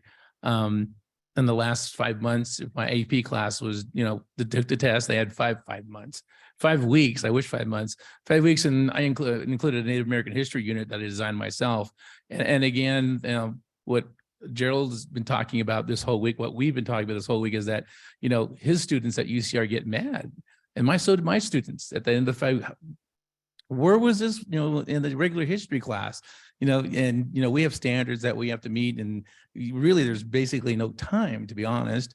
But now with AB 1703, what Assemblyman Ramos put through is the state of California is really emphasizing more California Indian history. And again, what my wife and I are writing curriculum, the audacities, the genocide, the horrors of that history. My wife is finding it hard to turn into a pre-K to 6th grade curriculum. But she's I think she's doing a pretty good job of what we've done so far. And we're out of Cal State Northridge with Liberated Ethnic Studies. And again, with the new format of ethnic studies in high school, where you have to pass the class to graduate now. We're finding that 2% of the California teachers are identified as American Indian or California Indian. So we're going to have non-Indian teaching who we are and what we are in terms of the history of who we are in California. So we're trying to fix that. Well, yeah, we're trying to fix it. And then also basically education is the answer for me. I mean, if we had one teacher in one school, American Indian teacher in one school, the bullying probably would not have happened, wouldn't happen, you know, or a counselor. Because when I go around and ask high school students who have been bullied, you know, what if there was an American Indian teacher? Do you think this would have happened? Every one of them said no. And so again, there's a need. So again, I'm asking you, if you have siblings, cousins who are coming up and need some place to go in terms of a journey, I would really like you to try to get them into teaching, because there's a need. I'm finding out that there's going to be a drop off of teachers in the state of California. So again, it's going to be a wide open field. And for me, that's the answer, to educate non-Indians about who we are, where we are, and we're still here. And so I mentioned earlier. So again, that's my answer to this whole thing. And again, being on the subcommittee, if anybody has any issues or concerns, or maybe they answer, you know, yeah, please feel free to contact Loretta or Christina. Or maybe And we if you can want, I get- have my card too. So if you want, you can get my card after this. Gerald, go ahead. Or maybe we can get a teacher credentialing program specific to Indian people. We're trying that here too. We're getting there. Hopefully. Yeah. So we got Claremont Graduate University has a 5th and 6th year program where they have cohorts of 10 students who are Native American, that at the end of the 6th year, the 2-year program, they'll get their master's in education and a teaching credential. And the only little catch is that the 2 years that you have at CGU, wherever you go in terms of a Native American community or high school, you're there for 2 years. And that's the only real catch. And we're trying to work that out so we can go into Bell Gardens, which has a predominantly American Indian population, to have them start teaching there, or Sherman Indian High School, because they're in need of teachers. And you know, that's what we're trying to start here. So hopefully that will happen. But right now, Claremont Graduate University has a really good program, but we're trying to get that here. So again, thank you guys for listening to us. Yes, Thank you. And I did want to remind folks that we do have that statement of accountability and letter printed out. It's at the sign-in table. So if you want to take a look at that, that is available. And Really quick, good, Daniel. Yeah, it looks Good. like we have a comment in the back of the room, and then we will give folks a couple minutes to stretch their legs, and then we'll start our next panel. Okay, just a quick question. I love my school. I love Cal State San Bernardino. I mean, you know, Yotes. So I've learned a lot here. I mean, the instructors in SBS and history department are great. Actually, any other department courses I've taken have been great. But one thing that they really stress on us when we're writing our reports and doing our research is to get rid of the passive talk. I spend more time these days taking words out of my research than I do trying to add in to meet quotas. And it's great. You're right. Don't leave open-ended questions. Don't open yourself up for interpretation. Be confident with what you say. Be direct. There was just a comment I heard a little while ago that caught my attention. Cal State San Bernardino has begun to commit. Can we get them to commit? Thank you. I hope so, as I wouldn't be here. So I'm going to say yes. So we're going to hold you to it, and we'll see you on the next virtual convening as well. Okay. Yeah, I'm not going anywhere.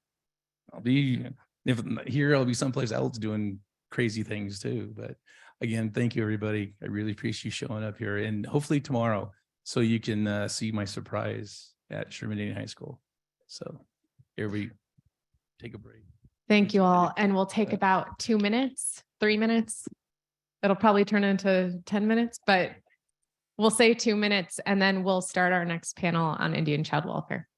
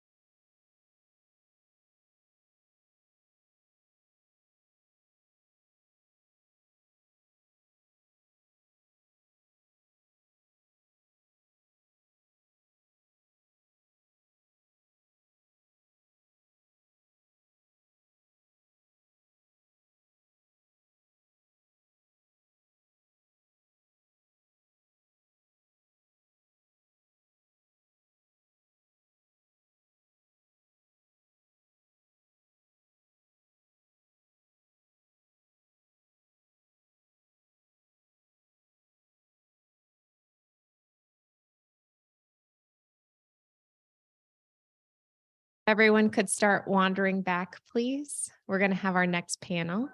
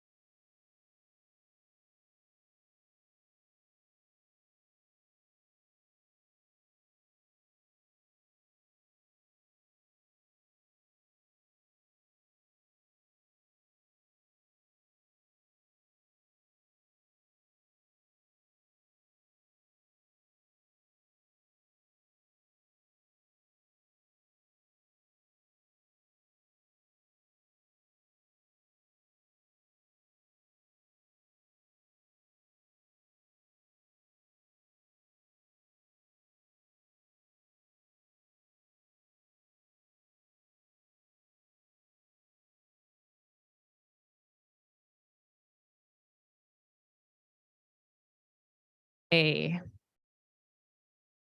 Without further ado, we're going to introduce our second panel for today. And this is it's a panel with community discussion on Indian child welfare, an overview, updates, and cross-generational trauma. So we also have a presentation that they'll be going through. And we have Kimberly Clough, who's the legal director for California Tribal Families Coalition, Michelle Castaigne, who's the co-executive director for the California Tribal Families Coalition. We have, I don't think I have you on here, but we have Micah Miranda, who is the director of the San Manuel Tribal Legal Development Clinic at UCLA Law. I can't believe I remembered all of that. And we have virtually joining us is Dr. Renda Dion Madrigal, who's the owner and clinical director of Mindful Practice Incorporated. So I will hand it off to all of you. You should all have mics with you and we'll go from there. Thank you. Bonjour and Dowan Daswanak, Michelle Castaigne, Indigenous Bawating and Donjaba. So hello relatives, my name is Michelle. I'm Anishinaabe, enrolled in the Sault Ste. Marie tribe of Chippewa Indians. And so my people are from, and I was born and raised in Northern Michigan, but I now live in Shoshone Paiute lands and serve as the co-executive director of the California Tribal Families Coalition, which we will endearingly call CTHC throughout our talk today. This is a new role. I just stepped into it on Tuesday. And before that, I was a staff attorney at CTHC. My other co-executive director is a really wonderful human named Blair Cruiser from the Hoopa Valley tribe up north. And so just very honored to be stepping into this role this week and get to share more about the work that we do at CTHC with you all today. It's a heavy topic, and so I just want to acknowledge that we all are attorneys up here actually right now. And so our lens on this is going to be to give the overview of the legal and policy pieces of the Indian Child Welfare Act and tribal child welfare. But it's a very personal issue, I'm sure, and we talk to a lot of different audiences, a lot of non-native audiences. Honestly, we do a lot of training, which we'll talk more about.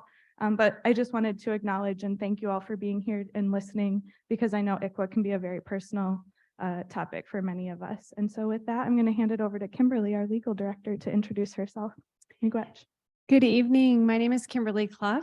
My family comes from Eastern Canada. I am non-native. Right now I live in Chumash country in a small town that's now called Ojai, California. I have the honor of serving as the legal director at California Tribal Families Coalition. I came into this work about 30 years ago. I went to law school, to practice Indian law and have continued to be practicing in Indian law. I was at California Indian Legal Services and then in private practice doing Indian law. And just before joining CTHC, I had the honor of serving as in-house general counsel to the Morongo Band of Mission Indians.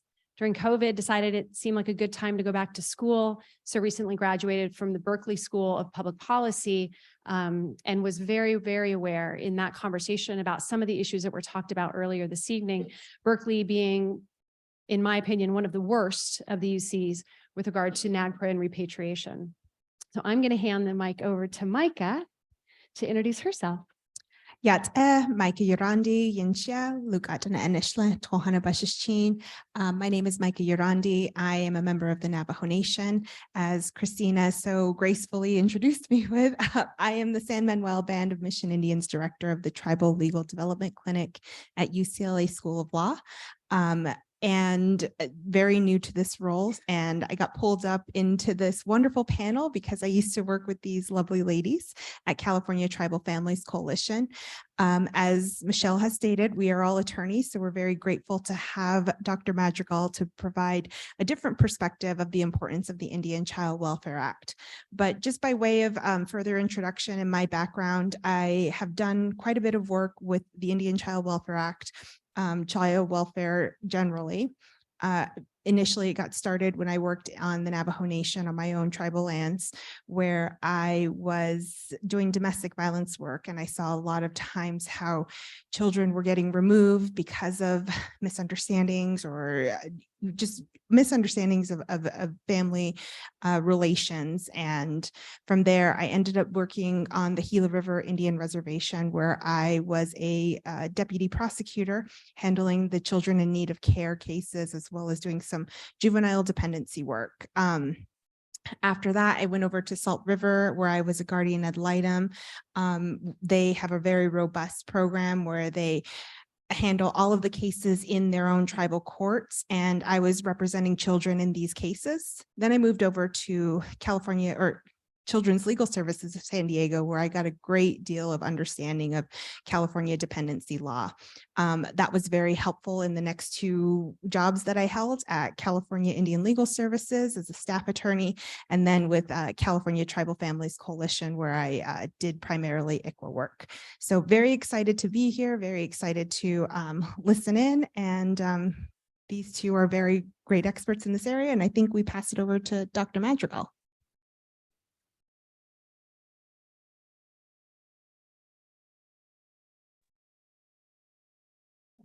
Oh, Buju, Inuit, Indinawe Mainganag, Nino Gizigat, Renda Dion Madrigal, Indishnakas, Ashwewin, Indigo Chippewa, Wabazashi and Dodam, Nifkwe Desi, Waju, Indunjabat, Mekula Inda. Hello, really happy to be here today. And I am Turtle Mountain Chippewa. I married into the Kaweah tribe and live in Temecula, but I'm currently back east in Boston. I've worked quite a bit in Indian child welfare, did a lot of work around family strengthening programs within the local California tribal Indian community, and also with Riverside San Bernardino County Indian Health. And was a consultant with Riverside University Health Systems, and I'm happy to be here today to talk about some of the issues and some of the work. Thank you. Miigwech, Dr. Madrigal, we're excited to be partnering. So I think what we'll do then is, from our perspective at CTHC, we'll share a little bit about the work that we do and how we do it. And we'll talk about the Indian Child Welfare Act and how it's very much under threat right now. And then we'll turn it over to Dr. Madrigal to share more about the history and why we're here today and what led us here today. So Loretta, should I just ask for the next slide? Okay, next slide then, please. Thank you. So CTHC was started in 2017 by tribal leaders. We are still entirely tribal leader led. And we were really created by tribal leaders and advocates at that time because, as we know, is still pretty true today, the Indian Child Welfare Act should be working for our families, and it's not. And tribal leaders saw that and went to the state of California and said, you're not getting it right. We're not We're not seeing compliance across the state in the same way that we should be. And so we're going to do something about it. And so they gathered stories and data from tribal communities all around the state and put it together in this report called the 2017 ICWA Compliance Task Force Report. And they handed that over to the state of California and they said, look, here's the stories, here's the data. We know it's not working like it should be, even though this law is 40 years old. ICWA was passed in 1978. And so at this time it was a little over 40 years old. And these tribal leaders said, we put it all here for you, and we made you 20 recommendations of how you could be doing better. And then with the amazing foresight that we know tribal leaders and advocates have had for a long time, they said, but we know you're not going to likely carry out those recommendations unless we have a tribal organization holding you accountable to do that. And so then CTHC was created, and that's what we do. We've started the work on all 20 of those recommendations so far, but there's still a lot of work left to do, and that's really what we'll talk about today. Next slide, please. So at CTHC, the way that we do our work is really in what we call 3 baskets. And so we work in a policy basket, a training basket, and a legal basket to protect and uphold the Indian Child Welfare Act and to improve tribal child welfare systems, because we know that when our own tribal communities and our own tribal governments can take care of our people, we're going to have better outcomes for tribal children and families. And that's really at the heart work of the organization, to promote and protect the health, safety, and welfare of our tribal children and families here in the state. So in the policy basket, we work at the county, state, and federal levels to improve and strengthen legislation and guidance that's coming out from these agencies about how ICWA should be working. And then we also focus a lot of resources and time with our member tribes in building up tribal child welfare systems and justice systems. So that's our policy basket of work. We then take the changes that we made in the policy basket and we train to it. And so in our training basket, we go around the state, and we do this at the federal level as well. We do a lot of training to non-native audiences, as I said before, about how they could be doing better to comply with ICWA. So we change the policy, we train to it, and if folks still aren't complying, which we know they aren't in a lot of cases, then we hit them with our legal basket. And so in our legal basket, we come at the work in 2 ways. We do impact litigation. And so when folks aren't getting it right, we'll come in and sue them.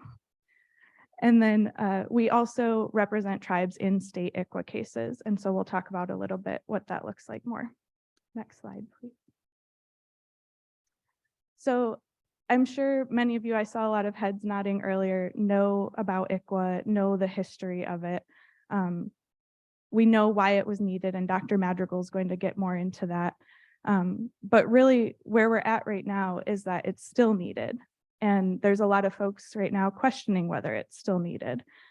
When the act was passed in 1978, we know that our children were wildly overrepresented in the child welfare system. To put some numbers to it, at the time in California, our children were overrepresented 16 times that of white children. We have done a little bit better, quite a bit better, but we're still not there yet, because we know even today, our kids are still overrepresented 4 times the amount of white children in California. And so there's still just a lot of compliance issues, and that's really what CTHC is working to correct. Next slide, please. And at this point, I'll hand it over to Kimberly to talk more about that history. Thanks, Michelle. Oh, there we go. Okay. So as Michelle said, I'm sure that many people in the room are familiar with the Indian Child Welfare Act. However, it's really, really important that we always start with a grounding in how we got here to this federal statute. This is going to be very, very short, but kind of the 2 most key phases of California law and policy. The first one is the Indian Adoption Project. And this was federal policy supported by many non-governmental agencies that made it the policy of the United States to have Native children adopted into white families.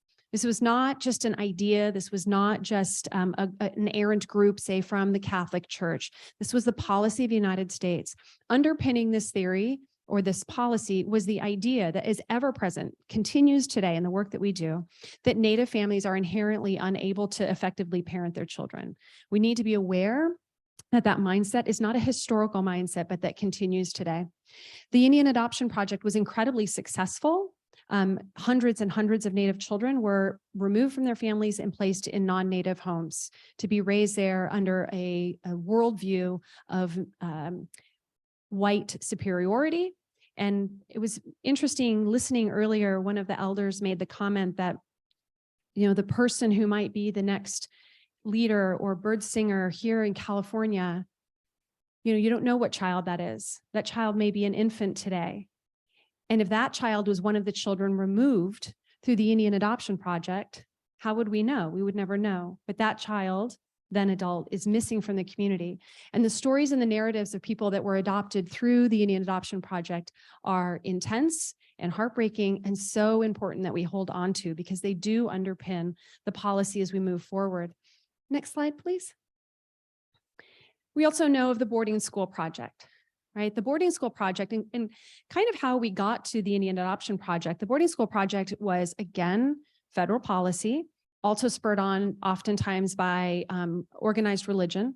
And this was a policy that removed thousands and thousands of Native children across the country from their homes and placed them in what are called boarding schools. And I use that term because that's the official term, but make no mistake, these were not places where children were brought to learn, other than to learn how to be disenfranchised from their culture and their families. These were not schools. They were often enslavement. So the boys were farmed out to ranches. The girls were made to be domestics. Tremendous abuse took place. And I recently heard a statistic, well, not a statistic, a data point, which I find striking. As the effort to find the burials, the previously unknown burials of Native children at the schools continue to emerge, more of that information has been revealed in my family's country of Canada. The data tells us that the mortality rate for children at the boarding school systems in Canada and the United States was greater than the mortality of children in Auschwitz. So to call these schools schools is really such a misnomer. They really should be called concentration camps. Next, thank you. So I'm just going to do a little bit of the basics of the statute. So as Michelle said, the statute was passed in 1978. As a result of tribal leaders going to Washington and saying, we are losing our children, we are losing the next generation, we are losing our bird singers, we are losing the people who will come after us and continue on our existence. And they were incredibly effective in going to Congress and articulating that problem. Congress did what it is able to do. Congress has one tool. It can make laws. So it passed the Indian Child Welfare Act, which has a couple of particular components. So for example, those tribal leaders said, non-Native social workers come to our community, they take our children, we don't know. We don't know that our children have been taken. Congress said, okay, we'll make a law that says they have to give you notice. When they take our children, they take them far away and put them in non-Native homes when they have family here. Congress said, okay, we'll create a thing called placement preferences. So you can see up on that slide, and I realize it's difficult to see, but there is a series of kind of imagine the question or the statement from that tribal leader and the response from Congress. Those are the bricks that make up the Indian Child Welfare Act. We call them the minimum federal standards. And those are the minimum federal standards that we as lawyers, when we go into state court, that's what we are fighting for. Keep in mind that word minimum. These are the base minimum federal standards for the treatment of Native children when they are in the dependency system, the foster care system, when there's allegations of abuse or neglect. So those are the pieces that we fight so hard for compliance. I point that out because, as Michelle mentioned, there's an attack on ICWA. And when we get to that, I'll explain kind of where we are with those minimum federal standards and the attack in the Supreme Court. Next slide, please. So really basic overview of ICWA, right? It's this federal statute. And at its core, what it's intended to do is provide tribal rights in the cases where the tribe's children are taken into the child welfare system. That is at its core. So for example, when those tribal leaders went to Congress and they said, hey, you take our children and we don't know, we'll give you notice. You take our children, you put them far away, we have the placement preferences. Another element is you take our children and we don't have a voice in court. And so Congress said, we will provide intervention. We will allow tribes to be like a third parent, walking into court and being there for their children. So the fact that tribes suddenly had rights within that court system that was probably one of the most monumental steps in policy in child welfare in the century, quite honestly. I mean, the Indian Child Welfare Act, for all of its flaws, is probably one of the most monumental pieces of civil rights legislation affecting Indian country in the last century. So ICWA also protects the interests of Indian children as Indian children. It's the first law that also identifies that Indian children have different needs. And I heard earlier someone talking to the effect of that the culture and the tradition, these are not things that are just taught, right? They are experienced. And so that's where keeping children home is essential, because the alternate kind of construct is, well, look, you have a non-native family adopt a native child, but, and I've heard this over my 30 years so many times, we'll take them to the powwow, so it'll be great, right? And that is so contrary to reality, but that is the alternate reality that the child welfare system has built to imagine that non-native people can raise native children to be healthy and robust and part of their community. It's just a fallacy in every way, shape, or form. Next slide, please. And so ICWA is what we call a remedial statute.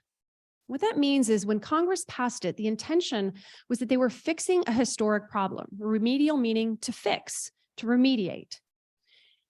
Congress identified the problem. They said, this is the law we will pass to fix it. And so now tribes, you should be happy. We have now fixed the problem. Clearly, that has not happened. ICWA is obviously an imperfect tool, an essential tool and a good tool. And we have seen progress, as Michelle mentioned, from the essentially complete disarray of Native children being removed to fewer Native children being removed, but fewer is not good enough. But it is a remedial statute intended to fix a past problem. It is under attack at the Supreme Court exactly for its the fact that it is a remedial statute and provides tribal rights. Next slide. Micah? So the reason why we still need ICWA is, as both Kimberly and Michelle have highlighted, there are still staggering statistics that relate to the high rates of Indian children being removed from their families and their communities. And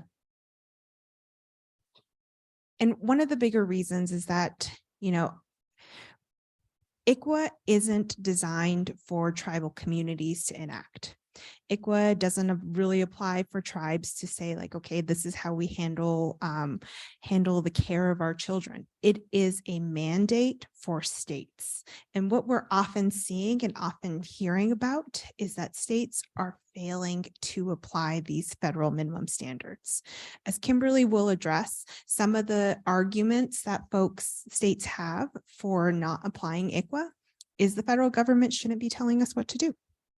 Other times it's an issue with funding. We can't pay for this. You're requiring us to do too much.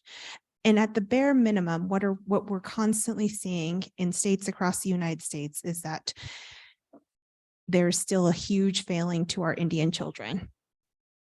One of the things that we wanted to highlight here is just how California is also failing our Indian children.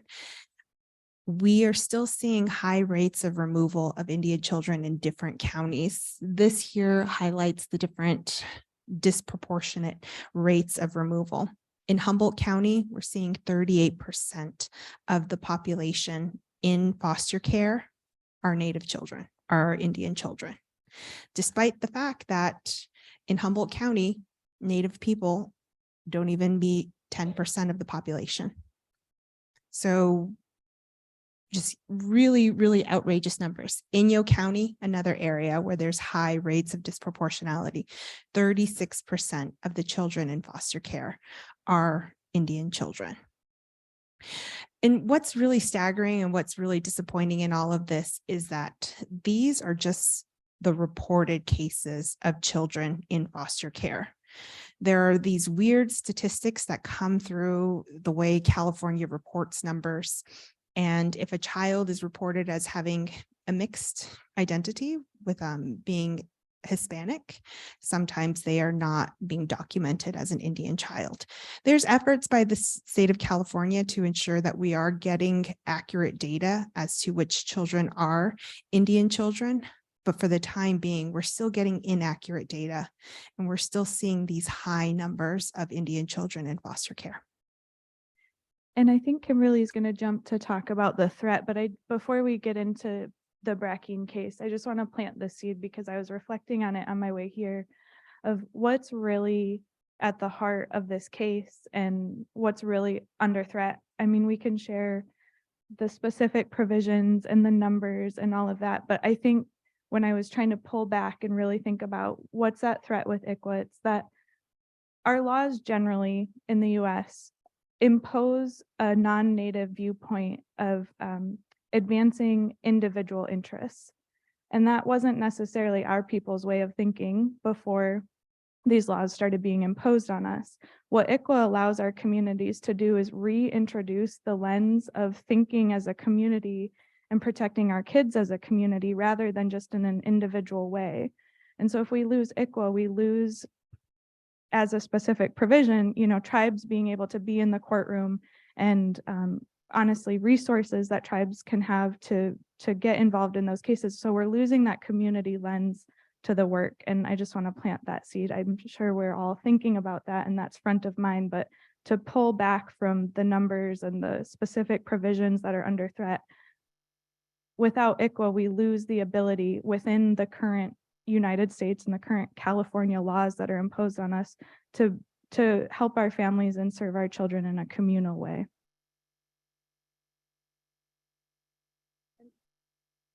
I just want to build on what Michelle just said, which is losing this statute means losing a major piece of federal legislation that allows the tribes to have that lens within cases and also to be actively involved and in fact bring that case into the tribal community.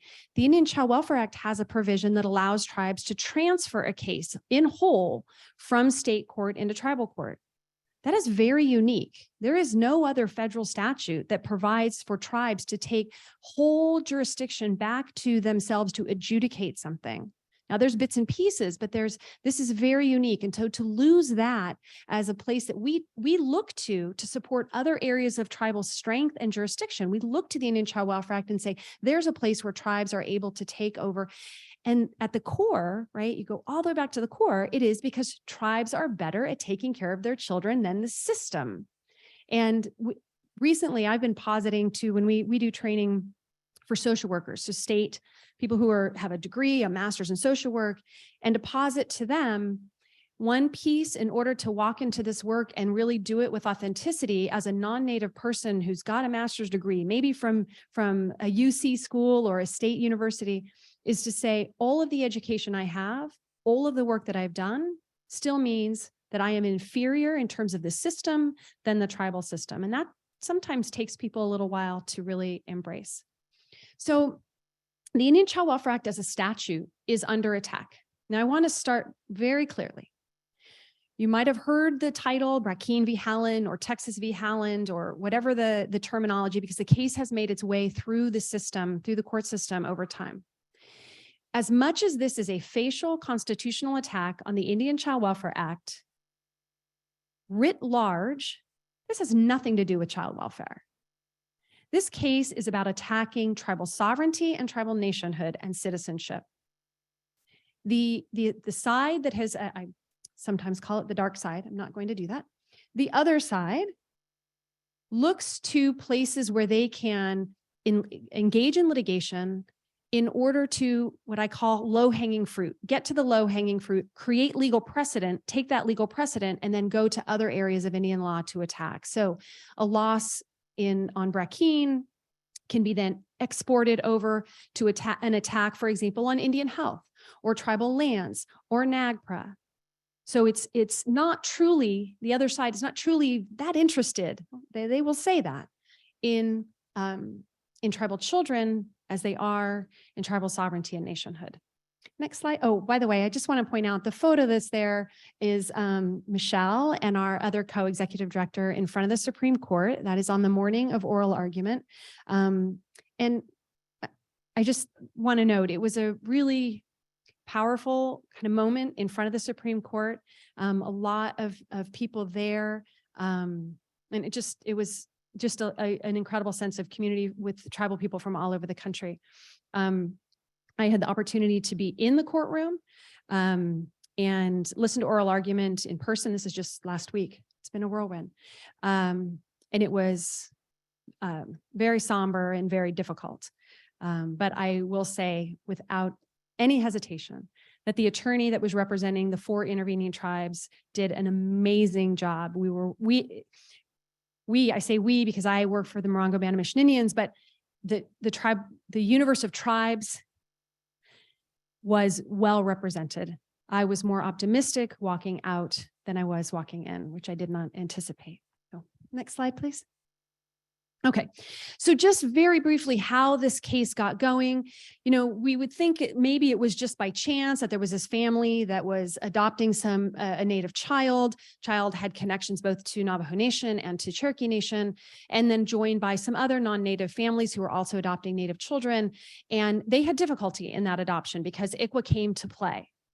And so they were dissatisfied with that.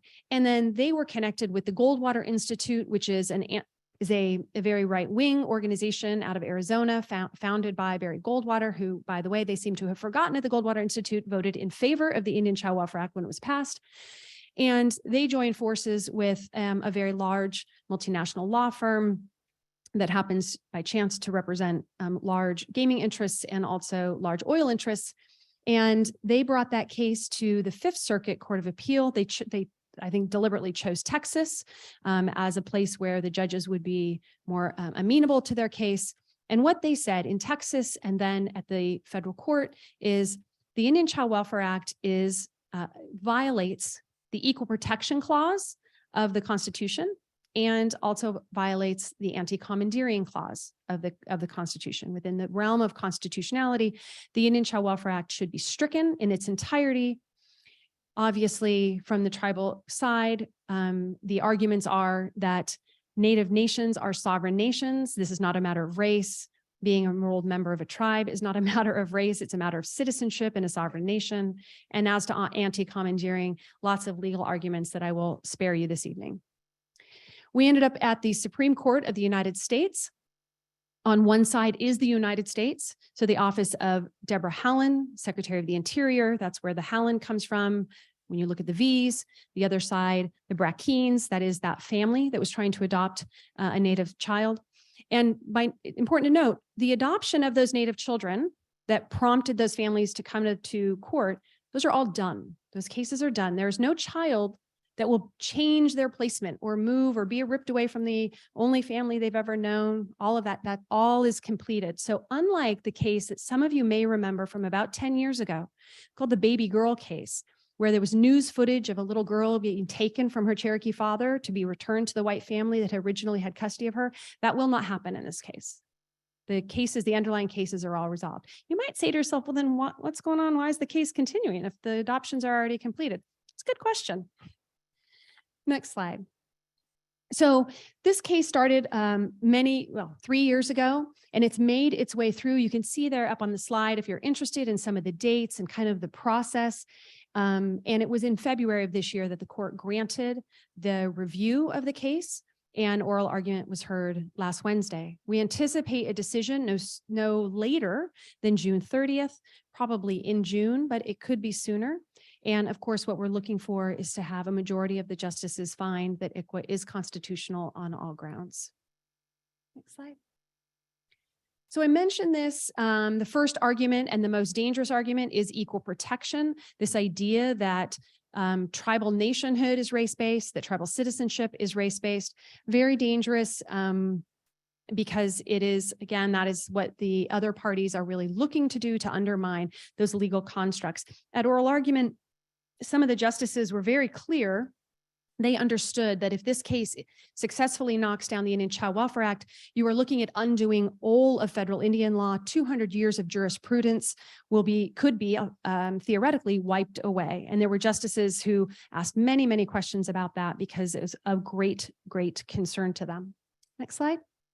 And then the second is that commandeering argument that has to do with when the federal government can tell states what to do. It's just about commanding states. And the state of Texas thinks that ICWA commands them to do things they shouldn't have to do. And we argued, in fact, the exact opposite. And in part, some of where this gets to is because of the past practices of the United States to Indian communities and people, that the federal government must, under the trust responsibility, take this role and make sure that states don't continue those dangerous practices. But the state of Texas does not believe that. Next slide. Oh, and just wanted to include this for those who are following the case. We get a lot of folks who ask, what can I do? Or, what's next? So just wanted to point out that amicus briefs, friend of the court briefs, were filed on behalf of Indian country in support of the Indian Child Welfare Act. And you can see up there on the slide a list of who all came forward to support upholding the Indian Child Welfare Act. I would like to note that 109 of 109 tribes in California supported the Indian Child Welfare Act by signing on to an amicus brief. So to those tribal leaders in the room, or to folks who are listening, who have just want to say that was very powerful. It is very powerful to say every single tribe in California stands with the Indian Child Welfare Act. 497 tribes across the country, and when you include the party tribes, over 500 tribal nations stood to say that the Indian Child Welfare Act should remain. Not one tribal nation has done anything different over the course of the entire case, over 3 years. So very powerful, unified voice on this case. But then in addition, some of the things that I think are really important is the non-native support. Non-native groups, many non-native groups, professional associations, the American Academy of Pediatrics came forward to say that ICWA is not just good for children's mental health and emotional health, it's good for their physical health. That physical health is improved by connectivity to culture and family. So those who stood with the tribes to support the Indian Child Welfare Act. So, next slide. Okay, I'm gonna. And I would just, a couple of thoughts that came to mind, Kimberly, as you were wrapping up about the case, is that so much of ICWA is geared at federally recognized tribes. And as we have been thinking about next steps after the case and thinking about possible solutions, should we lose parts of ICWA or lose ICWA in its entirety, I think I have been encouraged in the past few weeks of discussions and brainstorming and just all the brilliant minds that are on it and trying to find solutions of what could happen in child welfare. Because I think in child welfare, there's really an interest in a lot of areas from non-native child welfare organizations and tribes, of course, to continue the spirit of ICWA. And we have an opportunity, no matter how the case goes, to really reimagine and improve ICWA's provisions and make sure that our relatives who aren't in federally recognized tribes also have some protections. And here in California, we're out in front of many states, maybe even all states, in that we have protections built in for unrecognized tribes in child welfare cases to some extent. So in child welfare, I'm been encouraged by discussions and solutions that are being generated. I think the case is really threatening to, as Kimberly said, tribal sovereignty and some of our other tribal enterprises and functions of our tribal governments outside of child welfare. ICWA really put in best practices and what is considered common standard practice in child welfare in a lot of ways, making sure that kids go to relatives, making sure that they stay as close to home and as close to their culture as they can. So in the child welfare realm, I've been encouraged that no matter how the case goes, there's a lot of opportunity there to continue strengthening and improving and protecting our kids. I think the case is really threatening to issues outside of child welfare, and maybe we'll get to that in the discussion. And I just wanted to add, we would be remiss to not thank Governor Gavin Newsom for his support. It has been unyielding. And also Attorney General Bonta. California Attorney General Bonta led the amicus efforts amongst the states. 24 states signed on to support the Indian Child Welfare Act. Some of those were Republican attorneys general, some were Democratic attorneys general. So the support from the kind of systems of government that very easily could kind of throw their hat in with, boy, our lives would be easier if we didn't have this statute or whatever it may be. They have not. They have been tremendously, tremendously supportive. And that is, I think, a strong message at the Supreme Court that tribes, but also non-tribal elected leaders are very behind tribes in this. So just want to acknowledge that that is huge. 87 members of Congress signed on to support ICWA, both Republican and Democratic as well. So there was a very just a strong coalition across the country in support of this law. And speaking from as a thank you to from the tribal leaders that we just spent a lot of time with in Washington, D.C., they echoed that gratitude. And I was with the tribal leaders at Morongo just this morning, and I had told them that we would be here talking, and they specifically asked me to thank all the tribal people across California for the support. And the parting words from the chairman was, none of the support of ICWA happens alone. It is a community effort. So thank you.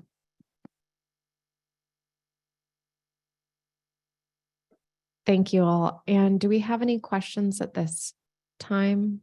Okay, we have a couple. So we'll do those before we get to the next presentation.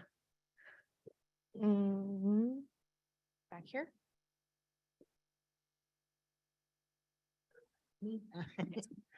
I just wonder what you think with the new political shift.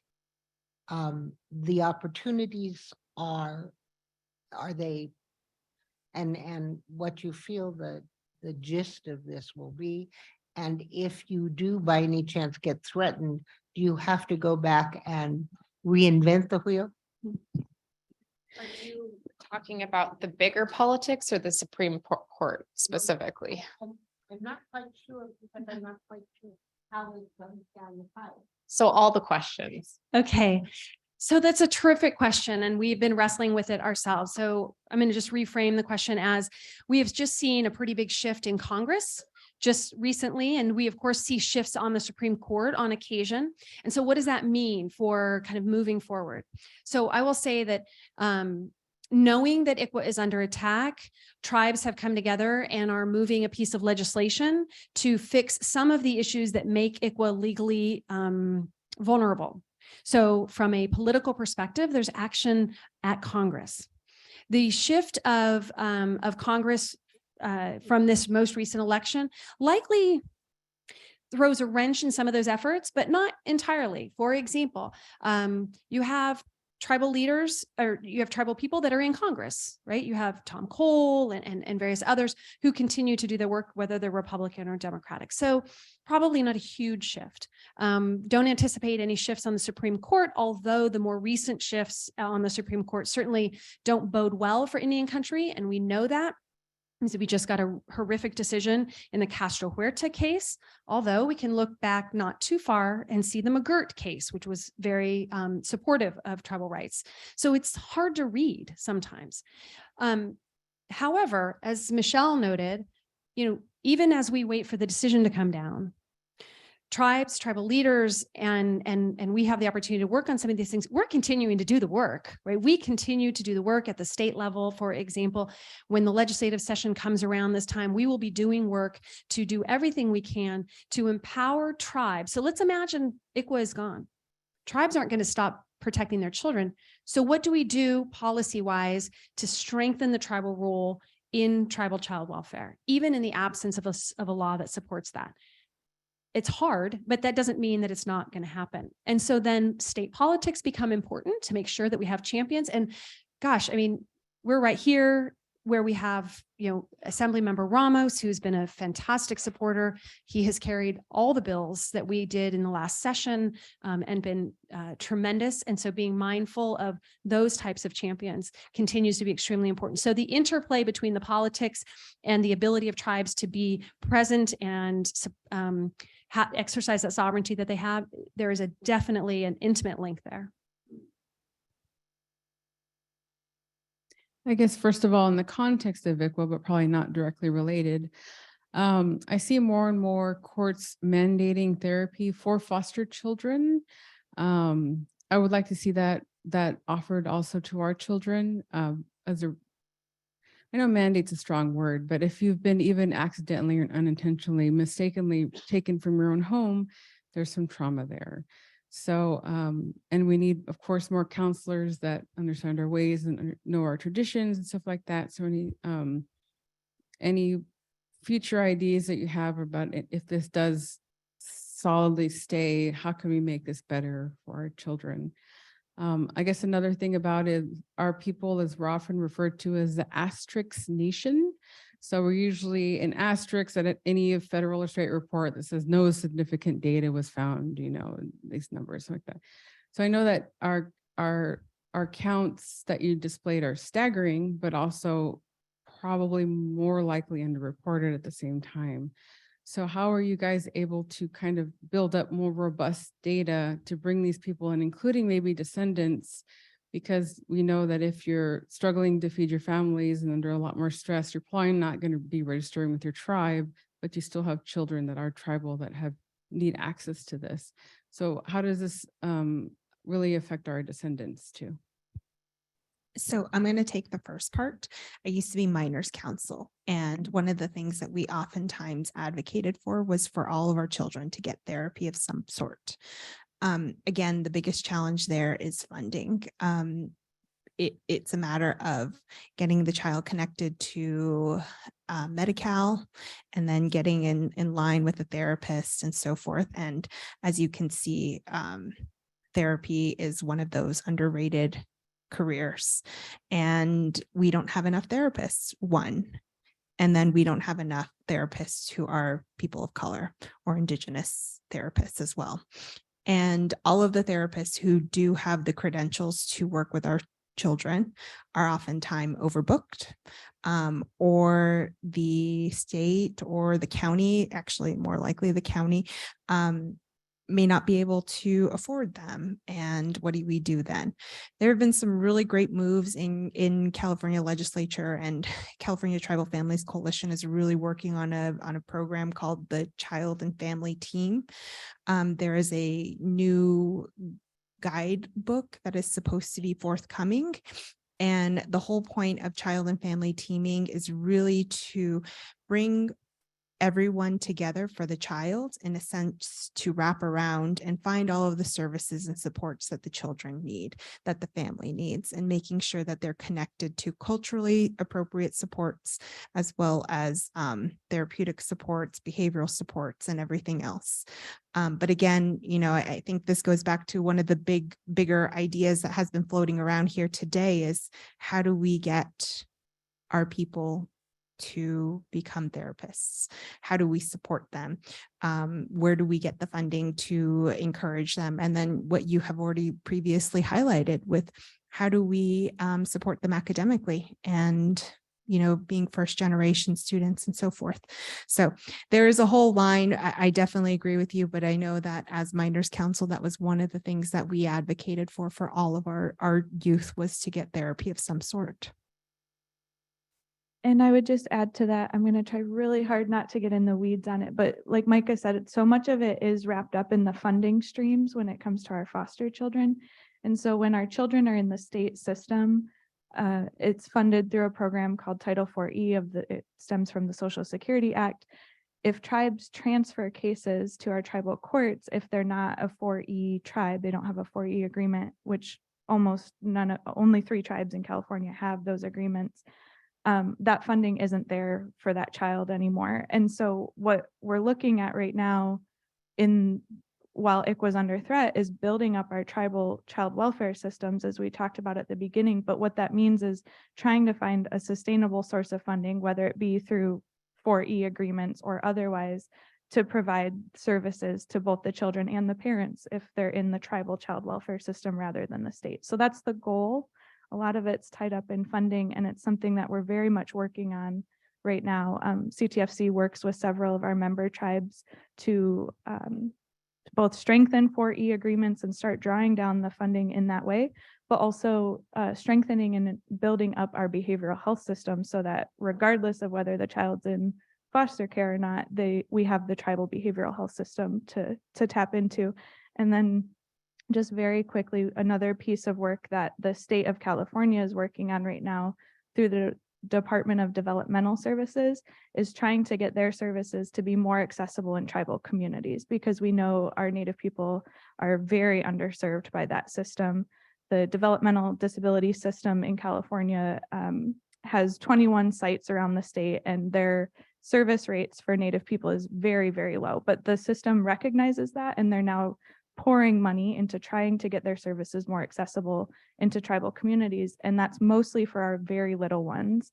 And just by our very little ones, age 0 to 3, just by being involved in foster care, that's enough to be eligible to be assessed for services in those programs. And so we're also trying to tap into that more, because that system can provide lifelong services for someone who needs them.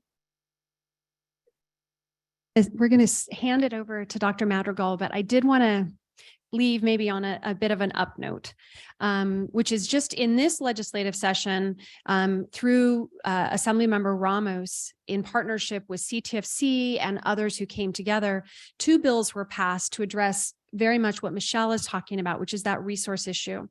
The first is, as I mentioned, that the Indian Child Welfare Act requires that Native children first and foremost stay in community, go to their family or go to other tribal member homes.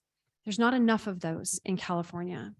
And so we worked on a bill to have the state support tribes in developing and recruiting and supporting Native foster homes. Now, look, we wish we didn't, right? We wish there wasn't a need for all those homes, but there is.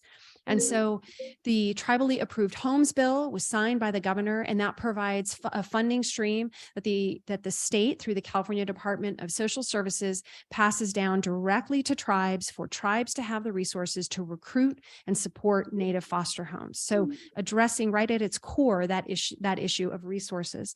And the second bill is what we call the Tribal Dependency Representation Bill. Again, it's a bill aimed at resources, providing resources directly from the state to tribes for legal counsel. Because currently, while the Indian Child Welfare Act allows tribes to be that, like that third parent walking into court to protect their tribal families, mom gets an appointed attorney, dad gets an appointed attorney, county gets an appointed attorney, child gets an appointed attorney, and guess who walks into the court with no public resources for legal counsel? The only one are tribes. So we are rectifying that through the Tribal Legal Representation Bill.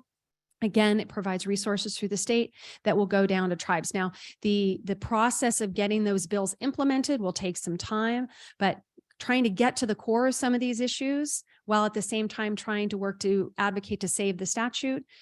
It's a lot of work, but hey, those are 2 big wins here in the state of California. Neither of those bills have been done anywhere else. These are unique to California. And so I think that all tribal nations can be really pleased that their elected representatives are doing that work for them. Yeah. So just really quickly connecting your tribal legal representation bill with the idea of therapy for folks. And one of the things that is really important and really great about this is that the expertise that a tribal attorney will be able to bring to the court of the tribe's own services and supports. 2 Feathers up in Humboldt County area, they provide robust therapeutic services for their children, their families, and their community. And thankfully, Humboldt County courts understand that, but there are other areas where a Yurok child or a Hoopa child or a child from that area might not be in the same service territory. And so the tribe can definitely come in and say, here are the resources that are available. Let me tell you how we can connect to this great therapeutic service. So. Yeah. There we go. Hi, my name is Jamie Rocha. I am currently the council member for the Gabrielino-Shoshone Tribal Council of Southern California, which we are, Gabrielino-Shoshone Band was first started by my late grandmother, Chief Yana Vera Rocha, is now led by my father, Chief Nicholas Rocha, who will be president tomorrow at Sherman. Also, too, one of our council members, my cousin Donna Rodriguez, is I think the Southern ICWA liaison. So he's one of our council members too. So we have a big connection through that, and through him, in our organization, Native Ways to College, to provide some college prep services for foster children. And within our band, Gabalino, Dongva, we have our own history with, misplaced youth, whether it was through the mission system or through schools back then, like Sherman, when, was serving at a boarding school. For tribes who say don't have like the connect like we do with our council member Donald, how could tribes, especially us like non-federal, only synchronized, how can we advocate more for ICWA and help make sure those services could be really well known within those communities? I would love to be able to kind of give you a recipe, but it's tough right now. So here's a couple of things. One, I believe that it's always good to say thank you, and thank you is due. So I think it's a good practice to say, hey, Attorney General Bonta, thank you. It's just a good thing to do. And to keep top of mind for his office and for him, because he has higher aspirations politically, perhaps, or he may have something coming across his desk. Want to be sure that he's aware that this is being watched, but also say thank you.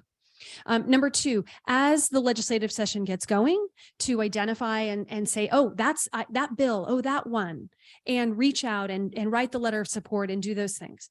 And I think in terms of the Brackeen case, right now it's been submitted to the Supreme Court. There's not a whole lot we can do. However, I think that continuing to tell the story is really important. Maybe this is aspirational, but the folks at the Supreme Court, the justices, probably not, but they are supported by a whole group of law clerks. And those law clerks look at the news and read the articles, and they're definitely on blogs, and they're definitely listening to podcasts. And so having positive stories out there, honest and true stories, right? Because what so many times people get is the altered history.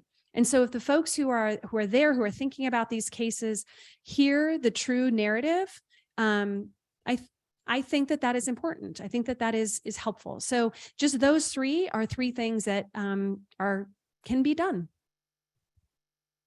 And we love working with Donald.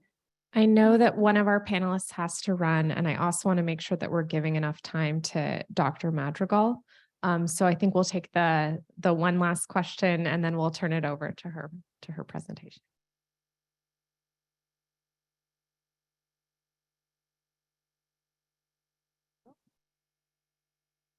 Okay, as a foster parent, one of the issues that kept coming up was that when a child was in foster care through the county, because of course we didn't have a lot of foster parents, they after they age out versus with the tribe, after they age out, they have a lot of resources available to them that the tribes can't afford to do.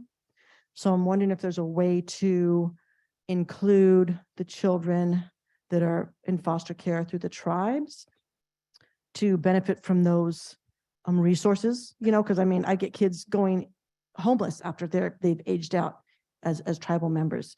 So, that's the issue. Then the other one was also there was an issue with children being classified differently when they were in a Native home versus in a non-Native home. So even though we knew they had mental health issues or, all those things, they wouldn't be reclassified when they're in our home, but as soon as they went into a non-Native home, they were reclassified. So those parents got more help. And then we had started, because it was really difficult for the Native foster parents to maneuver between the county system. So we had to start our own Upriver Foster Care Association to help with parents do that. And one of the things we did is that we got the county to agree that, I don't know how it was implemented because I had left, but that all the babies would get baby baskets. So they had put a fund aside to give them Yura Kupa baby baskets, and then the other thing was that there were things that we as foster parents, when we would go to court or to meetings, we would help because unification is what we're all striving for. And we couldn't get the county workers to help us. Like there's a Fatherhood, Motherhood is Sacred, great program, right? And there's other programs, and the county workers would refuse to put that in the docket for the judge to look at or whatever, because oh, these parents are working their sobriety or they're doing this and that. And that was after, 10 treatment facilities. This is the only thing they didn't do. And this is the thing that really made the difference in their lives. So how do we work forward to implement what we know is communities to work and get the state or the counties to enforce those or to apply those to? Really, really great questions. And I hope to talk to you after this more about some of the issues that you're facing, because it's things that we hear with the tribes that we're currently working with. I'll address two things, hopefully quickly. On the first piece about extended foster care children. So once they age out of the system, not having the same resources if they're in the tribal child welfare system. We have done a lot of work with non-tribal child welfare organizations, for example, the Alliance for Children's Rights, J-Bay. There's a host of child welfare organizations around California who advocate for new extended foster care programs, new streams of funding, things like that. And they, I think, just within the past few years are starting to remember that there's this other system, that there are these tribal child welfare systems. And so they're trying to now start building tribal child welfare systems into those funding streams. So that's great moving forward. We have some more information about children looking backwards, if you're having issues with children looking backwards who didn't get the funding that they were owed. So I'd love to talk more about that. On the second piece about, and now I'm losing my train of thought. Can you remind me what the very last question was? Yes, thank you. So I think the issue is that when a tribal child's in a tribal home, that tribal home is like, yep, we're going to work with this kid. And obviously there's often trauma, if not always trauma, when a child has been removed from their family of origin. But hey, we're going to work with this kid and we see that child thrive. And then if they lose that placement, they go to a non-native placement, they're almost instantly identified as developmentally disabled or having some other mental health issue. And we do see that. Unfortunately. And so building up the robust tribal systems is one way to really solve that. And so we continue to work on making sure not only that the service the child needs is available, that the family can get connected to that service, and that there are enough practitioners within there, and that then the resources flowing to the tribe to provide the service as opposed to the service being provided through the county. But those are the ways in which we do focus on it. But it's a great point because it does happen. Okay. Thank you all so much. Sorry. Really appreciate your experience and sharing with us. I know that some of our panelists are going to stick around, but we would like to turn it over to Dr. Madrigal, who I think the last time I saw was in Menil in her heart. So I'm very excited to hear you speak about all of this as well. Thank you. Thank you. So I started as a psychologist working within this community long time ago. I think it was like 1995. And it was at a Native wellness conference. I think I gave my first talk, and it was on storytelling and how important stories are. And I just want to start there today, because I think it really illustrates why it's so important for Indian children to be raised within their communities. And so today, I've really sort of come full circle. I've done a lot with evidence-based practices in culturally tailoring programs, and really come back to just the importance of revitalizing cultural practices and traditions and the strength within the culture. And so I work a lot with story and story medicine today. And I'll say a little bit about that within stories are wisdom. There's data in the old stories. And these stories help us to live the Bimediziwin, or a Chippewa way of saying the good life. And we're really meant to thrive in life. That's what our teachings tell us. And the first slide that was up there was my youngest daughter, and she's surrounded by family. And Native people had a circles of care model where the child was surrounded by the family, the clan, the community. And this worked really well for children and really helped with that transmission of knowledge and getting to that Bimediziwin, the good life. And So a Chippewa story I'm going to start with, and that's a story of Kichimanitu, the great mystery. And a long, long time ago, Kichimanitu had a vision. And in that vision, he saw many things, including all the planets, the earth, the plants, the animals, and the other Manitus, the other spirit beings. And so we are taught that if you have a great vision or something important, it's really important to do something to manifest that. And so Kichimanitu created everything that he saw in his vision. And into each thing he created, he put an essence, something important and unique to that particular being. And he also gave a gift, and that gift was the power to be able to manifest that being. And that's so connected to why we're here. And that relates to, next slide, please, Native Olympian Billy Mills, who lost both of his parents at a very young age. And it's what he was talking about when he said that you have to go deep to find the thing. And that's the thing that will help you make it through the struggle. And that's what will also help you to thrive. And the story about Billy Mills, he won the Olympics in 1964.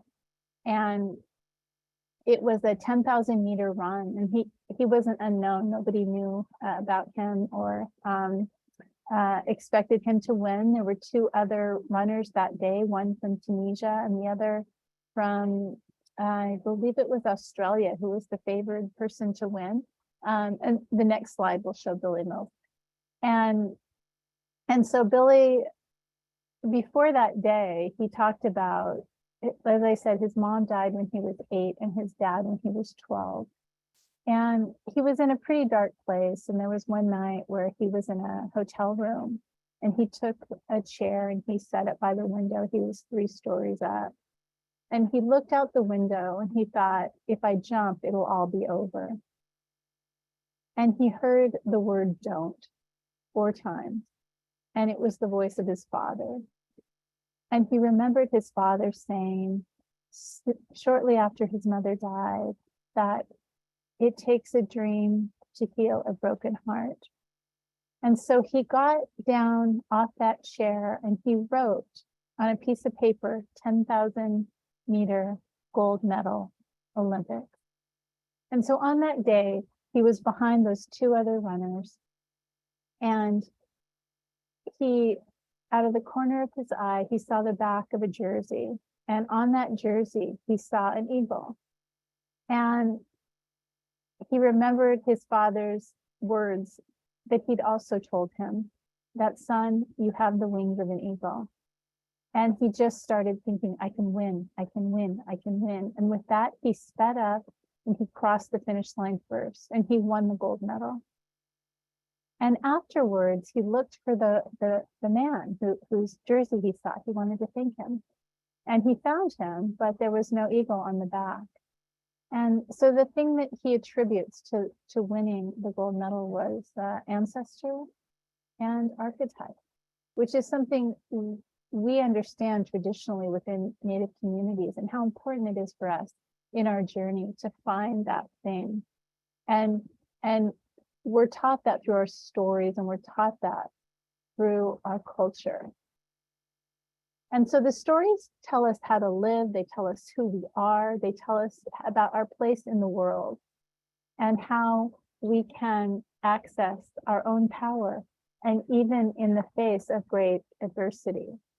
And I worked within the child welfare field for several decades and very often would see children, adults that would come back and want to find their families, want to connect with their tribes and their culture. And it was just something in them that became really important. And one of the things I think at the heart of understanding an Indigenous worldview, most tribes have words in their language for this concept called all my relations. And I'm just gonna let my dog out really quick, sorry.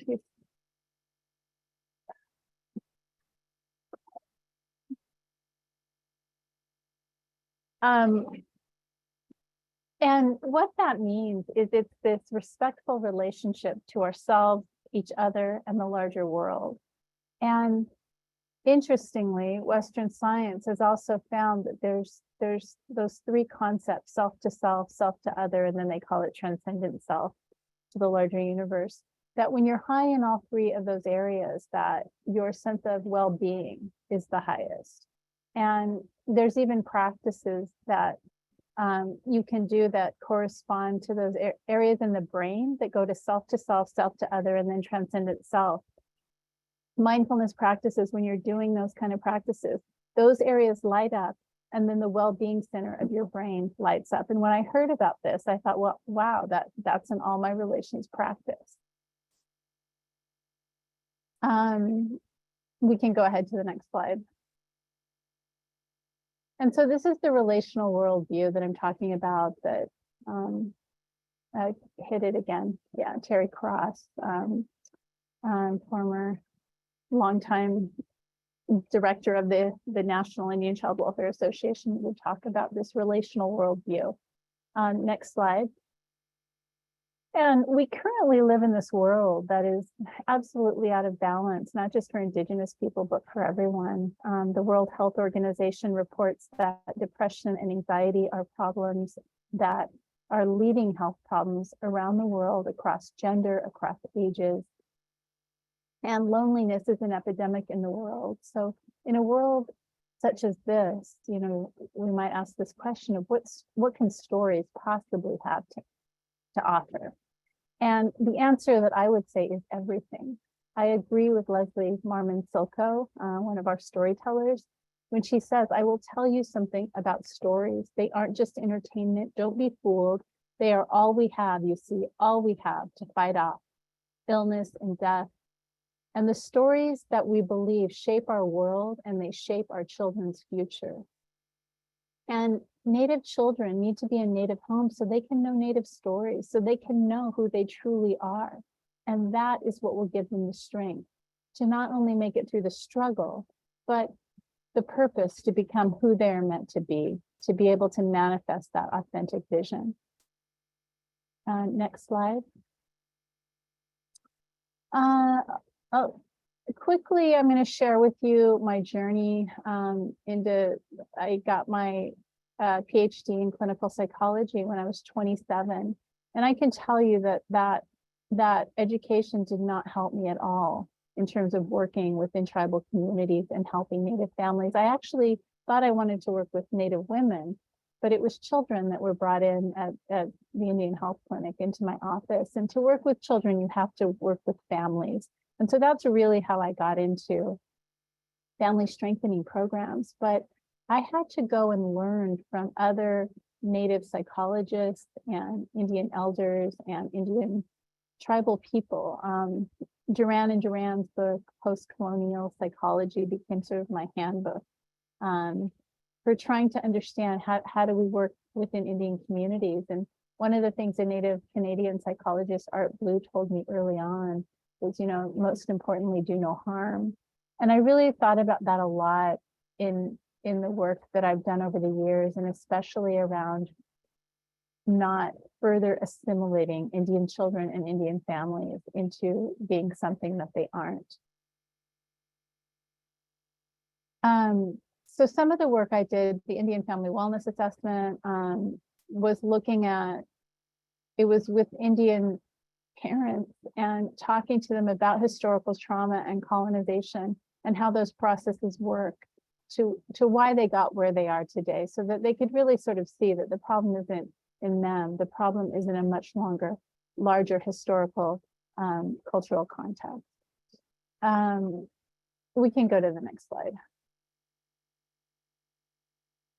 One of the things when I brought in the Spirit Incredible Years program, it was an evidence-based parenting program, and I was interested in culturally tailoring it, and we did some randomized clinical trial research with it. And Jackie Weisspirit, who was the head of Indian Health at the time, and I would come in and I would say, well, this is what Western science is finding, and she would get so mad at me, and she would say, we already know that. And she's right. Everything that sort of Western science finds almost about what's strengthening for families, Native communities already knew.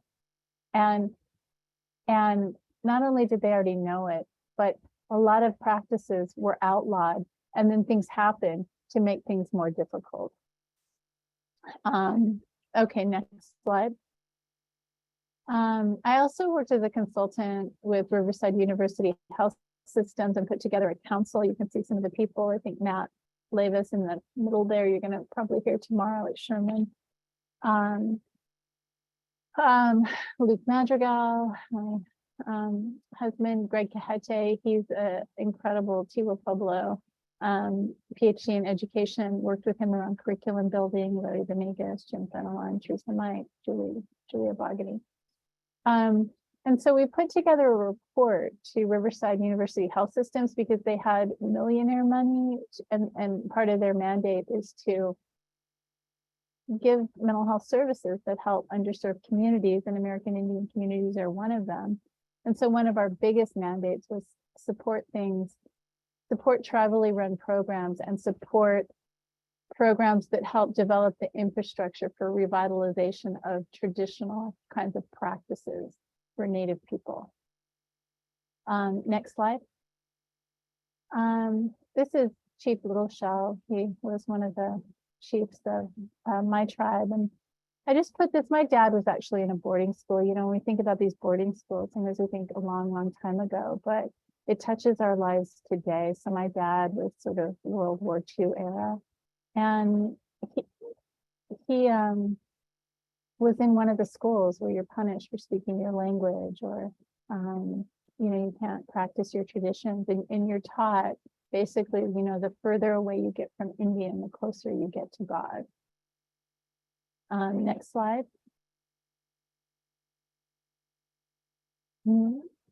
And so my dad came from a pretty big family, grew up on the reservation in North Dakota, and relocation happened in the 50s, another thing that was meant to really break up Native families. And so some of my uncles ended up in California, and eventually my dad did. And California, I like to show this map, just a thriving indigenous community. Next slide. And so what happened? Well, the Native California population went from 133,000 to 25,000 at the end of the 19th century. That's an 80% decrease, but probably it's actually 90%. Other often is underreporting in these statistics. So that's just, these are staggering numbers. Next slide.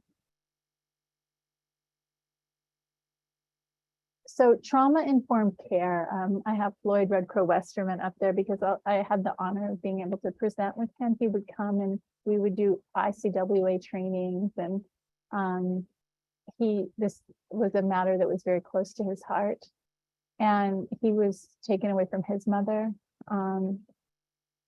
So trauma-informed care, they talk about safety and stability, that you have to establish that, but how do you establish that when we live in a world where colonization is still happening, and it's antithetical to our worldview that Indinaway Indina, that all my relations. 2, processing the story, making it manageable and normalizing the experience. And then 3, reconnecting and reintegrating. So I'll talk about these. Okay, so the next slide. I'll talk about these as I go. So the gold rush, Native children were sold as slaves to settlers. I got my slide back because I can't. I think it was $60 per boy, $200 per girl. And in 1853, the state legislature passed the Act for the Government and Protection of Indians, and in legalizing the peonage system of the Mexican period, as well as establishing a system of indentureship of American Indian children to any white citizen, it legalized slavery in what was a slave-free state. In 1851, the governor of California, Peter Burnett, declared a war of extermination on Indians, and they paid 25 cents a scalp and $5 per decapitated head for dead Indians. And the Association on Indian Affairs, 1970, between 25 to 35% of all Indian children have been separated from their families. and forcibly adopted into white homes. A third of the California Indians died as a result of the mission projects. And in the 50s, again, relocation brought a lot of American Indians into LA, San Francisco, different places in California. So you've got a huge population of American Indian, urban Indians that aren't local California tribes, but California has one of the largest populations of American Indians of any state in the country. So when you think about safety, how do you establish safety? Over 90% of Indigenous people on this continent died as a result of first contact. Of the people that remained, their relationship to the lands and animals was destroyed, restricted, cut off. And then the children were taken, abused in boarding schools, forced into adoption. Spirituality and ceremony, how you go about healing, was outlawed until 1978. The slogan, "Kill the Indian, save the man," and living in a world not of our making and being something that we're not. Louise Erdrich, she's Turtle Mountain Chippewa storyteller. We still have sorrows that are passed to us from early generations, those to handle besides our own, and cruelties lodged where we cannot forget. We have the need to forget. I don't know if we stop the fever of forgetting yet. We are always walking on oblivion's edge. And so it's no wonder that the statistics that we see, here's some with mental health, 21% have a diagnostic mental illness in the past year. That's 830,000 people, enough to fill every major league baseball stadium on the East Coast twice. Suicide rates are also high. In a survey of 124 boarding school youth, they found that loss of cultural support was associated with depression, suicidal ideation, and suicide attempts. I also want to bring up, the sex trafficking, missing and murdered Indigenous women, Indian women and girls. According to the FBI, next slide, 40% of victims of sex trafficking are Indigenous, yet Indigenous women represent a much smaller percentage of the general population. That's just a staggering number. And so this is Manuel in Her Heart is about MMIW. We performed a play in Sacramento last May by invitation of the legislature, James Ramos. I'm kind of going quick through these because I know we're short on time. So next slide, stigma. Part of trauma-informed care, you have to be able to tell the story. You have to be able to make it manageable.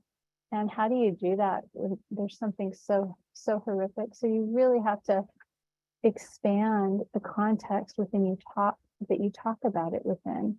You have to talk about it within the context of history and to be able to understand that. So that's how I could understand. So I can't remember what the statistic is, something like 90% of American Indians are impacted by alcoholism, either directly or indirectly in the family. So, my dad, when I grew up, he drank, and I had to go to therapy as part of graduate school. And so the Western non-native psychologist, is bringing up things like this is because of your father, you're angry at your father. And that wasn't really that helpful for me. What was helpful is understanding the context of history and realizing how incredible my dad is for what he's gone through and what he had endured, the strength that he brought and the laughter that he could bring forward. And to understand that in the context of history, that was a lot bigger of a strength for me than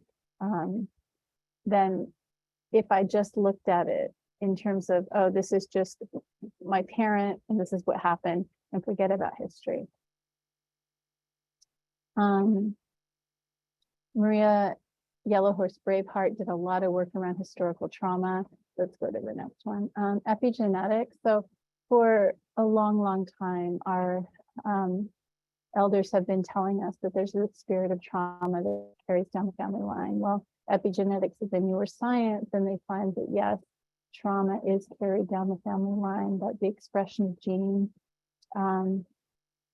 impacts our nervous systems, our neuroendocrine systems, and that things that happened to our long ago ancestors, even if we don't know about it, impact us today.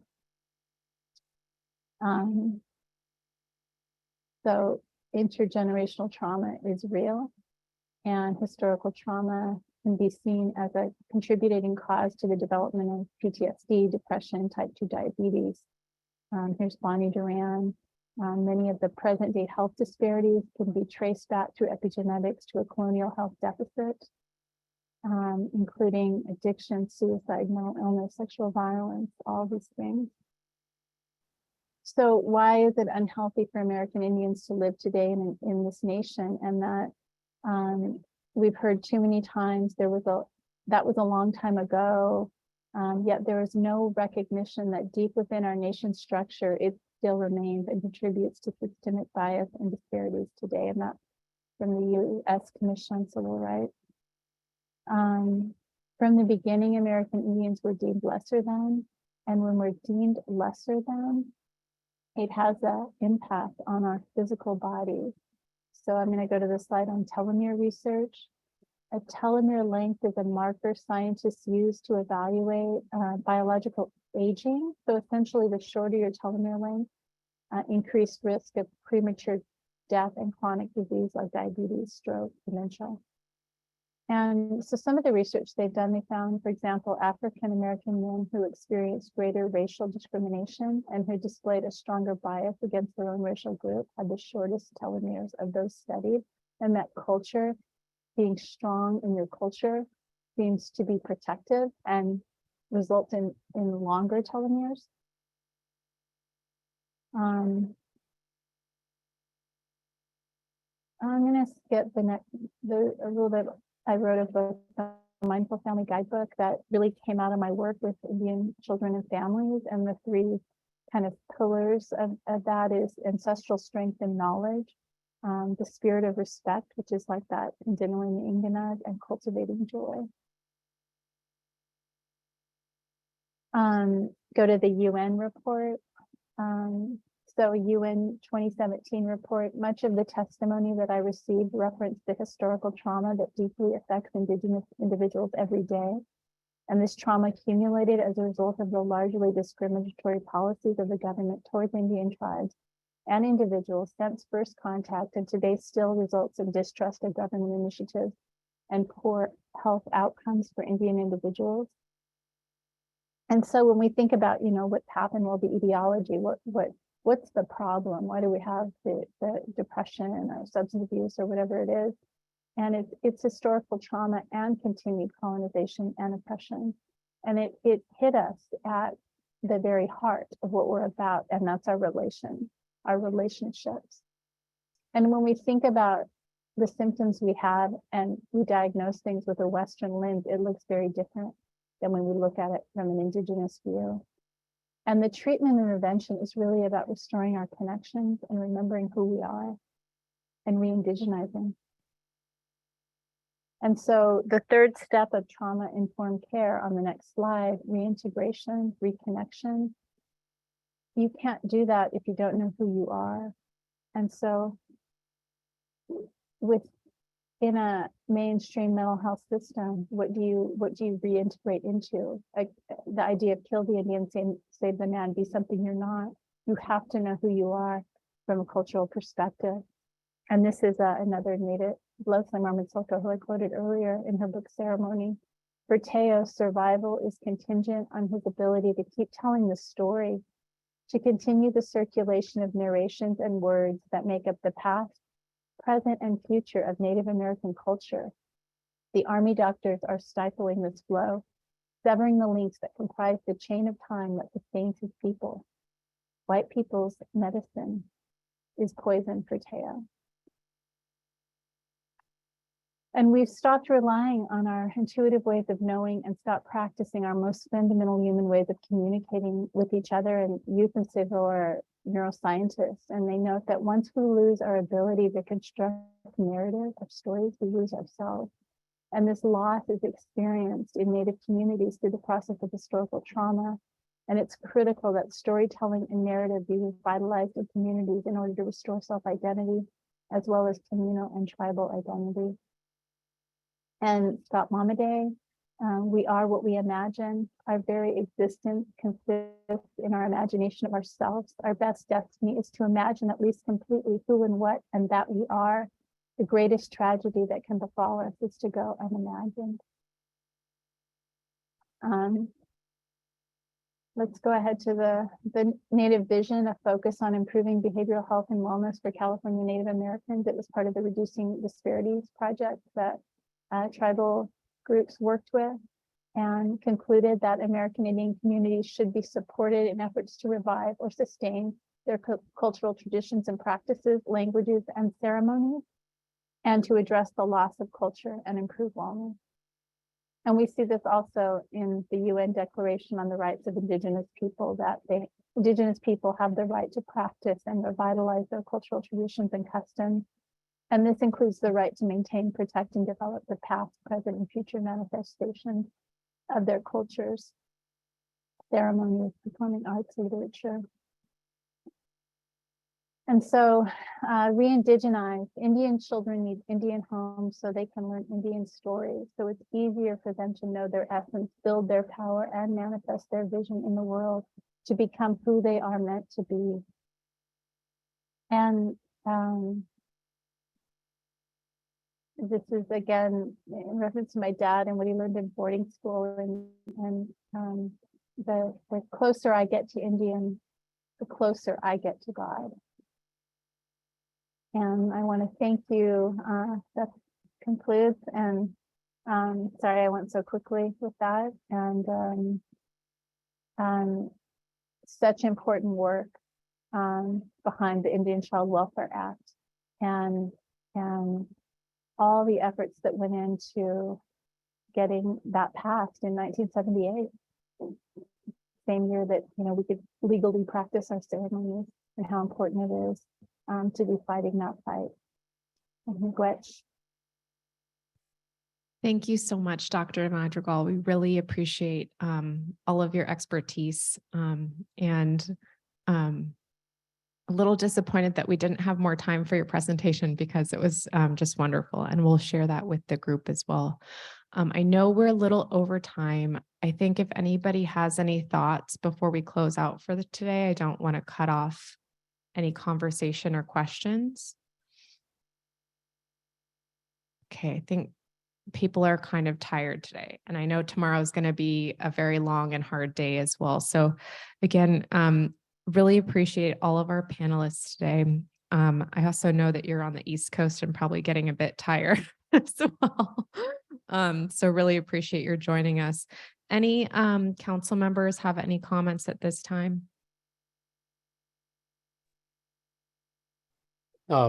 Christina. Just want to say that I want to thank Miranda for that presentation. I do wish we could have seen it at a slower pace with more explanation, but even what we did see and what she was able to present was extremely thought-provoking, and it brings some of the stuff we've already talked about. It brings a lot of those dots and ties them together, and it gives us a really strong grounding in not only historical context, but cultural context, which is important, I think, for the healing part of what we're tasked with as council members here. So I want to thank her for that presentation.